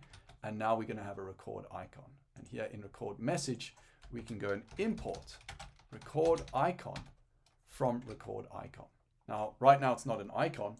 It just says record icon on it, but that's fine. We'll sort that out in a minute. Now, instead of having this record message as such here, what we want is React Media Recorder. So here we're going to put React Media Recorder, and then here we're going to close that off as follows. And in fact, we don't even need to close this off. What we can do is make this a self-closing tag by doing the following. Now, React Media Recorder takes in a number of parameters here. So one of them is going to be audio, and the other one is going to be on stop, and that's going to be equal to handle stop as follows. So you can pull this right here into on stop handle stop, so that when it stops recording, it knows to call this function, which is actually coming from our controller component over there. For the render part, so here I'm going to go render is equal to, and then what I want to do here is render something else. So what we're going to do is put in open and close parentheses, and I'm going to destructure here status. I'm going to pull in start recording, and I'm going to pull in stop recording, just like this as follows. And then once we're done with that, here I'm going to go and return something here. Let me just put div for now and save so you can see what this actually looks like. But essentially what it's going to do is now return some JavaScript, some JSX, I should say. Think of it like HTML, right? That's what it's going to go and render here for us now as part of this component. And that's going to look something like this. I'm just going to say hello for now and hope that that jumps a line. It doesn't, so I'm going to carry on here and say I want a div tag with a class name equal to margin top 2.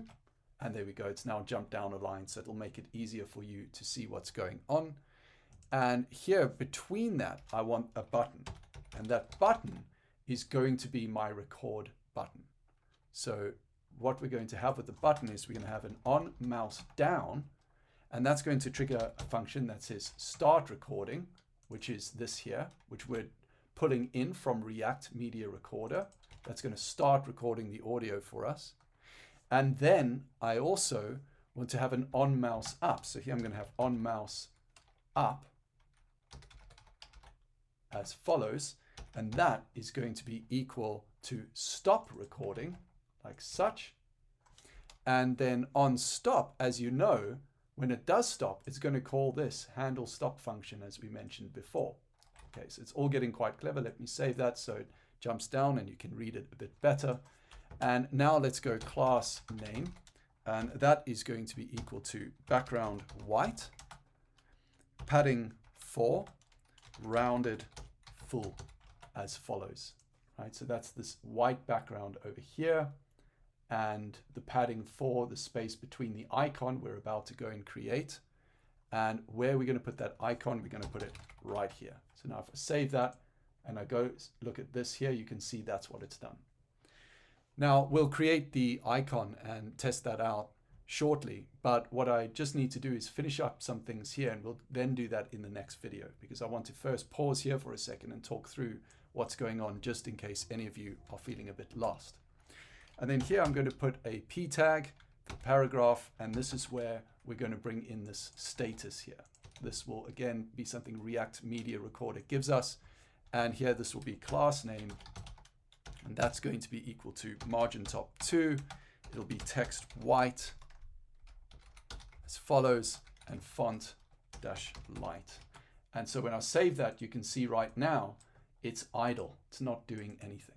Right, let's talk through what's actually going on here.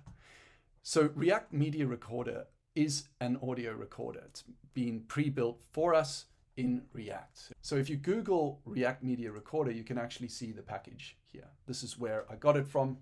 And so it's a pre-built package for recording audio, right, on your browser. And so it actually shows you how it works. I've just modified the code so that it's a bit more advanced and works for what we need it to. But this is a really impressive package. Not that their package isn't advanced, it's very advanced. I'm very impressed by it, but it needs to be modified for what we need it to do. So that's brilliant. That's what React Media Recorder is. And it needs some parameters. So right now, this is going to be audio on stop. When it stops, we want it to run a function, and it gives us the ability to do that. And it allows us to start recording and stop recording. And we can pass the functions to start and stop that we are destructuring from React Media Recorder, from this render. We can actually pass those into this button. And when we click on this button we've created, it will go and do that. You can see it here, requiring media recording and stop. So you can actually click it and play with it. And you just need to make sure that on your Google Chrome, you do allow audio recording. It will show a warning for you here if you do click that to say, hey, are you okay with audio recording? Just make sure you hit yes. Otherwise, this course will end here for you. There will be nothing more to do. So, just go ahead and do that. And now in the next video, let's just go quickly and add in the icon so that it looks more like something nice and professional like that, rather than just saying icon over here. Time to update this record icon component so that it looks better and more professional, and something like this. I wanted to animate, and I wanted to perform in such a way where the user knows they are recording something. And so to do that, what we're going to use is the status here, because when a user starts recording, the status changes to recording. And so when it does that, we can trigger this icon to behave differently. But first, we actually need the icon. So let's go back over here to hero icons. So hero icons as follows, and just find it there on Google. And let's put in here record, and there's our microphone. That's what we're going to use over here. Now let's go here to record icon. This is where we're going to go and build out our record icon component that we created earlier. And we're actually going to pass some props into this. So here I'm going to say type props, and that's going to be equal to class text. And the reason for that is, if you think about it, if the status here goes to recording, then I want to pass that status into this over here, or I want to update the class text at least and pass that in. There's many ways I could do it, but the way I'm going to do it is just to pass in the class text, which is essentially just Tailwind code. And so that's what we're going to do here. And we're going to go and destructure that down here. So class text is going to be brought in here as props. And there we go. We can now pass that in. And so I'm going to get rid of this here, and I'm going to use a fragment. A fragment, if you don't know, because I didn't cover it in the crash course, is basically just an empty tag. It's if I don't actually need or want a div tag there, I can just use an empty tag. And so now I'm going to go and copy this JSX, and I'm going to paste it in here as follows. And when I save it, because of Prettier, and on the library that I have, the installation here, what do we call that again? The extension, sorry, that we have over here. Because I have the extension for Prettier, it's auto formatting this. So I know I'm talking about that a lot, but it does save me a lot of time. So I thought I would mention it again. So the only change I need to make here is around this class name, because I want this to be quite large. I want it to be a width of 12. I want it to be a height of 12. And I want that to have a space between it there, because I'm going to then add this class text. And again, that space is very important, right? So we add that in so that it can join whatever Tailwind code I'm basically going to pass in here. Now, if we go back to our Rachel chatbot over here, where we have that icon, we can now bring this record icon in. So I'm going to bring it in as follows, like that. And I'm going to give it a class text just right now of blank, just so you can see it there, right? There it is. I think that's starting to look really cool, but we're not done yet. So here with this class text, what I'm going to do here is get rid of that for a second. And I'm going to say, if the status here, we're going to put another conditional here. If it is recording, that's what the status is. It's equal to recording. Then what I wanted to do is I wanted to animate pulse and make text red 500 so the user knows it's recording. Else it can have text sky 500. So that's what the color will be if it's not recording, which you can see now it's blue and it looks just the same as our image there. And if it is recording, it will pulse in and out. It will animate and it will go red. Should we test it out? I think so. Let's go and record. Oh, I let go of my mouse too quickly. Let's try again. This is me holding my mouse down and recording some audio. When I let go, it stopped. Brilliant. That is working fantastically well. Now, the only problem is we can't hear or see our audio. And that's what we're going to start working on now, because when this is running, it's calling this handle stop function, which is in our controller, handle stop, but that's not doing anything. I could just have it alert and say, hello. Let's just do that for now so you can actually see it working. So here, let's record and then end. And there you go. This pops up, hello, the minute I let go. Great. So we know that function's working. It's being called, but it's not doing anything. And that's what we're about to go and change.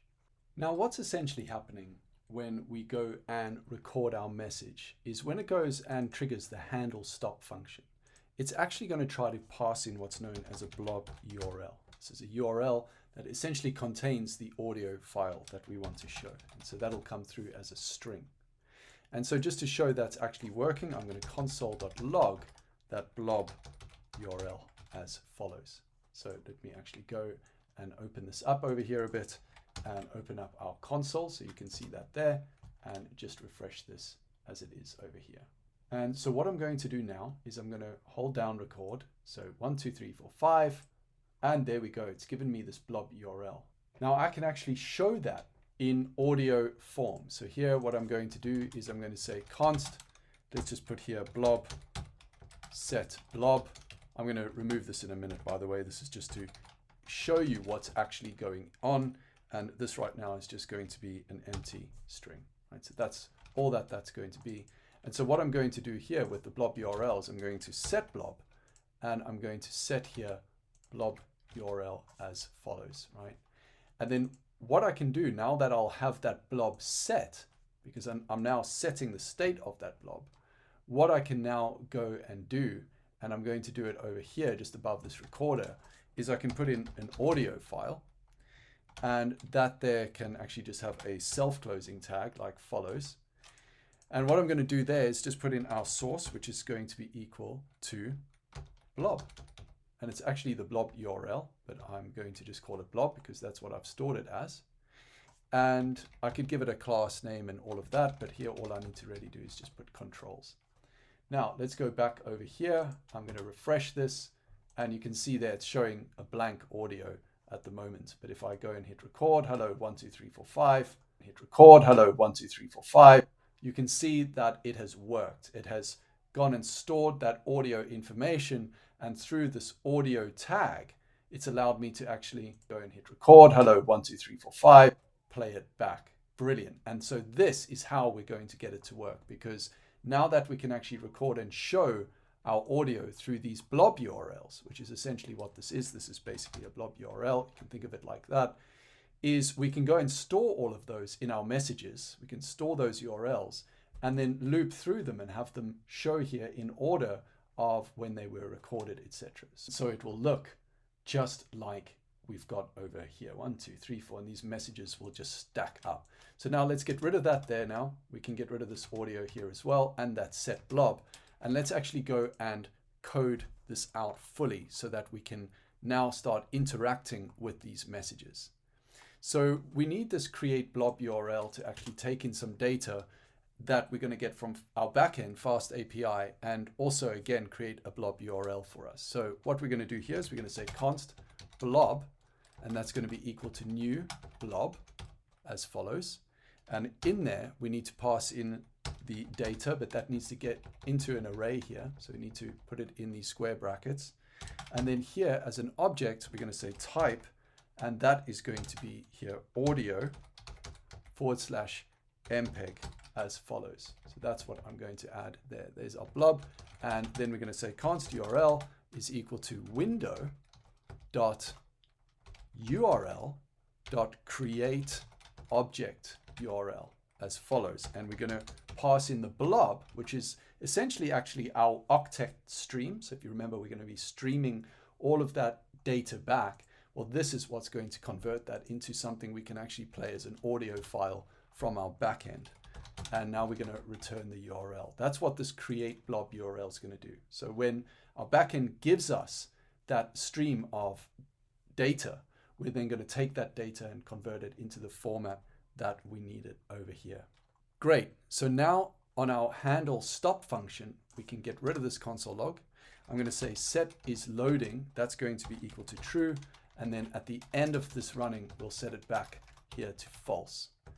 And so what we're going to now do is start combining our messages. And the first thing that I want to do is I want to append recorded message, which is the message we recorded, to messages. So here I'm going to say const my message, because it's the message we recorded. Here's going to be sender, which is going to be me. I'm just going to call that me. And the blob URL, which will be the blob URL, not blurb URL, by the way. It'll just be blob URL. And because of the way JavaScript works, we don't have to call it the same name as if it's the same name. You can just put blob URL just like that. And then here const, and we'll say messages are for array is going to be equal to whatever the messages are already. Right now they're empty, but there will be some in there at some point. And then add in my message. And so that will go and add in our messages there. This is known as the spread. And so when we use the spread operator, it allows us to go and extract all the existing messages, put them back in a new array one by one, plus then the new message. And now what we need to do is convert blob URL to blob object, because we're now going to send this over to our backend. And we're going to do that actually using fetch. And here I'm going to pass in blob URL, and then that's going to have a then. And when we do that, that's going to have a res for response, and that's going to be res dot blob response blob as follows. And so then once that's done, what we're going to do is have an asynchronous function run, and that's going to take that blob as follows. That then gets passed in and run yet another function. And this other function that it's going to be running here is going to be essentially our function, or we should say now our call to our backend. So what we're doing here is passing in this blob URL. So remember when we stop recording, so let's close that down. When we stop recording, it's going to pass in this blob URL. Then what's going to happen is that's going to be added to our messages so that we can actually see what we sent to Rachel. But now we need to encode that in such a way that we can actually go and save it and send it as a file, or send it as a file, I should say, and as file data to our backend, so our backend can receive it as a file. Because if you remember here, if I go to our backend, here we are actually bringing this in as a file, right? Here's the Python code. So that's what we're going to go and do over here. So here I'm going to construct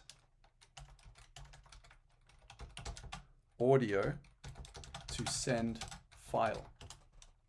And so const, we need to do this as form data, and that's going to be equal to new form data. If you've ever worked with forms before in JavaScript, this won't be new to you. If you ever uploaded an image or anything like this, it's all the same. And then we're going to say form data dot append. So we've created this form. we're going to append here something called file, and it's going to be the blob. That's the data for the file. And it's going to be named, we'll call it myfile.wav, because that's the format that it's in. And there we go. That's what will happen there. And now that we've got that file, what we need to do is actually send it to our backend. So I'm going to stop the video here. And then in the next video, we're going to continue and actually get that fully working. Now that we've got our form data in a file format, we need to actually go and send that over to our backend. So we're going to do that now. We're going to say send form data to API endpoint. And it's very important that your backend is running. So please make sure that your Python backend is running. You've got your Uvicorn main app going, because once again, we're going to be using that. So we're going to use Axios for this. So here I'm going to say await Axios.post, because this is now a post request, not a get request. And that's going to go to our backend, which right now is at HTTP, and that is / localhost and :8000. And the endpoint is at post-audio as follows. And we're not going to put another / on the end. So please make sure that you have it exactly as I'm showing you here. Otherwise it will not work.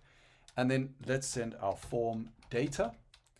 And what else do we need to do here? Well, we need to send our headers as well. So here we're going to say our headers are going to be as follows. It's going to have a content dash type, and that content type now is going to be audio / mpeg as follows. And then after the headers, after this curly brace here, in fact, let me save this so that it formats it nicely. What I'm going to then say after that is comma response type. So response type as follows. And again, this is very important, otherwise it will not work. It needs to be array buffer like follows. Now, why are we putting in that response type? Well, this is what will handle the data that's coming back to us from the octet stream from our backend. So once we've done that, then we need to say then, and this is going to be a response, which we'll just put as any, and that is going to now return something to us that we need to handle. Now, right now we're getting an error because we haven't imported Axios. So the other thing we need to do here is import Axios from Axios as follows. Good stuff. And after the then, we are also going to need a catch. So let's also add that in now so we don't forget. And that's also going to return a function where we will handle any errors. So what are we going to put in this function that we then get back from our backend? Now remember, when we ran our backend, we had that file we could download. Well, we're not on the docs anymore on Fast API. We're now going to have that file returned here to this call we're making. And so this is where we're handling that. What we're going to end up doing is adding it to our messages and then displaying our messages here on Rachel, right? We're going to be displaying them over there. And so that's what we need to be going and doing. So what I'm going to do here is say const blob is going to be equal to response.res.data as follows.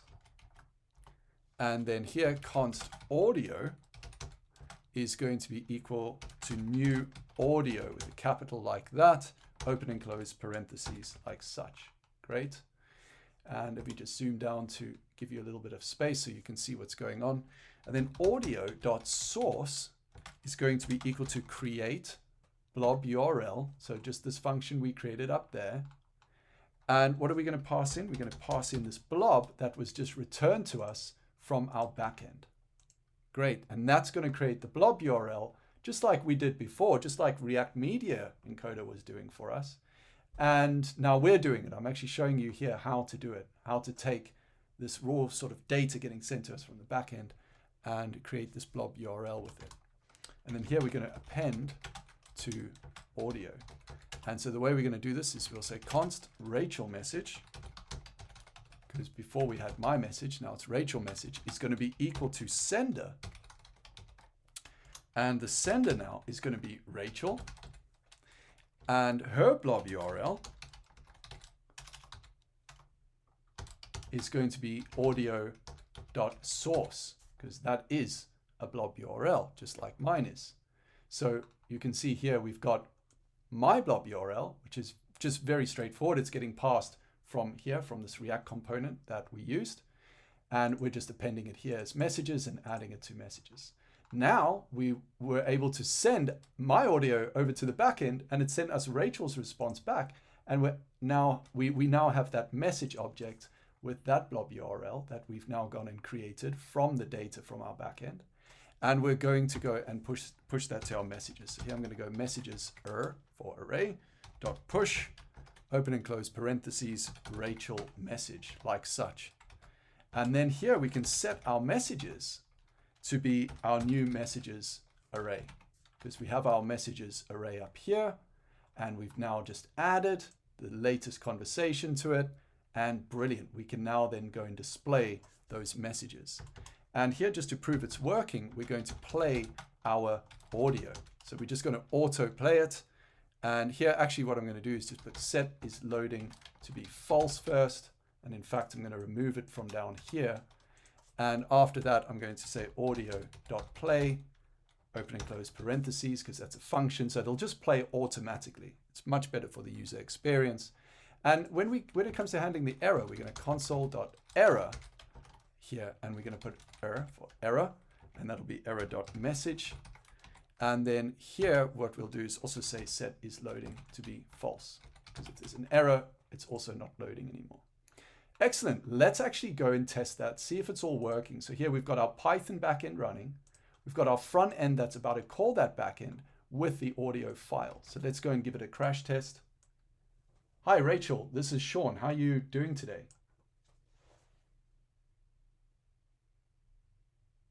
I'm doing well, thank you. How about yourself? Are you ready to put your retail skills to the test? I'm really looking forward to putting them to the test, Rachel. And let me just tell you now, you are speaking to a whole audience on the Udemy platform who are all very excited to see you working. Thank you for the encouragement, Sean. So let's get started. Have you previously worked in retail? And if so, what were your responsibilities? I love it. I never get tired of it. I hope you feel the same way when you are now getting yours working.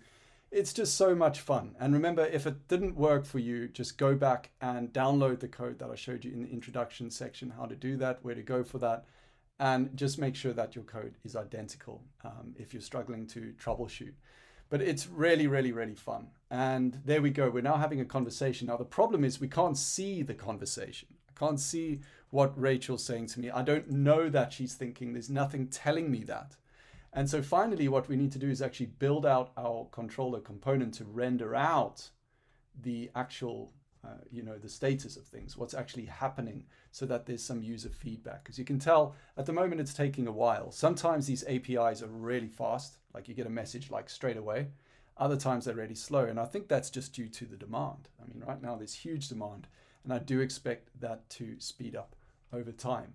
So that's what we need to do in the very next video. First, what I'd like to do though is just show you in stored JSON. Here is our conversation. It's been stored, the data's there.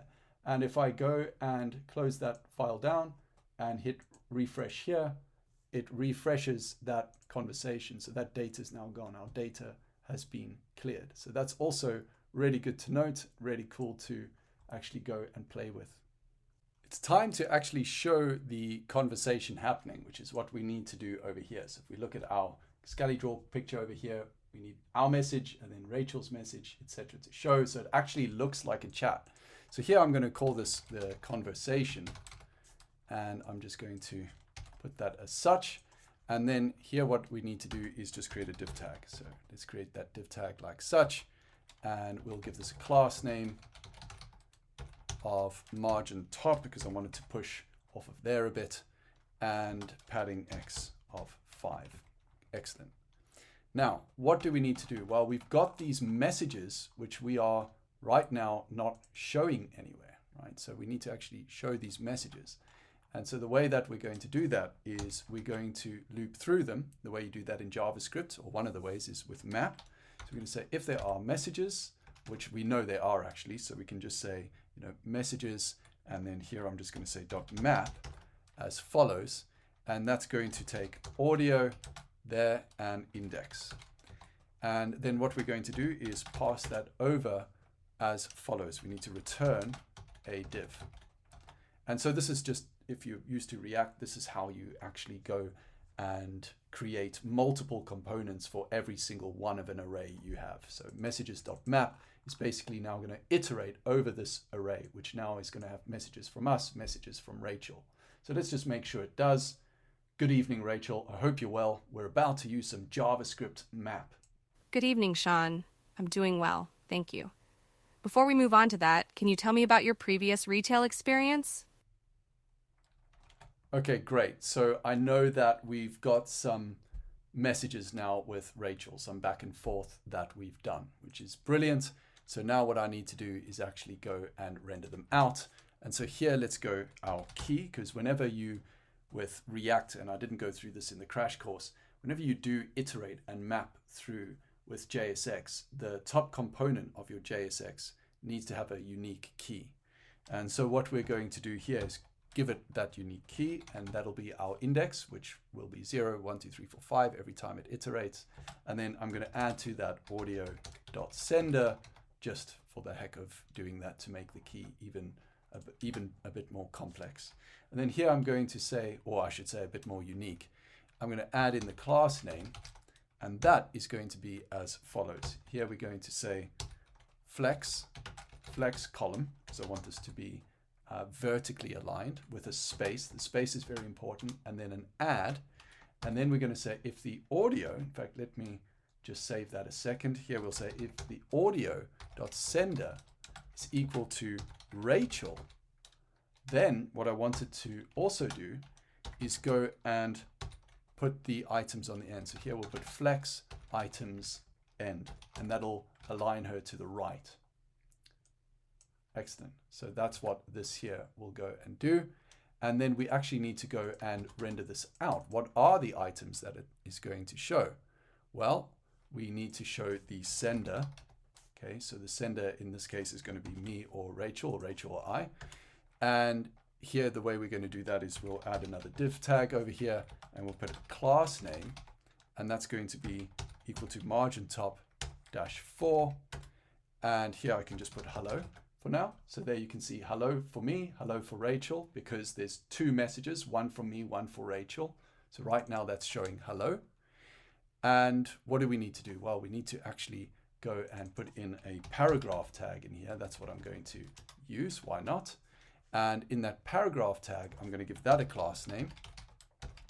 And that is going to be equal to audio.sender if that is Rachel. So we're putting another conditional in here. Then what I want to do is say text right. We'll give it a margin right of 2, make it italic, and also text green. We'll make her name green 500. Otherwise, so then colon, it's going to be margin left 2, because now it's on my side, it'll be my message.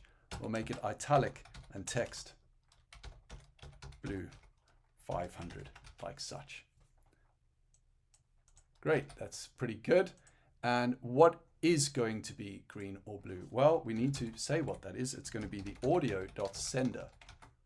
And there we go. We know the first message is me. The second one is Rachel, because we're printing out Rachel or I, and we're formatting it with a color based on who the sender is. That's really cool. And then finally, what we need to do is go and add in underneath this p tag here, the actual message itself. So here we'll just say audio message like follows, and let us go and put in that audio tag that I showed you earlier. So audio, and that's going to be source, which will be equal to audio, because that's what we're passing in here. Remember, this audio is called audio because that's what we're calling it. It's like saying for item in array, audio is that item. For audio in messages, that's what we're doing here. So source is audio, and that is going to be .blob URL as follows. And then the class name is going to be equal to appearance none. And here I'm just going to put controls. And you don't really need to put this class name appearance none in there, but that's just the way I've got it set up. And there you go. When we close this as a self-closing tag, you can now see the messages. Here's mine. Hey, Rachel, how's it going? And Rachel's right now is not playing. So what I'm going to do is I'm going to reset everything, and that looks like it's worked perfectly. And it's a, hi there, Rachel, how are you? Oh, I'm just peachy. Thanks for asking, Sean. Let's get started with the interview, shall we? Brilliant. That sounds great, Rachel. I can't wait. Have you had a good day today? Well, I'm still interviewing people, so I can't complain just yet. So, Sean, why do you think you'd make a great retail assistant? That's that dry humor. Do you remember we programmed in some dry humor over there? I think I'd make a great retail assistant because I love to laugh, Rachel. That's great to hear, but can you tell me how you handle or resolve conflicts with customers? Oh, she's getting quite serious now, so she's asking a tough question. Brilliant. I'm going to reset the conversation. And now what we're going to need to do is just make sure that we actually show the user what's happening. We still haven't done that. We're showing the messages, but I'm not displaying whether or not, Rachel's computing what to say, or, whether or not we should tell the user to send Rachel a message, etc. So we'll go ahead and do that right now. So underneath here, where we've got all of this mapping, etc. going on, what I want to do is actually just go and put in two really easy and quick statements. So the first thing here is going to be messages.length, and that is going to be equal to 0. So if it's equal to 0 and is loading is false, that's why we have that exclamation mark, then, or and, let's put open and close parentheses and return a div like follows. And here this will just say send Rachel a message. This is basically saying if there are no messages, then send Rachel a message. You can see it says that over there. Let's just give it some nice styling. So here we'll say class name is equal to text center, font light, italic, and margin top 10, like follows. There you go. Send Rachel a message. That looks much neater. Now let's copy all of this here and create another one. And this one is going to be if Rachel is actually loading. So this is just going to say is loading. So just have is loading without the exclamation mark here. And this should say something like, give me a few seconds, like follows. Brilliant. And we'll actually make this animate as well so that it looks like it's loading. So it gives the feeling that something's actually loading there. Great. Let's now go and have a look at this here. Perfect. Let's try it out. Good evening, Rachel. I will be your candidate for the day. And there you can see it flashes. Give me a few seconds. Good evening, Sean. Can you tell me why you are interested in working as a retail assistant? Well, I have experience flying rockets to the moon and buying Twitter and starting PayPal.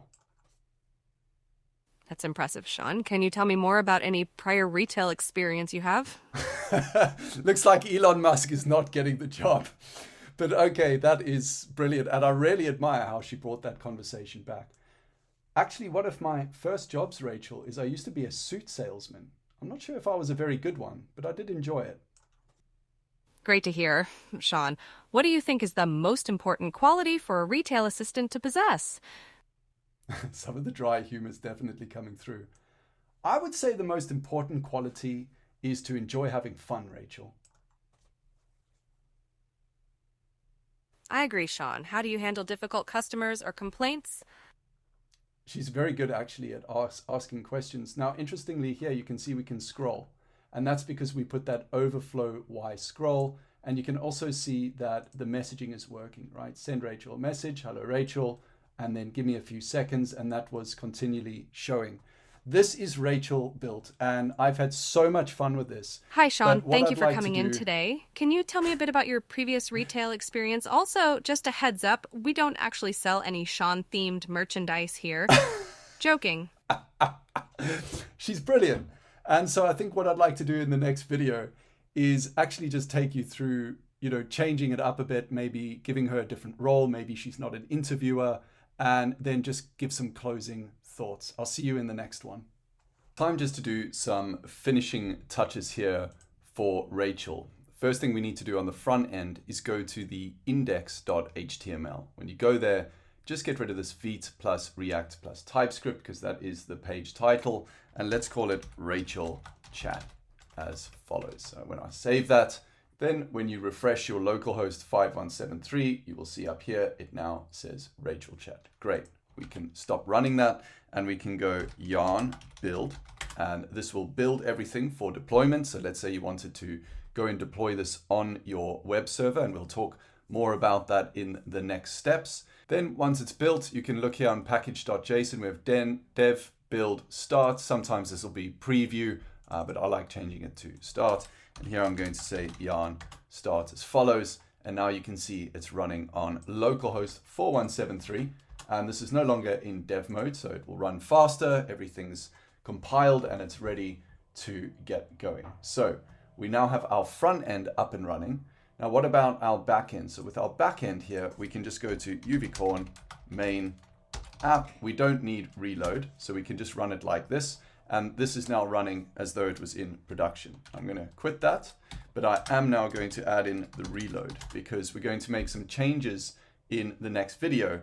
And when we go through those changes together, we're going to be updating our prompts live here in our database file. So our prompt engineering, we're going to structure things so that Rachel performs different tasks. She could be a Spanish teacher, for example, or a sales agent. And we're going to go and update her prompt engineering so she can do that accordingly. All right, so I've got my front end actually running in dev mode. I could have run this in production, but right now I've got quite a few ports working. So I'm just going to run this in dev. And I've got my backend also running in dev. It's got the -- reload on it. So everything is set up and ready to run. Now, let me take you through what I've updated Rachel to do. So here I've said, Rachel, you are a Spanish teacher. Say most words in English and try to teach me a single word in Spanish. Each message you send, you will teach me one new word. Her name is Rachel. The user is called Sean. Keep your answers to under 30 words. And then here in the random element construction, I said your response will include some random fact about Spain, or your response will include asking me to repeat something back to you in Spanish. So we've gone from taking Rachel to being an interviewer to being a Spanish teacher. Let's see how she does. Hi, Rachel. How are you? What are we learning today? Hola, Sean. Today we're learning the word hola, which means hello in Spanish. Did you know that 44% of Spain's land is covered by forests? Hola, Rachel. I didn't know that. That's really interesting. Muy bien, Sean. Can you repeat after me? Hola. Hola. Muy bien, Sean. That was perfect. Do you want to learn another word? Yes, please. Tell me how to ask for the bill. Sure, to ask for the bill, you can say la cuenta, por favor. Fun fact, Spain is the second largest producer of wine in the world. La cuenta, por favor. How do I ask for where is the best wine? Great job, Sean. To ask where's the best wine, you will say, ¿Dónde está el mejor vino? Fun fact, Spain is the country with the most bars per capita in the world.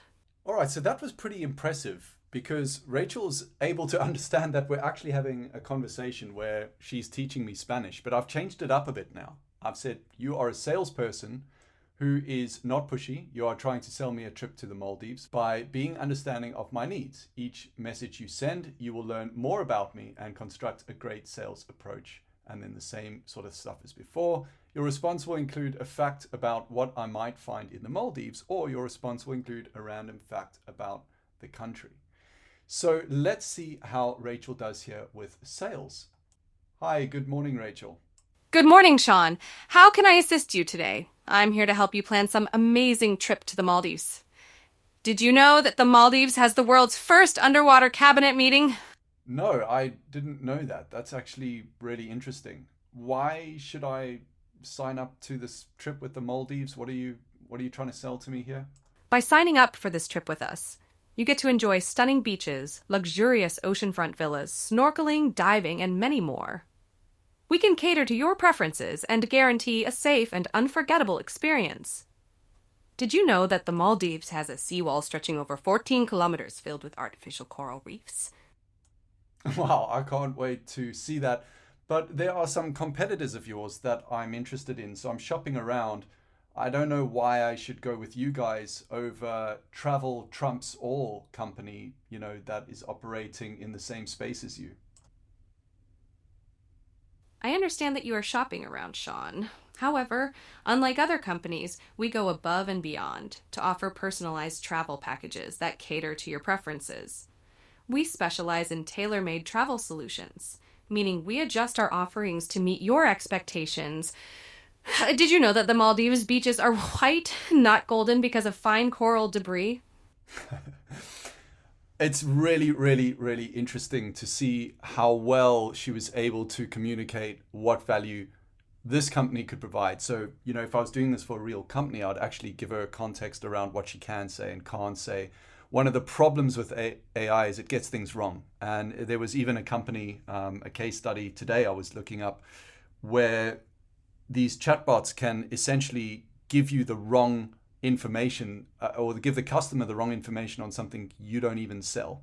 So it's very, very important to realize that. But that said, I'm really, really impressed with her performance on just the little bit of information that I gave her here. I could have primed her with a lot more information or a pretend conversation that we might have had before, etc.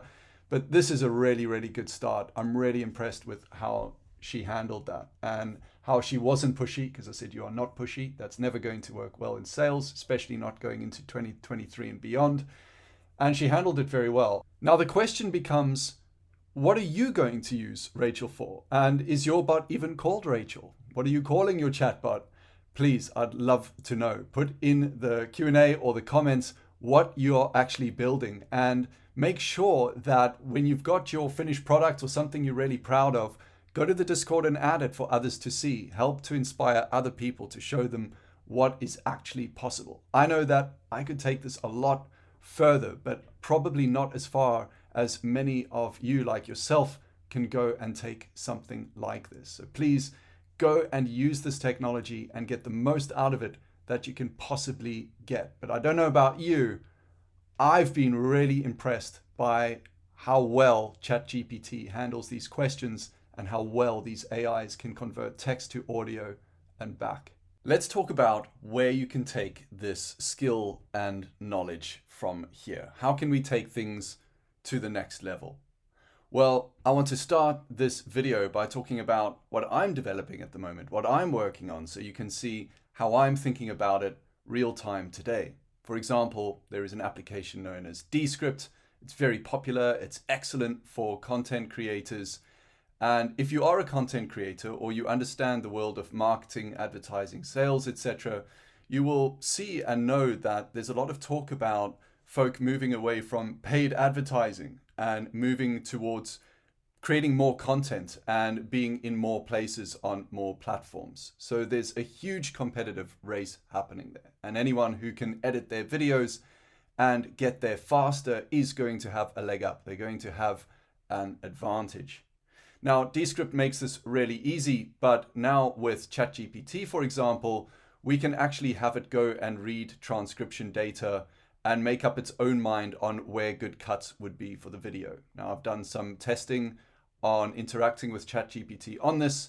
It does solve that problem, and the only task left is to build a video editor to actually go and make use of that. So this is something I'm actively working on and researching at the moment. And yes, I am giving you gold nuggets here. This is something that could be heavily monetized and quite easily sold to the marketplace. I don't need to win at this. I just am aiming to inspire and to give you some ideas on how can you connect to these large language models, but use your coding skills to go and benefit from that and build the applications that make things cheaper, faster, and better for others. So that's one idea. Now, what else can you do? You're also going to want to go and launch these applications that you're building, whether it's Rachel Chat over here, who we've had a lot of enjoyment in working with, but you might actually now need to go and put something on a .com domain, etc. Well, I've got your back. if you go over to coderadars.com, there is a free package down here, AWS EC2 SaaS hosting, and it links to a YouTube video as well. So if you go to the YouTube video, or the YouTube channel, I should say, for CodeRadars, you will see there that there is a video on how to host on Amazon Web Services for extremely cheap and actually control all aspects of that hosting. I also show you how to set up a load balancer as well, so that you can connect your .com, you can handle heavy amounts of traffic, etc., to that web domain. So this is all free stuff. You can go and check it out. If you're also interested in other applications, there's also a video here where I essentially used OpenAI to go and create the code, but then built the Python bot that runs the code as well. And this enables you to create any spreadsheet or Word document you want, etc., from scratch.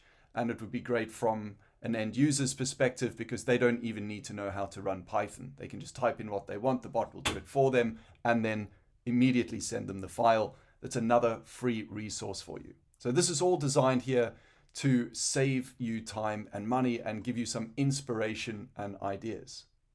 Now, if you are really enjoying this course and you want to learn more, if you don't mind my very ad hoc teaching style, the sort of very hands-on approach, less theory, more action, then great. I'd love to have you as a student on more of my courses here. So here we have the course on machine learning applied to stock and crypto trading. And this is real deal stuff. It's not airy-fairy machine learning applied to stocks like you would have seen on videos on YouTube. You can watch the trailer here.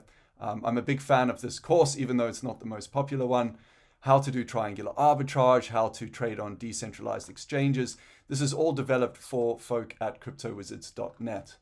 Now, of course, these courses all cost money. And so with that said, if you are a member of cryptowizards.net, you get them all for free. I give Udemy coupons to members of CryptoWizards in the community, because they are supporting this research and they are the life and blood of the innovation and the research that is happening in the crypto space, in the blockchain space, in terms of these advancements, which are not just your run-of-the-mill advancements that you find easily on YouTube. So that's another place you can go. You can either do these courses, but if you want them for free and you want to support this sort of initiative, then I would love to have you as a wizard at cryptowizards.net or even at the YouTube channel. Now, finally, I have added a link for you as well to a Discord community or a group that I've just created. You will see that there is no one here right now. It's just me, and I've put some rules here. No spamming with ads, give before asking, and treat everyone and one another with professionalism and respect. That's it. I am rubbish at Discord. The wizards here will tell you, they're much better at Discord than I am. I am terrible at Discord. And you can see here we have a whole thriving community here at cryptowizards.net with people that are now far more talented than I am actually learning from. So I'm really enjoying that. But I wanted to do something separate for CodeRadars as well, and just make it about coding, developing for AI, whatever it will be. So we can see how that improves over time and add the appropriate channels. But I've added some for you here as well, right? So here we can talk here on the Udemy Rachel chat section. You can give ideas, you can ask questions, etc., and help one another out. Now, I must tell you, I am rubbish at Discord. I need to get better at it. I'm not on Discord very often because I'm spending most of my time building the ideas that I just have to scratch. But that said, I'm starting to see the value of Discord, and I get heavily asked, Sean, please, we have questions and I'm looking to connect with other people. Please create a Discord. And so I just know that's going to happen eventually for CodeRadars. So I thought I would get ahead of the curve. I would love to have you in there. OpenAI are releasing new stuff all the time. In fact, today I'm trying to interact with their API, and it is so slow because of the demand. Their servers just seem to be absolutely hammered.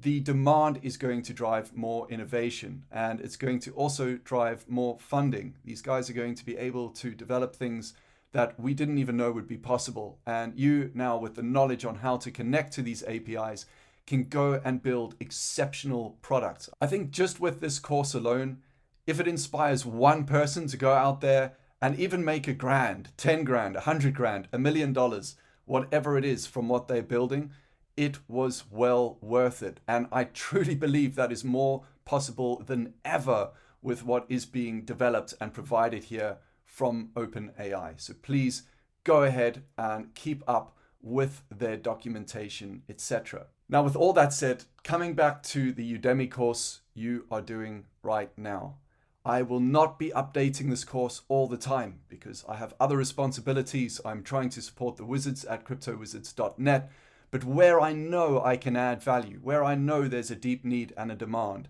I will come back and add videos later on to this course to help satisfy that need and demand, because I don't even know where this market's going to go. Things are evolving so rapidly. I know that the minute this course gets approved by Udemy, it will already be out of date by how fast this technology is advancing. So I will be providing updates occasionally on Udemy, but please, the best way to know whether updates are coming is to subscribe either to the Code Raiders YouTube channel or the Crypto Wizards YouTube channel. Code Raiders is the coding arm of Crypto Wizards. All the code at Code Raiders is free for the Crypto Wizards members because it was actually built with them in mind. So if you are a member of cryptowizards.net, just bear in mind you can get all these code packages. So for example, this is one here where I talk you through how to send discretely transactions on the Ethereum or Binance Smart Chain blockchain with a full video walkthrough, etc., of how to do it.